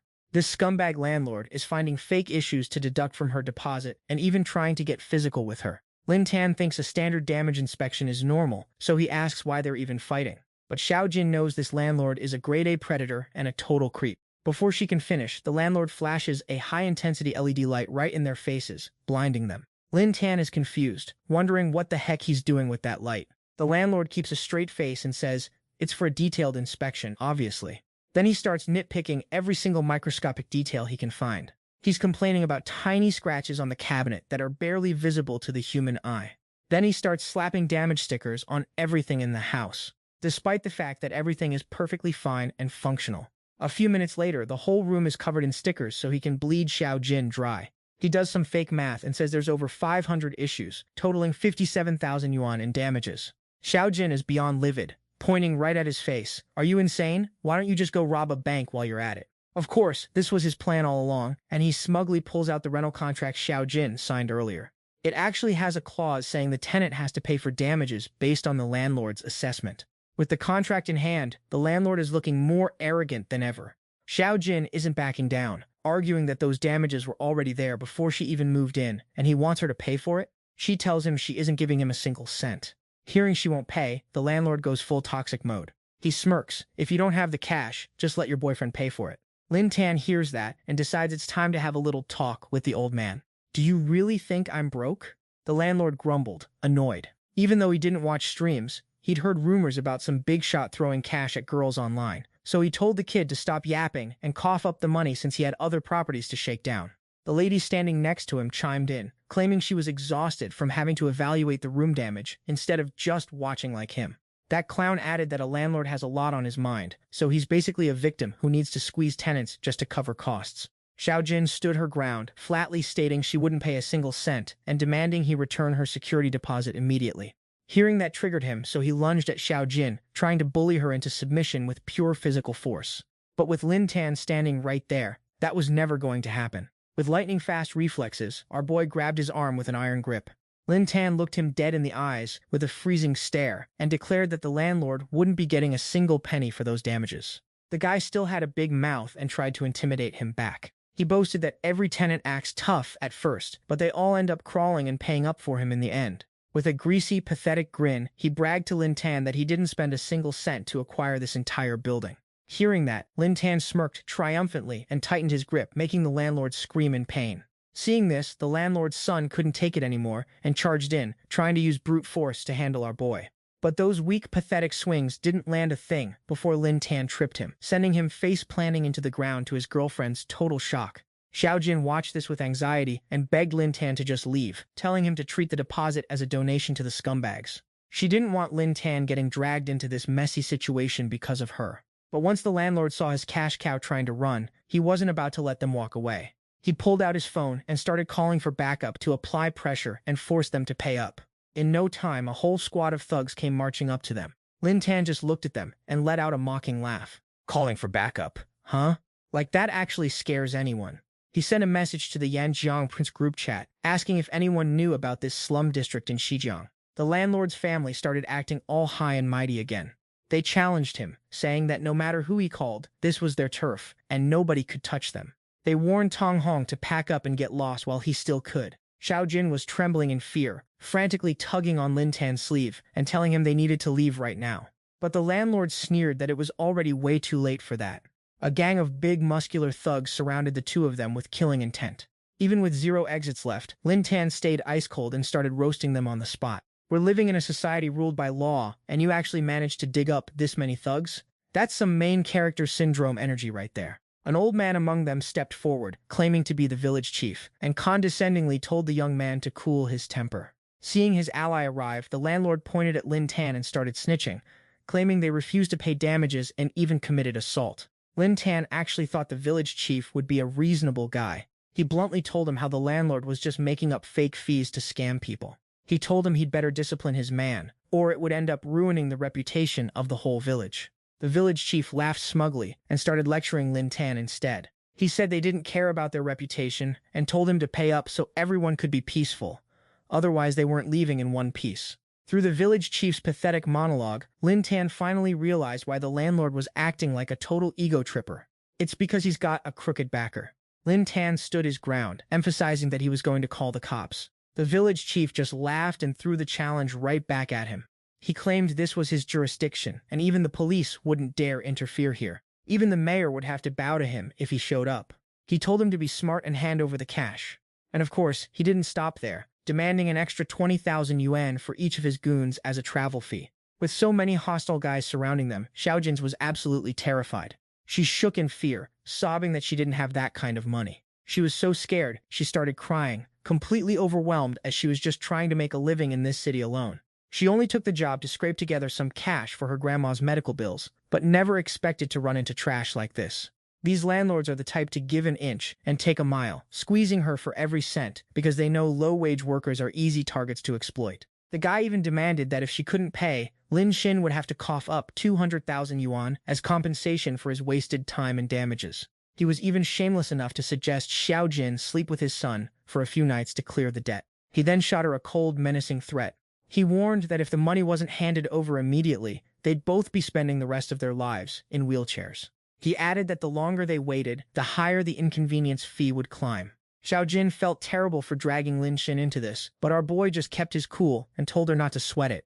Hearing Lin Jin's reply, the landlord just clutched his gut and laughed like a complete maniac. The arrogant prick thought Lin Jin had no clue who he was dealing with, so he ordered his son to teach him a lesson. Following his dad's lead, the spoiled brat kicked over Xiao Jin's luggage without a second thought. Then he stomped on the suitcase just to flex his pathetic dominance over Lin Xin. He stood there acting all high and mighty, daring Lin Jin to do something about it. Contrary to his expectations, Lin Jin didn't panic for even a millisecond. He flashed a cold, confident smirk. Turns out, these idiots are the ones who have no idea how deep in trouble they really are. No sooner had the words left his mouth than the wail of police sirens filled the air, leaving the goons totally shook. Before they could even process what was happening, the police swarmed in and ordered everyone to freeze. The landlord and the village head were so stunned their jaws hit the floor. They couldn't believe their luck was running out this fast. Seeing the cops, Lin Jin immediately handed over evidence of their extortion, intimidation, and suspected illegal construction to keep the investigation rolling. The landlord's family looked rattled, but the village head just flashed a sleazy, calculated grin. He reached into his pocket for a pack of smokes, shoved Lin Jin aside, and went straight up to the officer to schmooze. "Isn't this Captain Chen?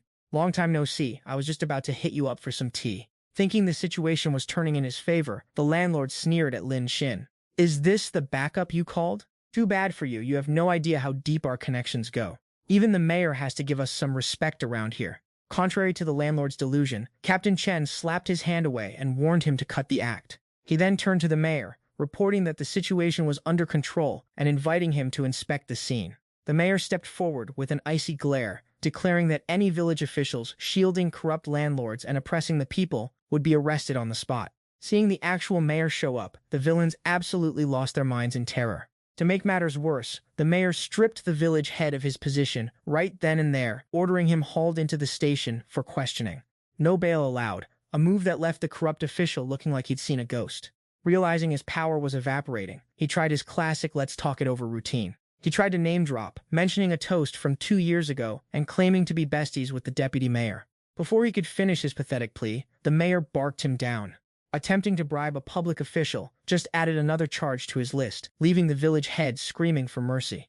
Knowing he was backed into a corner, he glared at Lin Xin with pure, unadulterated hatred. He blamed every bit of his downfall on Lin Xin and decided he was going to make him pay. But tough luck, pal. Before he could even lay a finger on him, the mayor ordered his arrest for attempted physical violence against others. As soon as the order dropped, stun guns deployed, sending the landlord and the village head into a spasming, paralyzed heap on the ground. The mother-son duo watched the scene unfold with total dread. She rushed toward the mayor, begging for his life, crying about how her husband was innocent, and asking why he was being detained. Lin Jin finally stepped up and exposed their twisted logic, calling them out for using regulations to bleed tenants dry while acting all superior. If you want to use damage assessments to scam people, I'll use the law to audit your entire criminal operation. That comment triggered the mother, and she started screaming about how some outsider had no right to act so cocky. Who do you think you are? She was still yapping, but as soon as the stun guns pointed her way, she went dead silent. The mayor then dropped the hammer. Since the family intentionally destroyed property, caused bodily harm, and engaged in intimidation, they were ordered to pay the girl 200,000 yuan in damages.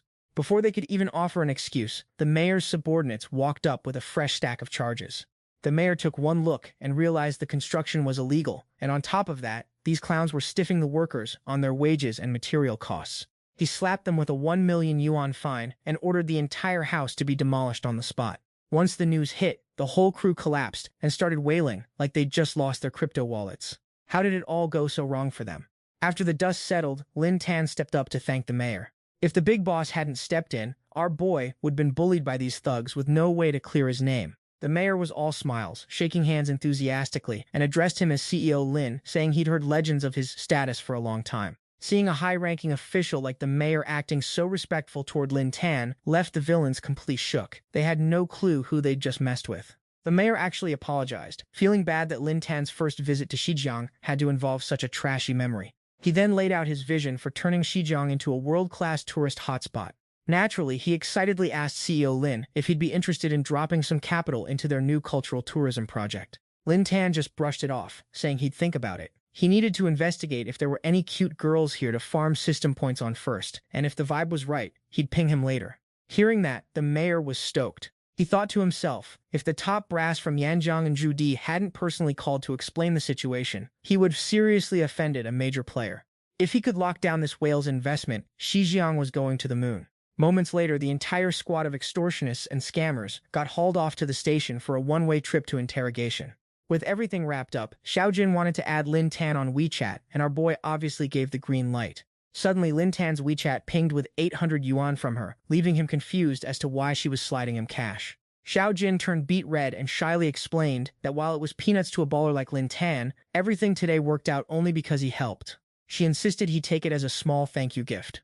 Lin Tan happily accepted the cash, and the girl even planted a sweet kiss on him before heading out. Xiaojin quickly clarified that it didn't mean anything weird. It was just a pure expression of her gratitude. With that, she took off. Lin Tan couldn't help but think the girl was refreshingly direct, but since there was nothing left to do here, it was time to hit the concert hall and watch Cha-Cha perform.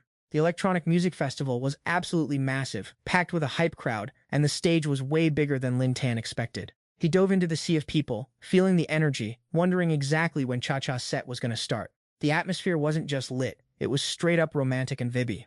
Lin Tan started pushing toward the front to get a better view of the stage. That's when he caught a couple getting a little too intimate in the middle of the crowd, which was definitely a surprise. Lin Tan thought to himself, see no evil, say no evil. The festival featured a world-famous DJ named Kundi. Since he was in the top 100 global DJs, the crowd was losing their minds screaming his name. His fame had these fangirls so hyped, they were literally breaking down barricades just to get near their idol. He was soaking up all the praise and gifts from these thirsty fans. The guy was also super slick, using his fame as an excuse to get handsy with them. Lin Tan was standing nearby and noticed the whole thing. Zuoyu saw his girlfriend letting the guy touch her and got heated, marching over to tell him to keep his trashy hands to himself. He yanked his girl away from Kundi and called him a straight-up degenerate. But Zuoyu's girlfriend wasn't even embarrassed. She claimed this was just foreign culture. She argued that cheek kissing was just a polite, normal way to greet people. She even roasted him, calling him a pervert for thinking it was sexual harassment, and doubling down by saying she wasn't even his girlfriend anymore. Even after all that, the girl was obsessed with chasing her idol, leaving Zuoyu fuming and completely helpless. Lin Tan had witnessed the whole drama and walked over to check in. "That was your girlfriend?" Zuoyu looked totally crushed, telling Lin Tan they'd been seeing each other for a while, but he never expected her to be such a cringy Western simp. Zuoyu was bitter, insisting that Kundi was a nobody who only made the top 100 list because of pure luck. Lin Tan hit him with some wisdom, telling him to let it go. Better to see her true colors now than later. Right then, the stage MC announced that the next act would be the 5 biggest streamers from the LERT platform. Lin Tan got excited, knowing this was Cha-Cha's big moment. After the hype introduction, the crowd went dead silent, because nobody actually came out. The hype died instantly, and the crowd is losing their minds, spamming the stage for the show to actually start. The stage is looking way too empty right now. The MC is sweating bullets, apologizing nonstop and blaming technical issues, saying they'll swap in Sexy Force to kill some time. But the fans aren't having it. They're screaming, wanting to know why they're being robbed of Tra-Tra's performance with Kuni. Most of them are just here for Kuni, and some are already threatening to report the platform and demand a full refund. Lin Xin is confused too, wondering what kind of drama is going down backstage that's keeping Tra-Tra from making her entrance. To get the tea, Lin Xin heads backstage to investigate. Weirdly enough, there isn't a single guard in sight. Meanwhile, Tra-Tra is desperate, trying to break down the door to find her missing partner. Lin Xin arrives at the scene just in time to ask what's going on. Tra-Tra explains her teammate Xuan Mei went MEA right before the performance. After some digging, they realize she crawled into Sai's room and locked the door. They've been knocking like crazy, but it's radio silence inside. No clue what's going down in there. Once the door finally swings open, a wall of loud music and a super weird nauseating smell hits them. The sight inside is wild. 2 gorgeous girls are just vibing, completely intoxicated by Sai's presence while the music blasts. Sai is feeling himself until he realizes someone just barged in, and his mood shifts from high-tier ego to pure rage. Sai jumps up and starts barking insults. "Who the hell do you think you are, crashing my private room like that? Get the hell out now!" The 2 girls are clearly rattled by the sudden interruption. Tra-Tra realizes what's actually happening, but she couldn't care less. She tells Xuan Mei to put some clothes on, because they are already late for their set. But her friend is so high on whatever Sai is selling that she finds Tra-Tra's urgency totally annoying. She refuses to leave Sai's side, dead set on staying put. Both girls look like they're hallucinating, completely trapped in the aura Sai is projecting. Tra-Tra is baffled, wondering what on earth her friend is on. Lin Jin steps in, warning her to back off, noting that whatever chemical vibe Sai is using is literally frying their brains. Xuan Mei, shameless as ever, starts flexing on Tra-Tra. "Aren't you jealous that I'm the one vibing with Sai right now? He's American, and he's even promised to take me back to his home country." These girls are so bewitched by Sai that they're putting him on a pedestal, acting like Tra-Tra is nothing compared to him. They start dogging Chinese men, calling them weak. The girl beside Zuoyu even drops her biggest dream, to have a baby with superior American blood. Lin Jin looks at them with pure disgust, asking if they're seriously still buying into that superior race garbage. Like, how brainwashed can you actually be? He shuts them down, pointing out that Chinese people have the second highest average IQ in the world, right behind Vietnam.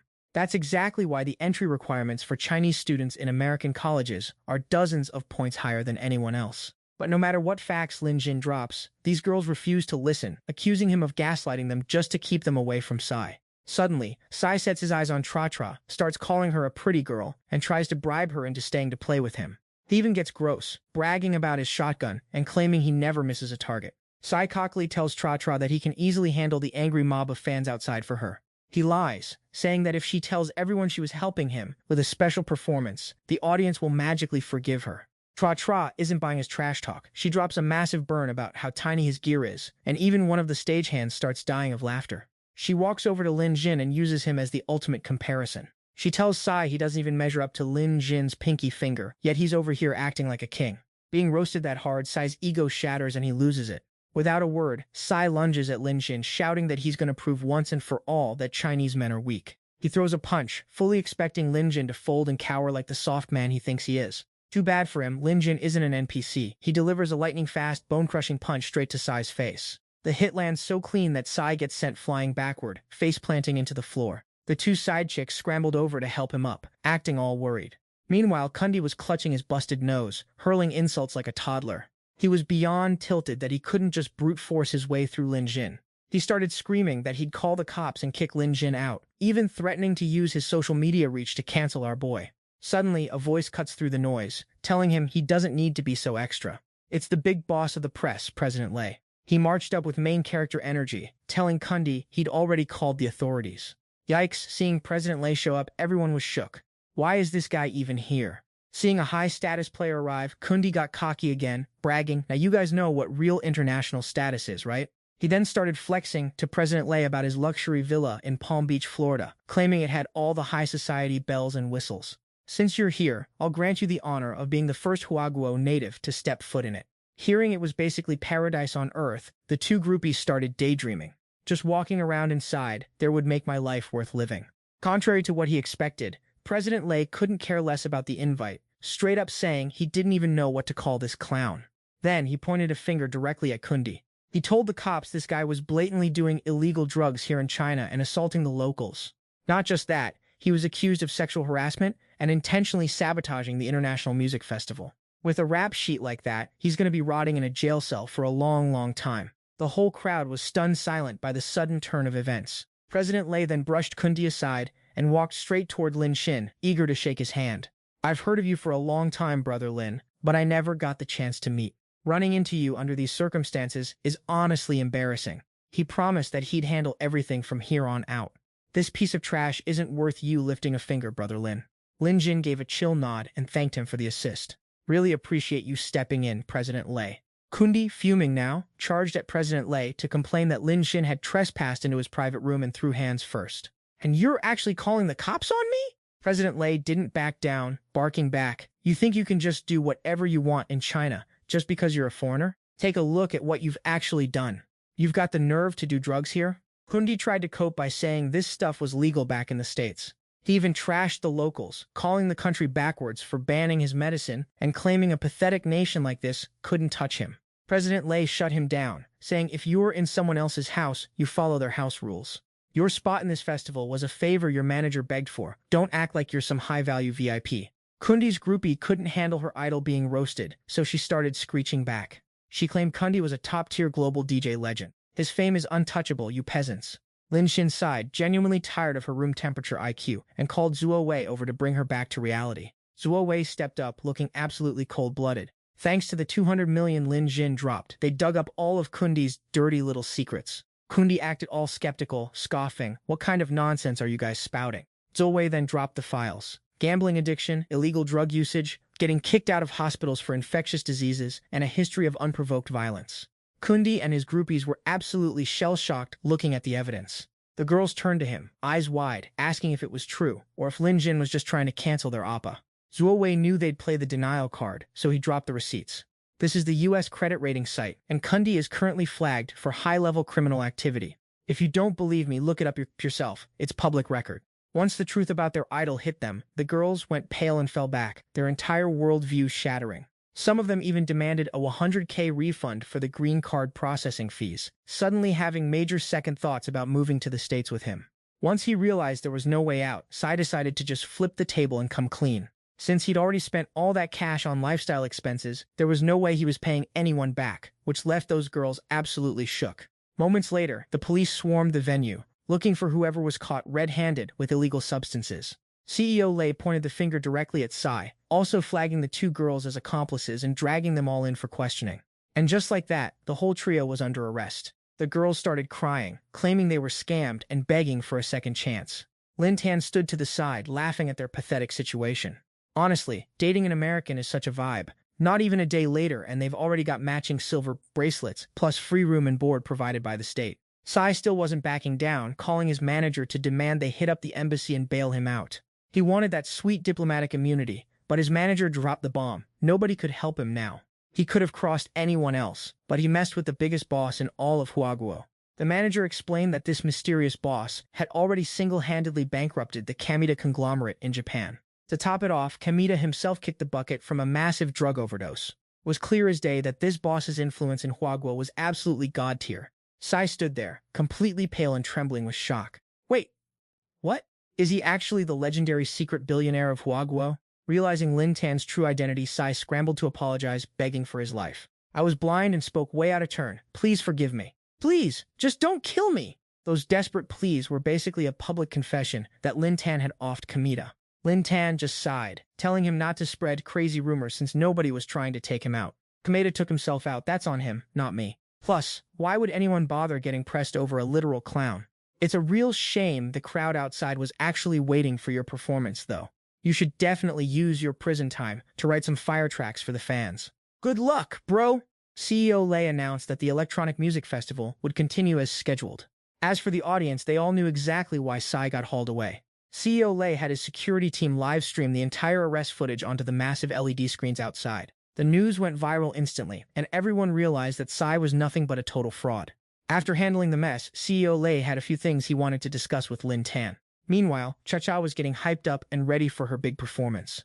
Zoyu was right there on the sidelines, cheering her on. With the boss backing her, Cha-Cha was destined to become the biggest internet star alive. Zoyu also let it slip that the boss had dropped 200 million just to dig up dirt on Sai. He did all that heavy lifting in total silence, just to protect his girl. Cha-Cha was stunned to hear how much Lin Tan had done for her behind the scenes.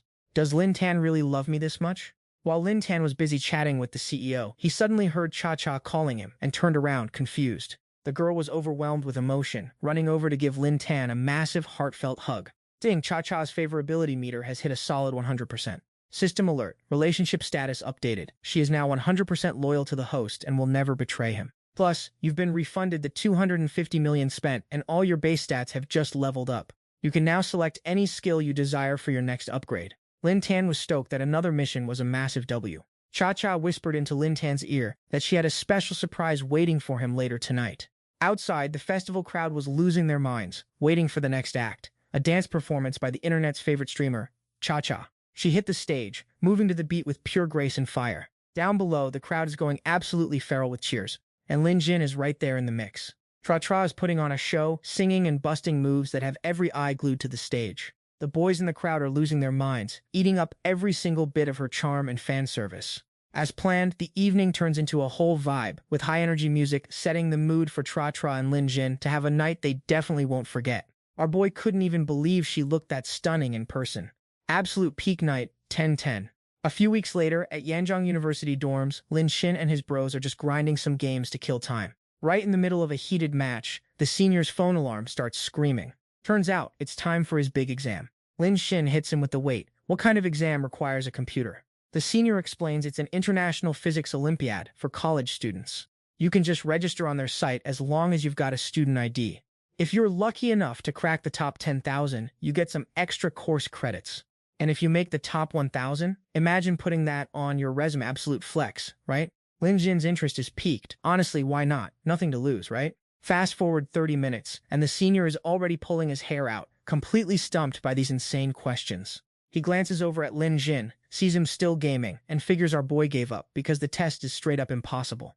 But he couldn't be further from the truth. To Lin Jin, this hard test is just mid and boring, so he just speedruns some random answers, figuring that's enough to at least hit top 10K. Suddenly, the final question catches his eye. Actually kind of fun, so he decides to flex his brain and see if he can solve it. Cut to the scene at Shiatsu University. The professors are debating the final question, with some saying Professor Nottingham made it way too brutal for mere undergrads. But Nottingham is doubling down, claiming the world has changed and students need a real challenge. He's so confident in the difficulty that he's handing out partial credit just for having the right logic. The other professors are praising the test, calling it a masterpiece of high-level physics. Just then, an assistant bursts in, shouting that the final rankings are finally out. The professors gather around, hyped to see who made the top 5. Some are betting on the geniuses from Sekatsu or Santec, since they dominate the leaderboard every single time. But plot twist, the number 5 spot goes to Yanjiang University in China, and the name is none other than Lin Xin. The professors' jaws hit the floor. They've never even heard of that school. They literally can't believe their eyes. Nottingham double-checks Lin Jin's paper and realizes he bombed all the basic questions, but absolutely crushed the final boss question with 100% accuracy. The other professors are convinced it's impossible, especially since the top 4 guys couldn't even touch that question. A salty Nottingham starts accusing Lin Jin of cheating, insisting he must have used some hack to get that answer right. He even starts pulling strings to pressure the Chinese Physics Research Institute, demanding they hunt Lin Xin down for an interrogation. Word hits the internet that Lin Xin cracked the top 5, and the comment section is currently a complete war zone. Most of the keyboard warriors are convinced our boy is a total fraud. This news is so massive that the Yanjiang Physics Institute can't just sit on their hands anymore. They roll up to Yanjiang University, looking for some answers. Led by Professor Du from the Institute and Professor Zhang from Yanjiang Tech, they arrive with major main character energy. The students watching the drama go down are shook. Why are all these big shots here? The professors start grilling the dean, accusing him of hiding Lin Xin and refusing to let them talk to him. The dean stays cool, telling them there's probably been a misunderstanding since thousands took the test, and system glitches happen all the time. On the surface, they're asking questions, but in their heads, they're already convinced Lin Xin cheated and are demanding a national apology. If they don't, they're afraid Yanjiang and all of China will become the laughingstock of the global stage. The dean plays it smart, promising to fully cooperate and get to the bottom of the investigation. But he fires back. If there's a mistake, who's going to cover the damages to our reputation? He tells them to sit down, draft a proper procedure, and then he'll consider it. Privately, he's thinking Lin Xin is a literal secret billionaire. Why on earth would he need to cheat on a student physics test? This has to be a mistake. The dean knows the real deal. Lin Xin is a legendary big money player, and there's no way he's letting some random foreigners mess with his golden goose. It took so much effort just to boost her favorability level. If I offend these people now, the fallout is going to be impossible to calculate. Meanwhile, Lin Xin strolls by, notices a massive crowd, and wonders what the heck is going on. Other students fill him in, saying he crushed the world's toughest physics exam, so the Yanjiang Research Institute sent goons to accuse him and the principal of cheating. They're even whispering to him that he should just cut his losses and run. Over there, the Yanjiang professors are losing their minds because the principal keeps stalling, and they're dead set on pinning the cheating scandal on him. They're threatening to call the cops to arrest both the principal and Lin Xin and strip them of all their academic credentials immediately. Just then, Lin Xin strides in, radiating main character energy and pure, unadulterated confidence. "Looking for me, fellas? I'm here." The students are shook that he actually had the audacity to show his face. Even the principal is staring in total disbelief. Seeing Lin Xin standing there, Professor Zhang marches up to grill him. He's already pulled Lin Xin's academic records. He's an average student, so how could he possibly crack the global top 5? It's gotta be a cheat code, right? Witnessing these baseless accusations, the principal finally snaps and barks back. This is a Yanjiang University matter, and it's none of your business. But Professor Zhang isn't having it, insisting no ordinary student could hit the top 5 when the elites from Sikatsu and Sisan couldn't even break the ranks. It's physically impossible. With a smug, mocking grin, he bets that the first emperor of China is still alive before he'd believe Lin Xin landed in the top 5. Lin Xin doesn't fold, casually replying, "I just breezed through the exam for fun, really. Why are you acting like I stepped on your tail, Teach? Don't tell me you're secretly the boss of the European Physics Academy or something?" Professor Zhang is fuming now that Lin Xin is throwing shade at him. He loudly demands an immediate retest, claiming that's the only way to prove he isn't a total fraud. Our boy couldn't care less, thinking, fine, just cancel the result if you're that pressed. That reaction only fuels the professor's ego, and he starts threatening to call the police on the spot. Suddenly, Yu Xuan steps into the frame, fully backing Lin Xin and arguing that your school doesn't dictate your intelligence.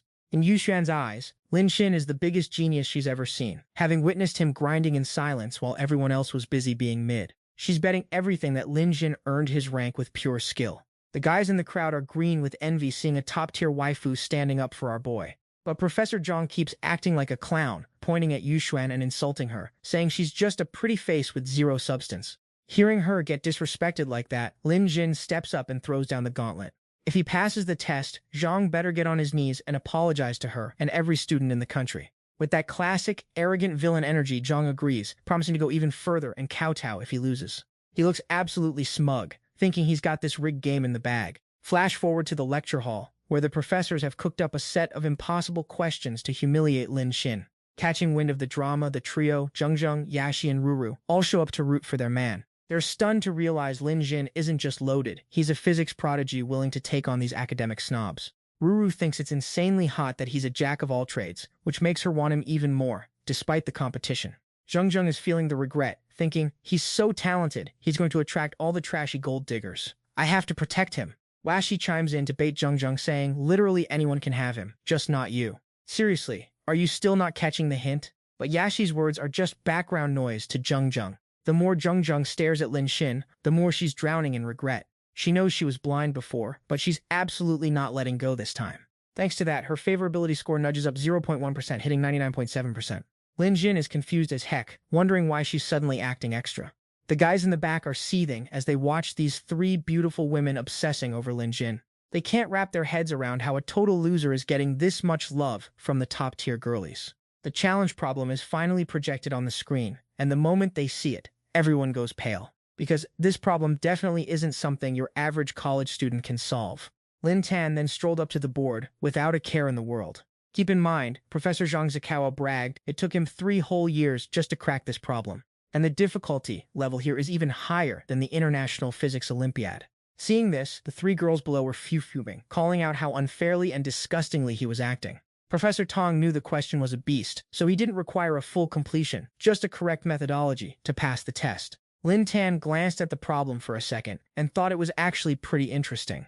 This question is basically a carbon copy of the final exam problem from that other competition. Seeing Lin Tan acting all cool, Professor Zhang started trash-talking, demanding he solve it, or he'd get expelled and flagged for cheating on his permanent record. He kept insisting that local college students are just low-tier, bottom-of-the-barrel talent. He was like, it's obvious, the kid has no clue and is just stalling for time. While the old man was losing his mind, Lin Tan stayed unfazed and chilling. He even dropped a line just to trigger him. Why is the eunuch rushing when the emperor doesn't even care? With the cheat tier skills the system gifted him, these problems are literally preschool level for our boy. He dashed to the board, effortlessly scribbling down a mountain of complex formulas. In less than 5 minutes, Lin Tan finished the whole thing, leaving everyone's jaws on the floor. The entire lecture hall went dead silent, everyone holding their breath waiting for the verdict. The students present were still full of doubt. Like, how could he possibly be done in just a few minutes? They were wondering if his answer could even be remotely correct. Professor Tang looked at the results and started shaking, completely stunned because every single step was perfectly accurate and incredibly precise. Hearing that, Professor Zhang looked like he'd been hit by a truck, frozen stiff and speechless. After breezing through the test, Lin Tan held Yuxuan's hand and led her to the podium, telling her that this spot was the best view in the house. He didn't forget to tell Professor Zhang that he was ready for that sincere apology now. The old man was panicking, terrified of losing his precious reputation. A verbal apology is one thing, but getting on his knees, that was way too much for his ego. But glancing at the crowd, the sea of angry and hateful glares made him even more terrified. He rushed over to Yuxuan to give a half-baked apology, acting like it was no big deal and hoping she wouldn't hold a grudge. Seeing Yuxuan stay silent, he smugly assumed these college kids were just shy, and that a little fake politeness would smooth everything over. But unlike what Professor Zhang thought, Yuxuan snapped and yelled back, telling him straight up, "You don't owe me an apology, you owe it to Lin Tan." He had said so many toxic things earlier, so a half-assed apology like that was a hard pass for her. The other students backed her up immediately. They made it clear, if he doesn't apologize properly, he isn't leaving this room. Seeing Professor Zhang stubbornly standing there like a statue without making a move, the students lost it and rushed forward, ready to force him to his knees to get that apology. Lin Tan praised Yuxuan for showing such a bold and savage side for the first time, which made her blush like crazy. Professor Tang was thrilled and felt honored to have met someone like Lin Tan. He was convinced that with Lin Tan's level of talent, he absolutely had to compete in the final round. He even wanted to invite the city officials to come and present him with an award. Having realized Lin Tan's skills were way above all the local professors, he even offered him a job at the research institute. But Lin Tan shut that down fast, saying he's just a normal student and only took the test for the extra credits. Hearing the rejection, Professor Tong felt a bit bummed, but he vowed to find a way to drag Lin Tan into the International Physics Finals. Then the professor turned to everyone and announced he would clear Lin Tan's name to all of Wuxia in the world. He didn't cheat. He reached the top 5 purely based on his own genius-level skills. Right after that, his score went viral across every media platform, earning him massive praise from the public and netizens everywhere. Scene shift to Siasu University. An assistant scrambled in, panicked, to tell Professor Nottingham that Lin Tan's score was legit and there was zero cheating. The side from Vientiane University already acknowledged it, and the audience had turned on their own school, roasting them to hell. Professor Nottingham stared at the news online, realizing his reputation was officially cooked. That guy was absolutely fuming, slamming his hand on the table, convinced that Yanjiang Institute and Lin Tan were cooking up some massive fraud together. That's exactly why he's betting that our boy is too chicken to show up at the International Physics Finals. If he's really the genius he claims to be, why is he hiding? The internet is in a total civil war right now, with 2 sides going at each other. One side is standing Lin Tan, convinced he's the real deal, while the others are crying fraud. They're dead set on the fact that Lin Tan has zero talent and is just a bottom-tier scammer who doesn't dare to compete. Cut to the Yanjiang Physics Institute. Everything is absolute chaos, and the team is spiraling because their website just got wiped by hackers. Nobody can even access the site anymore. Their phones are blowing up with hate mail and nasty comments because they can't handle the social media heat. The dean of the Yanjiang Institute is begging Professor Tang to force Lin Tan to attend the International Physics Finals just to stop the public from tearing them apart. But Professor Tang knows Lin Tan's vibe. If he doesn't want to go, you literally can't force the man. Plus, he doesn't want to drag Lin Tan into this dumpster fire of a scandal. Over at Yanjiang University, Lin Tan is scrolling through the hate comments and the straight-up vitriol directed at him. He's feeling pretty triggered and honestly annoyed by the disrespect, especially since this drama is starting to tank the reputation of the entire nation. Yushuan is hovering nearby, looking super stressed and wondering what our boy's next move is. Lin Tan flashes a cold, confident look and tells her, "If they want to pick a fight, I'll show them exactly what true intellectual power from our nation looks like." He then drops a post online, officially accepting the challenge and confirming he's going to the physics finals to flex his actual skills. Everyone back at the institute sees the post and starts celebrating like they just won the lottery now that Lin Tan is officially in. Professor Tang is locked in, determined to head to the event with Lin Tan so nobody tries to bully or sabotage him. Cut to the Xia household, where Yushuan is on a call with her bestie, Yan Bao. She's bragging that her crush is heading to the Luoxan Empire tomorrow for the physics finals, and honestly, the man is just built different. Meanwhile, Yan Bao is buried in work because her latest research just hit a massive breakthrough. She's so hyped she hasn't stopped working overtime, which explains why she's totally out of the loop on all the internet drama. Yan Bao starts roasting Yushuan, saying she couldn't care less about these random competition updates. She says only Yushuan and her boyfriend have these weird nerdy hobbies. Two bookworms in a pod, honestly. Yushuan fires back, warning her that if she keeps grinding like that, she's gonna get wrinkles and lose her chance with her own crush. Yan Bao isn't worried, claiming her bond with her man is already peak, and she's just waiting for the right moment to seal the deal. She even calls Yushuan a total nerd for being too scared to confess to her own guy. Yushuan gets annoyed at the shade and fires back that they should see who ends up out of the friend zone first. Yan Bao just laughs it off, unaware that they're both obsessing over the exact same guy, Lin Tan. Cut to Yanjiang Airport, where Lin Tan is prepping to board his flight to the Luoxan Empire for the big event. The dean and the entire faculty are out here giving him the ultimate VIP send-off. The dean tells him to keep it cool and not stress, saying that even if he doesn't bring home the trophy, the school still has his back. The professors are all full of hype, pinning their hopes on him, convinced he absolutely cannot take an L this time.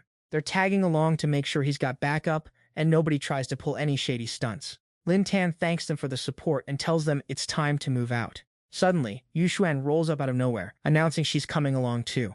Lin Tan is actually caught off guard. She explains that she used to be an exchange student in Luoxan, so she knows the area like the back of her hand. She asks the dean for permission to join the squad and lend a hand. The dean is thrilled and gives her the green light immediately. "In that case, we'll leave the navigation to you." Yushuan is beaming, thanking the dean repeatedly. As the plane takes off, the dean watches from the tarmac, hoping for a clean W for Lin Tan. On the plane, Professor Tang hands over a massive stack of past papers for Lin Tan to review. A normal human would take years just to wrap their head around this level of data. But thanks to the system's level 11 intelligence boost, our boy is just built different. With his brainpower, our boy can master any subject in just half a day. After that, he turns his head to check on the situation behind him. Noticing Yushuan has been in the bathroom forever, Lin Xin gets a bit worried and heads over to check if she's okay. Just then, her voice rings out from inside, basically begging Lin Xin for help. Turns out the bathroom door is acting up and decided to break right at this moment. She's been trying to force it open, but it's just not budging. Seeing this, Lin Xin taps into his level 11 strength, gives the door a solid push, and it flies open like it was made of cardboard. He asks if she's alright, but Yushuan is super embarrassed to be saved in such a cringy situation. Suddenly, the plane hits some major turbulence, causing Yushuan to trip backward, and Lin Xin lunges to catch her. The flight attendants announce that the plane is hitting a rough patch and tell everyone to buckle up. That's when the flight attendant realizes 2 passengers are missing and has no clue where they went. Meanwhile, Yushuan has basically face-planted into Lin Xin's arms in the most awkward position ever. She quickly regains her composure and apologizes to Lin Xin, saying it was totally an accident. But right then, the plane decides to hit even more violent turbulence. To keep from falling again, Yushuan just sits right on his lap to stay safe. Suddenly remembering what Yan Bao said earlier, and wanting to prove she isn't just some boring nerd, Yushuan pulls Lin Xin in and plants a sweet kiss on him. Boom, favorability points just jumped by 3%, bringing her total to 93%. Things are getting heated, but then the flight attendant starts banging on the door, asking if anyone's in there, leaving our duo in a total panic. Yuxuan is stressed about being caught by Kong Jie, terrified of the consequences, but Lin Xin tells her to just chill and let him handle it. Lin Jin kicks the door open and steps out with a serious "don't mess with me" vibe. He starts roasting the airline, complaining that the facilities are trash and that's why Yuxuan got stuck inside. He adds that the turbulence made it even worse, and if he hadn't used his manly strength to break the door, who knows what would have happened. The flight attendant immediately starts bowing and apologizing for the inconvenience, promising to pay up for the trouble. Yuxuan is relieved to have dodged that awkward bullet so easily. As for Lin Jin, he keeps that cold energy, acting like he's still waiting for a proper explanation for this disaster. Cut to Lucian University in the States, the venue for the International Physics Competition Finals. A professor takes the stage, confidently welcoming all the contestants to the 30th International Physics Competition Finals. He is noting Han, the lead judge who designed the test, aiming to hunt down the best talent to push global physics forward. The top 3 winners get to join the European Institute of Physics to work on humanity's most important research. The prize for the champion will be announced by the previous winner, who is here today. He's also serving as one of the judges for this competition. This four-eyed nerd is Lin Tan, the heir to the Loki Fei family and a straight-up physics prodigy. He's the one who took home the crown in the last competition. He announces the prize money is $5 million and drops a hint about the hardest question being on seismic activity and geothermal shifts. Lin Tan is a man of few words, so as soon as he finishes his speech, he bounces. He wishes everyone luck for tomorrow, but still gets a massive round of applause from the international contestants. Everyone in the crowd is praising him, clearly obsessed with his status as an heir to one of the richest families in the US.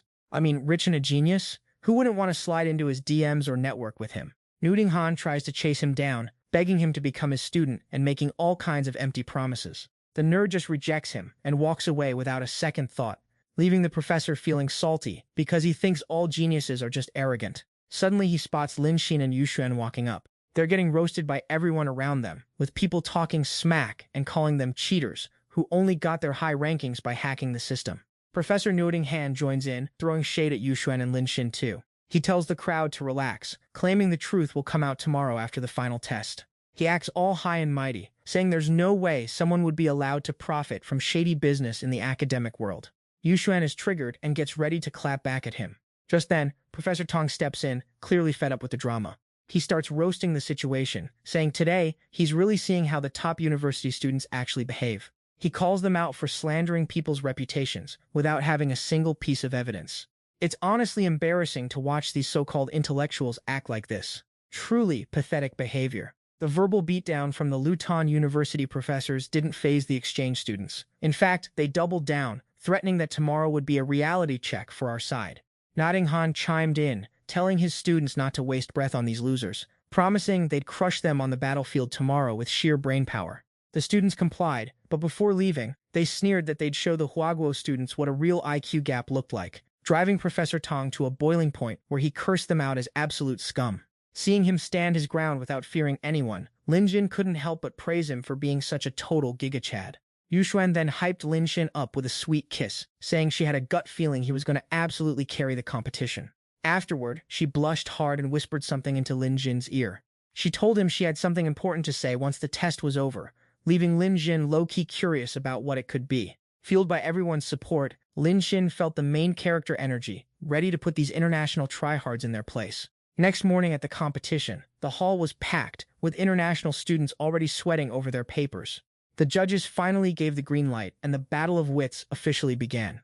Only Isadi was deep in thought, looking stressed. He'd pulled an all-nighter doing experiments, and still couldn't crack the hardest question on the paper. This four-eyed nerd was mentally preaching that anyone who solved that final boss question was basically a god-tier genius. But he figured that was impossible, because nobody had that kind of brain power. Naddinghan scanned the room and locked eyes on Lin Xin. He decided to play the role of the helicopter parent, making sure our boy had zero room to peek at anyone else's work. At Naddinghan's request, security did a literal cavity search level check on Lin Jin's hair, pens, belt, and shoes to ensure he couldn't pull any cheat codes. Not only that, they sat him dead center surrounded by 4 cameras capturing every single movement from every angle, with 3 proctors hovering around like hawks, ready to eject him for even blinking wrong. Professor Naddinghan felt smug, convinced that Lin Xin was officially staring down a total L. But with the system-granted level 11 intelligence buff, Lin Xin was speedrunning the exam like it was a side quest. The two guys sitting next to him saw him scribbling at light speed and assumed he was just drawing trash to give up early and save face. Suddenly, Lin Jin shielded his paper and told the neighbor that staring would get him disqualified, making the guy jump out of his skin in disbelief. Like he was even trying to look. The proctor immediately swooped in to remind the guy to follow the rules, or else he'd be kicked out on the spot. He glared at Lin Jin with pure salt in his eyes, then turned back to focus on his own paper. He was still dead certain that Lin Jin couldn't possibly solve that final monster of a question. This guy was feeling confident because he'd literally spent the whole night talking to researchers, convinced he was the only one on Earth who could handle that last problem. But when he finally flipped to the final page, he broke into a cold sweat. The question was completely off the charts and way beyond the curriculum. The difficulty was so cracked that even Isadi couldn't solve it, yet they actually put it on the test. Lin Jin glanced at the question and found it kind of fun, a nice little challenge, which just made his neighbor think he was capping hard. With the level 11 intelligence buff active, Lin Jin didn't even hesitate and started scribbling the solution. With total confidence, he filled out his answer key at breakneck speed. In the blink of an eye, Lin Jin finished the entire impossible physics exam and stood up to submit his paper. It had been less than 30 minutes, so the entire hall was shook, staring at him in complete disbelief. Someone even whispered, "Did he just rage quit the test?" One judge took a quick look at the answer sheet and his jaw hit the floor. Donghua, still thinking Lin Jin just gave up, smugly insisted that he would grade it himself. With his usual main character swagger, Lin Jin told him to go ahead and grade it right then and there. But the second Donghua saw the results, he started sweating bullets, looking absolutely horrified. He couldn't believe his eyes, frantically flipping to the next page to double-check the logic. The more he read, the more his face contorted in sheer, unadulterated shock. With shaking hands, Donghua whispered to the judge next to him, asking if they could call the monitoring room to confirm there was absolutely no cheating involved. Seeing the professor's face, the entire hall went dead silent, waiting for the verdict. Isadi was so rattled he stood up abruptly, knocking over his coffee in the process. Could it actually be true? The four-eyed genius snatched the paper out of Donghua's hand to see for himself. The deeper he got into the logic, the more the physics prodigy realized he was outclassed by a mile. Meanwhile, the monitoring room confirmed for the umpteenth time that Lin Jin didn't cheat, forcing a furious Donghua to grind his teeth and announce the results. Every single question before the final one was 100% correct. The students in the hall were left in total shambles, refusing to believe what they were seeing. After getting Lin Tan's final answers, Einstein immediately dipped to verify the results. The four-eyed nerd wasn't sure if the answers were legit, so he rushed to the lab to check the data against his findings. Once the results dropped, every single contestant in the room was shook to their core. They realized the Chinese student they'd been bullying all this time was actually a top-tier genius who crushed the test with pure skill. Donghua was still coping hard, refusing to believe how this guy pulled it off. While everyone else was sweating bullets, Lin Tan just did a casual stretch in front of the whole crowd. Bros like, "Test's over, time to go home and catch some Z's." As soon as Donghua realized Lin Tan was a once-in-a-millennium prodigy, he started brown-nosing, begging him to join Europe's most elite physics academy. He tried to flex the prestige of the Loyang Country Physics Center, claiming no one would doubt Lin Tan's credentials if he joined them. He kept listing off fat rewards and world-class recognition as if that would actually impress our boy. He even offered to help Lin Tan change his nationality if he just signed on the dotted line. While Donghua was busy smelling his own farts, Lin Tan couldn't help but burst out laughing at the audacity. The guy kept begging and throwing perks at him, but Lin Tan found the whole scene absolutely hilarious. Lin Tan shut him down, stating his talent speaks for itself, and he's definitely not selling out his heritage for a passport. Hearing that, Donghua slammed the table in a total rage. He kept yapping that without their official stamp of approval, Lin Tan would never make it in Europe. But Lin Tan didn't even care about those international labs in the first place. He only came here to flex his intellect and slap the faces of these clowns who looked down on Chinese IQ. Lin Tan walked away mid-sentence and gave him a cold wave, leaving Donghua behind to have a complete meltdown.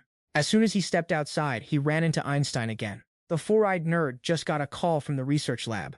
The team confirmed that based on the data Lin Tan provided, the experiment actually worked. The nerd was so shocked by the news that he literally dropped his phone. Without missing a beat, he hit the deck and bowed down to Lin Tan, begging to be his apprentice. Einstein is the pride and joy of Loyang Country University. Seeing him grovel at Lin Tan's feet left the entire crowd stunned and speechless. Even Lin Tan felt a bit awkward about the whole thing. The nerd bowed sincerely and said, "Your knowledge is God tier. You solved in minutes what took us an entire year to fail at." Einstein confessed that he'd met a lot of people in his life, but nobody was on Lin Tan's level. He admitted his own mediocrity and was desperate to level up under Lin Tan's guidance. Lin Tan scratched his head and tried to refuse, mostly because he couldn't be bothered to babysit a student. But Einstein had already made up his mind, pulling out a golden bank card and saying, "Here's your $5 million prize money, plus another $5 million as a sign-up bonus for my apprenticeship." The four-eyed guy then bowed his head to the floor, pleading for Lin Tan to take him on.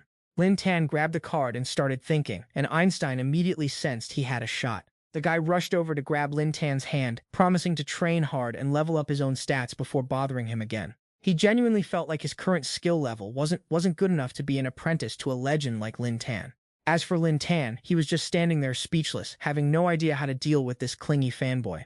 Meanwhile, the reporters outside heard the news about the perfect score and swarmed the place, fighting to get an interview. To make matters worse, other physics research groups were lining up to offer Lin Tan insane salaries and top-tier benefits. Einstein wasn't going to let them win, so he body-checked them out of the way. The nerd stood his ground and barked, "Do you guys even know how lines work? I'm the first apprentice here. If the master joins a lab, it's going to be mine first." Professor Tang and the other Chinese students jumped into the fray, shoving people aside and shouting that Lin Tan is a national treasure and telling the others to get lost. Everyone started dogpiling, trying to bribe and persuade Lin Tan to join their institutes with massive paychecks. Seeing her man being the center of attention made Yu Xuan super proud and impressed. Her favorability meter ticked up by another 2%. It wasn't just reporters. Some girls were even sliding him their room keys, inviting him for a private interview to study the anatomy of children. Watching from the sidelines, Yu Xuan felt seriously annoyed by these desperate groupies. Lin Tan was just as done, feeling his blood pressure rise from all the constant hassling. He finally shouted at everyone to get lost, making it clear he wasn't going anywhere with them. Realizing talk was cheap, Lin Xin busted out some kung fu moves and vaulted right over the crowd like a parkour pro. With one epic leap, he cleared the wall of people, leaving the onlookers staring in absolute disbelief. How did he even do that? Seconds later, he was bathing in the glow of everyone's pure admiration. Turns out that's just how we roll with Huaguo Kung Fu. Everyone's thinking, wait, is everyone from Huaguo a martial arts master? Einstein saw that and came sprinting over, begging Lin Xin to teach him those sick moves. Bro really thought he was witnessing a god-tier skill. Lin Xin was fuming and told him to get lost already. Some people just want to learn everything. Smish. The crowd was swarming him, and the hype was hitting critical levels. Yu Xuan saw the chaos and immediately grabbed Lin Xin's hand to drag him away. She told him to follow her lead, since she knows the layout of this national opera house like the back of her hand. Meanwhile, Professor Tong and his crew blocked the mob, giving Lin Xin the perfect window to dip. Cut to the drama room. Two security guards were checking every nook and cranny, but Lin Xin and Yu Xuan were nowhere to be found. They reported to command that the target was ghosts, assuming they slipped out the back and started hunting them down. But inside the room, Lin Xin and Yu Xuan were frozen in a kiss, perfectly camouflaged as theater mannequins, the ultimate stealth move. Once the coast was clear, Lin Xin praised her strategy. She played the guards like a fiddle. Then, the two of them stepped into a private room to catch their breath. Lin Xin figured no one would check here for a bit, so they were finally safe to chill. Just then, Yu Xuan flashed a mysterious smile. Lin Xin was confused and asked, "What are you laughing at?" Yu Xuan blushed and leaned in close, whispering, "It feels like a wicked dancer seducing a righteous scholar, doesn't it?" Lin Xin caught the vibe instantly and played along. Well, then this scholar is ready to test his own limits. Yu Xuan got bolder, acting all cute and playfully nudging Lin Xin onto the sofa. She went in for a sweet, romantic kiss, taking full control of the moment. She started teasing Lin Xin with the smoothest delivery. "Forget the good girl, Yu Xuan. Tonight I'm the dancer Xuan Xuan, and you're just my student." Lin Xin was absolutely cooked, no escape now. And just like that, they spent an unforgettable, steamy night together. Yu Xuan's favorability hit 100%, locking her in as a loyal waifu who's only got eyes for our host. Bonus, all his stats got a level up, plus he got to snag a free skill of his choice. Next morning, Lin Xin brought her water after a long, exhausting night. Yu Xuan was busy texting her bestie, thanked him for the drink, and kept typing away. Lin Xin wondered who she was talking to that had her smiling so hard. She happily spilled the tea, saying it was her best friend. Before coming here, they had a bet on who would confess to their crush first, and Yu Xuan had officially won. Lin Xin checked the screen and realized the friend was Yan Bao. He guessed neither of them realized they were both simping for the same guy.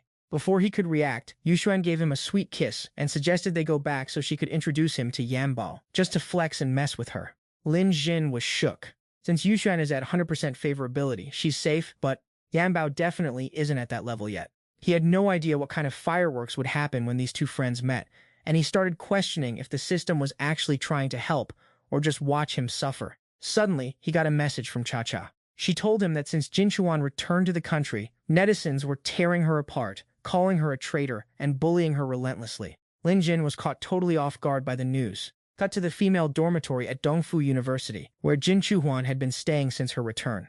After the International Go tournament, she'd been ostracized and hated by everyone for allegedly betraying the nation.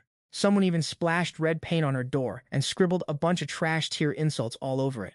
Jin Jushuan is constantly getting those nasty looks and judgmental smirks from everyone around her. No matter where she goes, she's always the main character of the local gossip and unwanted attention. Cut the camera to the school cafeteria. Our girl is sitting there grabbing a solo lunch. Suddenly, some loser flicks a piece of trash right at her, and it lands straight into her soup. The NPCs around her start cackling and mocking her like it's a comedy show. She just sits there in silence, taking the heat without saying a word. She keeps eating her lunch like nothing happened.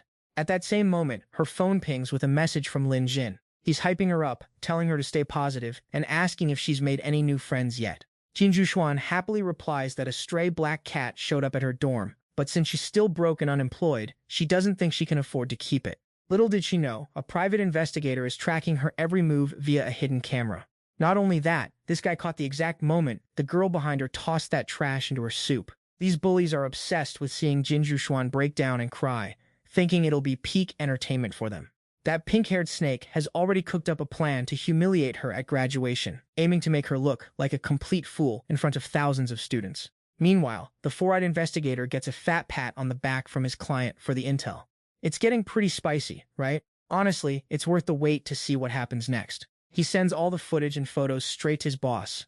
His bank account gets a massive boost of 1 million yuan, making his eyes light up like a gacha jackpot. He's acting like a total lapdog, thanking the boss for the payout and promising to keep the good work coming. And the guy paying for the surveillance on Jin Jushuan is none other than Lin Xin. He wants to see exactly how much this toxic environment is pushing her to the limit.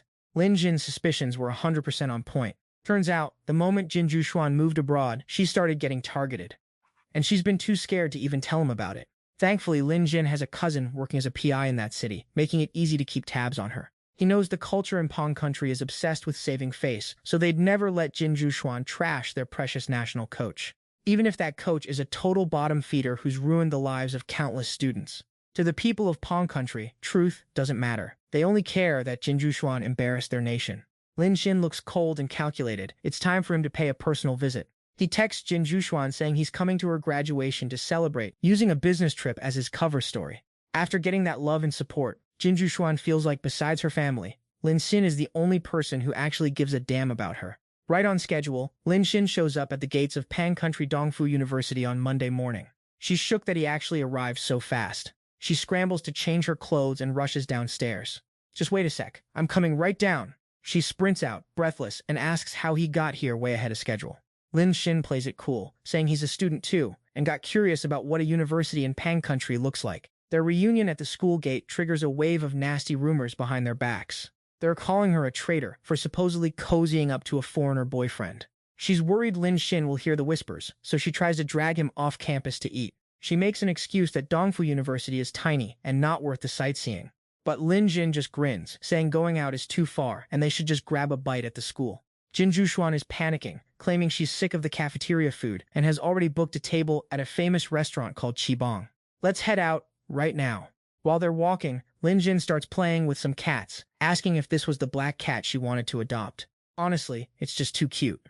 Then he spots the usual suspects who love bullying Jin Jushuan hanging around. Lin Jin turns to them and asks, "Hey, where's your cafeteria again?" Still acting all high and mighty, they brag that the cafeteria at Donghua University was the best in the country, unlike those broke schools in Huaguo that don't even serve meat or fish. Lin Tan stood up, looking unfazed, thanked them, and dropped the truth that Huaguo school menus are actually packed with variety, even serving kimchi. Not wanting to waste time arguing with these NPCs, he dipped with Kim Chuan. But thanks to intel from his private investigator, Lin Tan knew these were the main bullies, with others just watching the drama and laughing at her pain. To deal with bullies like this, you gotta play 4D chess. Bait them into acting out, then face-slap them hard enough to make the rest of them think twice. Cut to the Donghua University cafeteria, where Lin Tan checked the buffet price, 6,000 won. Meat was included, so it was a decent deal.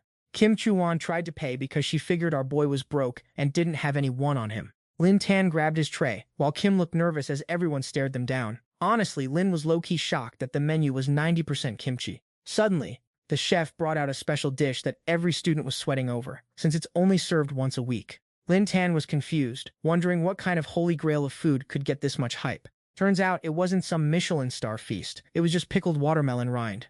Lin Tan was straight up disappointed.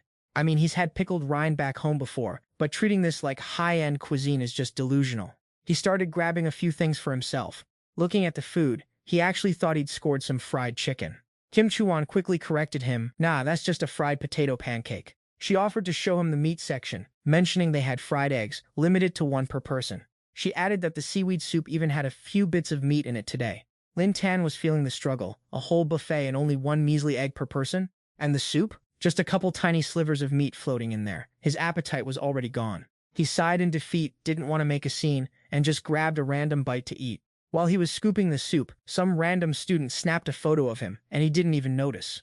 As they ate, Lin Tan and Kim Chuan were still deep in conversation about chess strategies. She was mind-blown at how cracked Lin Tan's skill level actually was. Boom, favorability jumped another 10%, putting her at 68%. Lin Tan felt a win, just happy to finally see her smile. Apparently, Go is the only thing that makes her forget her trauma. Suddenly, everyone in the cafeteria got a notification on their phones at the same time.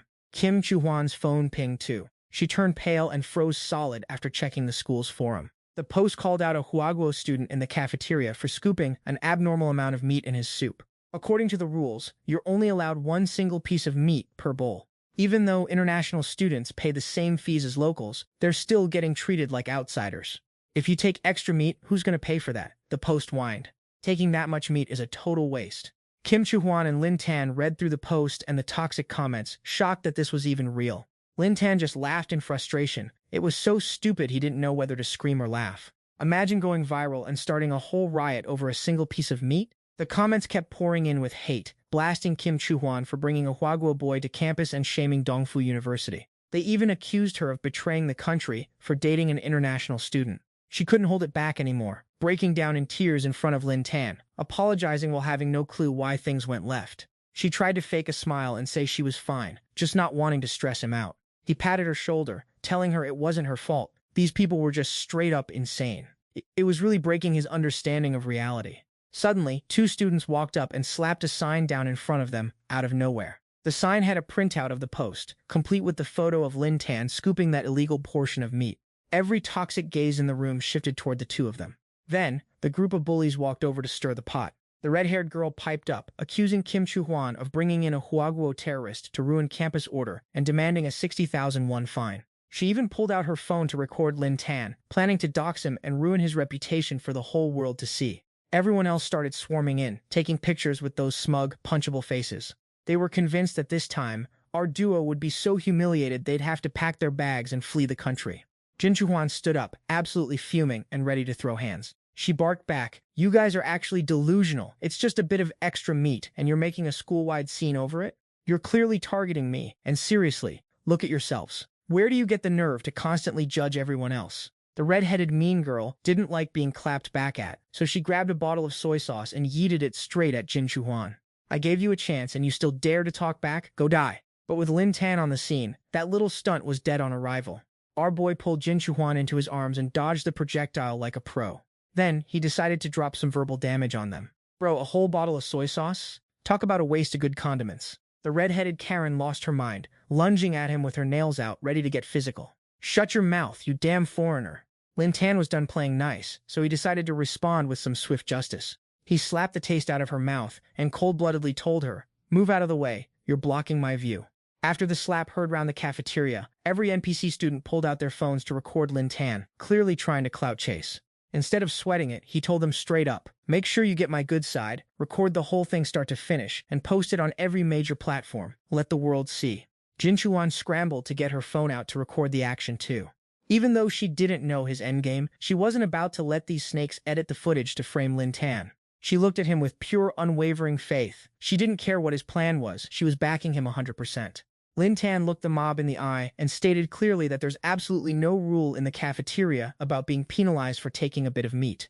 You're only making such a big deal out of this because you want an excuse to bash Chinese people. The redhead spat back that Chinese people didn't need any help being inferior, claiming they were so desperate for meat they were practically starving. Lin Tan knew these NPCs weren't on his level, so instead of wasting breath, he let his wallet do the talking. He made a quick call to have the goods delivered. Suddenly, the front entrance flooded with guys pushing carts stacked high with watermelons, leaving everyone confused as heck. Lin Tan stood before the crowd and declared that he was treating everyone to these 50 kilograms of watermelon on the house. The students were shook because watermelons in this country are basically luxury items. If you crunch the numbers, that's about 400,000 N currency just sitting there. And yet, it was all free for the taking. The students whispered that these Chinese melons were probably trash, which is why he was giving them away for free. The redhead assumed Lin Tan finally realized he messed up and was buying their forgiveness with expensive fruit. Lin Tan had the 50 kilograms of watermelon distributed to every table for the students to feast on. Shockingly, they started devouring it like ravenous beasts since they hadn't tasted anything that good in ages.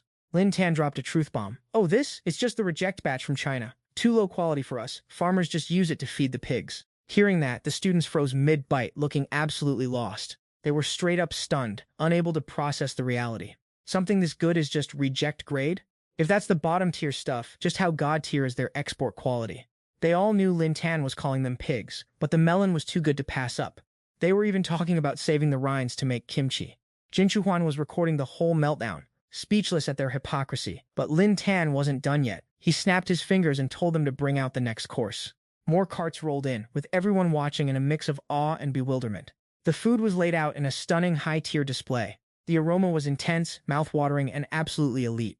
Just looking at it was enough to prove this was top-shelf cuisine, and the smell had every student drooling on the floor. The redhead wanted in, but she still had to keep up her tough girl act. She claimed that Lin Tan was so guilty of his crimes that he had to resort to serving a Chinese state banquet to beg for their mercy. Lin Tan laughed, baffled that she thought this was a state banquet, when it was just basic home-cooked food from the Northeast. The students couldn't stop staring. They were ready to commit crimes just for a bite. Even while calling it fake, they were all dying to taste the flavor for themselves. Lin Tan gave them the green light, acting like a true philanthropist. As soon as he gave the word, they swarmed the food like starving zombies, tearing into it with zero dignity. Even though she knew the food was top-tier and delicious, the red-haired girl kept up her fake act, pretending she didn't want any meat because it was unhealthy. She even had the audacity to claim she only eats kimchi. Lin Tan stepped up and explained that their local media has been brainwashing the students here way too effectively. "You guys actually think our country can't afford kimchi?" He schooled her on the fact that 90% of the kimchi in the US is actually imported from China. She wasn't having it, refused to believe the truth, and started barking back at him. She claimed that this small country is a global powerhouse with potential that dwarfs China, and that they are the absolute #1 superpower in Asia. Lin Tan was literally speechless at this girl's logic. She's always right in her own head, and he honestly kind of enjoys watching her double down on that delusional main character energy. I mean, it's hilarious how they think their tiny little map is bigger than the entire world. Lin Tan told her to keep living in her little frog-in-a-well fantasy bubble. At the end of the day, all this premium meat and watermelon he brought was just pig feed anyway. He then ordered his crew to dump all the meat and watermelon for the pigs to eat, leaving the surrounding students crying in regret. News about Lin Tan bringing authentic Chinese daily meals to the university canteen went viral, sparking massive backlash from the local keyboard warriors online. Cut to the Donghua University president's office. The president is getting bombarded with non-stop bad press about his school. The school forums are absolutely flooded with hate. Everyone's trashing their reputation globally, and their school ranking is hitting rock bottom. With no way to pivot, the panicked principal realizes he only has one move left. Back at the canteen entrance, Lin Tan and Kim Chuyun are about to head out. Suddenly, the principal and his top staff rush over and plead, "Mr. Lin, please, wait a second." Kim Chuyun is shook even the principal showed up. Lin Tan acts totally unfazed, knowing the viral internet storm is doing all the work for him without him lifting a finger. Of course, the top brass of the school would catch wind of this eventually. The crazy part is that the principal doesn't hesitate. He bows down in front of the cameras and sincerely apologizes to Lin Tan. He takes full responsibility and promises to punish the canteen staff accordingly. He's just begging Lin Tan to take down those viral posts and the damaging comments spreading online. Lin Tan cuts him off immediately, clarifying that those videos weren't posted by him. They were posted by the university's own students. "You guys literally brought this destruction on yourselves." He then points straight at the group of bullies who kept targeting Kim Chuyun, refusing to accept the apology because the principal had no clue what was actually going on. The root of all this chaos is these pathetic bullies. He calls them out for constantly harassing and trampling on Kim Chuyun, even violating her personal space and damaging her property. He pulls Kim Chuyin closer and tells the principal that she's the one who deserves an apology, not him. She's shocked that Lin Tan knew every single thing she went through, and that he came here just to settle this score for her. Another teacher tries to jump in.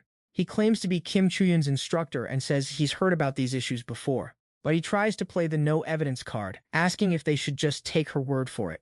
Hearing this, the furious principal spins around and slaps him across the face. The principal forces the teacher to kneel and declares that the bullies will be expelled, have their records wiped, and be reported to the police immediately. Security rushes in to neutralize the rowdy group of bullies.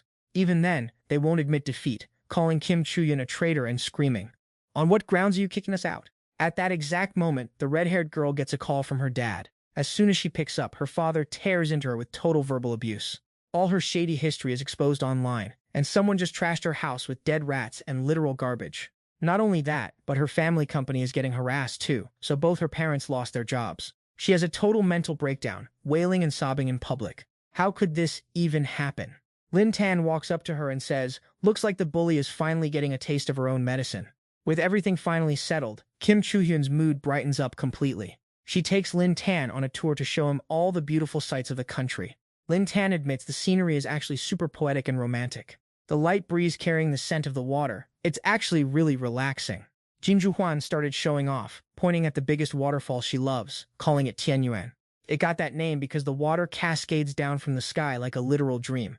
Lin Tan was stunned, absolutely losing his mind. Bro was like, "That tiny thing is only 10, 20 meters tall, and you're calling it Heaven's Abyss? Man, the water feature in my residential complex looks more majestic than this." He immediately offered to take her to Huaguo next time to touch some grass and see what a real view looks like, because honestly, he felt bad for her. But the girl actually caught the gentle, heartfelt look in Lin Tan's eyes. She assumed he was low-key trying to ask her out on a romantic date. Just thinking about that made Jinjuan blush, and she turned into a tomato. Since she's never dated a guy before, she told herself to keep it professional and just treat Lin Tan like an older brother. No simp energy allowed. Then, she stammered out that before, she thought leaving the national team and that toxic coach would mean she could finally ditch those dark memories and live her best life. But she never expected to get iced out and treated like a ghost once she got back to school. Only Lin Tan had her back, supporting her through it all, which touched her heart so much she literally fell into his arms. Ding! Her favorability points just spiked by another 22%. She's at 90% now, and the system just dropped a cool 2 billion Huaguo currency as a rebate. Plus, all his base stats got a level up, putting our boy at level 13. Time to pick a skill. Financial mastery, singing mastery, or push-up mastery. Why the last one? Who knows? Hearing the system drop 2 billion, Lin Tan was hyped and decided he absolutely needed to go on a shopping spree to celebrate. Right on cue, Jinju Huan got a frantic call from a friend. On the other end, her friend was panicking, begging her to come save her immediately. The tone was so desperate that Jinju Huan got worried, asking Tumei, "Where are you?" The friend explained she's stuck at the Tiaori bar, being forced to entertain some big-shot CEO, and she knew it wasn't just for drinks, so she snuck into the bathroom to make the call. She kept begging, "Hurry up, I'm in VIP room 100. Lin Tan saw her spiraling and immediately asked what was going down and who was on the line. She told him it was Han Tumei, her childhood bestie. Last week, she got scouted, quit school, and started training to be an idol. She had a bright future, but now she's being forced to deal with some shady hidden rules. Lin Tan went into full beast mode, telling her to call the cops while he rushed over there instantly. They grabbed a taxi and were at the Tiaori bar in no time. In the car, Lin Tan was wondering what kind of place this bar was, so he hit up Zhao Yu's cousin for the intel. Turns out, this place is owned by a major tycoon, specifically for female idols from the Shengni Entertainment Company to entertain VIPs and big-money businessmen. The VIP rooms offer some special services, which explains why 9 girls have unalived themselves here in the last 10 years. Realizing what this place really was, Lin Tan knew these rich scumbags were up to no good. Scene shift. Lin Tan and Jin Juhuan arrived at the bar and went straight to hunting for Tumei. While searching, he felt like he was being watched by some sharp, cold eyes the whole time. Jin Juhuan finally found the room. This was the one. But Lin Tan was confused. Why is there zero security at this VIP area? As soon as the door swung open, Jin Juhuan saw her best friend being harassed by 2 guys. She rushed in to shove them away and tried to drag Tumei out, but the girl just sat there, head down, apologizing. Jin Juhuan was totally lost. She caught the vibe that something was about to go sideways and told Lin Tan they needed to bounce, fast. Lin Tan stayed ice cold and said, "It's already too late for that." Suddenly, a squad of guys in black suits popped out and leveled guns at them. With Lin Tan surrounded by hitmen, Jin Juhuan turned to Tumei and demanded to know what the heck was going on. She pressed her friend, asking why she would set them up like this. Tumei was sobbing, explaining she had no choice. Otherwise, she and her whole family would be toast. To make matters worse, they had nudes of her and were forcing her to entertain over a dozen big clients a night. While Tumei was mid-sob, a hand reached out, grabbed her hair and spoke up. "You're being way too loud." It was Li Huosheng, the boss of the 4 Stars group, the big dog actually running the Tiaori bar. Seeing her friend getting manhandled, Jinjuan shouted at the guy, trying to force him to let her go. "Who the hell are you? Let my friend go right now." Li Huosheng wears a sinister, cold-blooded grin as he starts spitting game. Not bad for a world-class Go prodigy with a soft heart, but since your bestie already betrayed you, shouldn't she be punished for that? He barks the threat with such icy, terrifying energy that Tumai is shaking in her boots, scared out of her mind. Getting the hint, Tumai falls to her knees and starts slapping her own face hard, confessing she messed up and deserves the pain. Tumai is literally torturing herself to the point of passing out, but Li Huosheng couldn't care less. He turns to Lin Tan and his girl, playing the welcoming host and offering them a drink like a total sociopath. Kim Chu-Huyen sees through his act and immediately claps back with a warning. She already called the cops before coming here, so they'll be arriving any second now. If you keep doing this, you're literally committing a crime. Li Huosheng doesn't even flinch, he just lets out a smug, condescending laugh. He acts like the police in Bangkok are just his personal lapdogs, claiming they wouldn't dare touch him even if they showed up. Kim Chu-Huyen is fuming at this point, shouting at him to drop the act and tell her exactly why he wanted her here. She'd rather die than bow down to a piece of trash like him. But for a big shot like Li Huosheng, a small fry like Kim Chu-Huyen isn't even worth his time or energy. The real main event tonight is our boy Qianzong, and he even invites him to sit down for a drink. Lin Tan isn't panicked or surprised in the slightest, since he already called this move before walking through the door. Even with a dozen guns pointed at his head, Lin Tan stays ice cold, speaking up with total confidence. If the big boss of the 4-star group, Li Huosheng, is offering a drink, it would be rude to refuse, right? He keeps his cool, sitting down and grabbing the glass, like he's the one running the show. Li Huosheng is actually caught off guard that Lin Tan could recognize him so easily. Guess you could say they're becoming enemies with benefits, if you catch my drift. Lin Tan raises his glass and takes a swig, while Li Huosheng's face twists into that classic villainous smirk. But the second it hits his stomach, the system pings. Detected a heavy dose of performance enhancers in the drink. The system instantly activates level 11 poison immunity, and that drug is getting flushed out of his system in no time. With a 5-minute cooldown, Lin Tan already knew this clown would try to pull a fast one. Seeing him down the whole drink in one go, Li Huosheng starts clapping like a fanboy, bragging about his liquor tolerance before diving into business. He invited him tonight because he wants to make a deal. He tells Lin Tan that Huaquac's laws are super strict, so Bangkok Capital can't just own a massive chunk of shares over there. Basically, he's finding it impossible to run his shady business in Huaquac on his own. That's why he needs a local puppet to do the heavy lifting. And after some research, he decided Lin Tan was his best bet. If he can just get the 4-star group into the Vientiane market, he says Lin Tan can name his price. Whether it's women, mountains of cash, or raw power, he's ready to hand it over to Lin Tan on a silver platter. He's clearly done his homework on our boy before setting up this meeting. He thinks Qianzong is just a trust fund baby with zero background who blows cash on antiques, houses, and cars just to flex on everyone. He thinks Lin Tan is just another smooth-brained youth, fully convinced that if he pulls the strings, his Huaquac expansion is a done deal. But little does he know, Lin Tan just lets out a cold, mocking laugh. He tells him straight up that he's already swimming in cash and has zero interest in partnering with such a bottom-tier company. The bodyguards holding the guns are actually jaw-dropped in shock. A 4-star group, one of the biggest financial titans in Bangkok, and he's calling it a small company? Li Huosheng is visibly stunned, trying to process the audacity. He reminds him that back when Lin Tan ruined their Go coach and cost him a fortune, he let it slide. He says he's not even sweating the small stuff like that anymore. He doubles down, promising that if Lin Tan signs the deal, he'll make him the king of finance in Huaquac. Not just empty talk, he signals for his special guests to enter the room. A group of gorgeous high-end idols walks in to sweeten the pot. Li Huosheng is mentally counting down the seconds, sure the drugs are about to kick in any moment now. He introduces them as a girl group from his own entertainment agency, hoping to finally get Qianzong to play ball. And it gets better. If he agrees to the deal, he's throwing in this entire nightclub as a bonus. Out of these 100 top-tier idols in this club, any one of them is yours for the taking if you want. Seeing the girls lined up before him, Jin Juhuan was stunned and visibly stressed. Because this is the Huayun Girl Group, one of the most famous idol groups in the entire Pang country. She never imagined these idols were just playthings for the local tycoons. She got even more worried, thinking Lin Jin would fold and accept the offer. But contrary to everyone's expectations, Lin Jin straight up roasted them. These girls might look okay, but they aren't really my type, bro. Actually, the system had already scanned them and flagged them all for heavy plastic surgery, so the money-spending mission couldn't even trigger. Our boy lost interest immediately. Then Lin Xin stood up and smashed his glass on the floor. He trash-talked, saying the liquor served by this Li Huosheng guy wasn't even strong enough for his taste. This caught the old man off guard, since no prey had ever slipped through his fingers like Lin Xin before. The girls then swarmed our boy, trying their best to seduce him and lock down some favorability points, because they all knew this guy was a legendary secret billionaire. But Li Huosheng couldn't take it anymore and barked, "A bunch of losers! Get out of here!" Knowing Lin Jin was a tough nut to crack, he lowered his tone and advised, "Don't decide yet. Just stay in Pang Country for 3 days to think about our potential partnership. During these few days, you can treat this place as your playground for free." Even though he sounded polite, Li Huosheng gave a cold, menacing warning. "But if your final answer disappoints me, I can't guarantee you'll be leaving Pang Country in one piece." Afterward, Jinjuan and Lin Xin left the nightclub.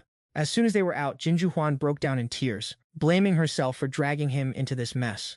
The reality is that Pang Country is controlled by 4 major tycoons, and the 4-star group is the biggest of them all. She was terrified that Lin Jin had absolutely no way to fight back against them. Lin Xin walked up to her, radiating Gigachad energy, and told her everything was under control.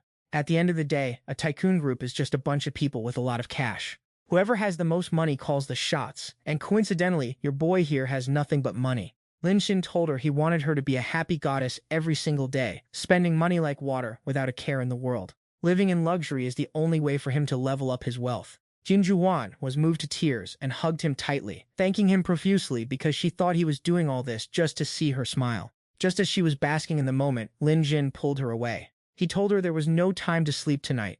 Jinjuan was confused and had no idea where they were going. To take down the old fox Li Huosheng, Lin Jin decided to burn some points on the financial mastery skill from the system. Lin Xin and Jinjuan headed to a firm near the city center.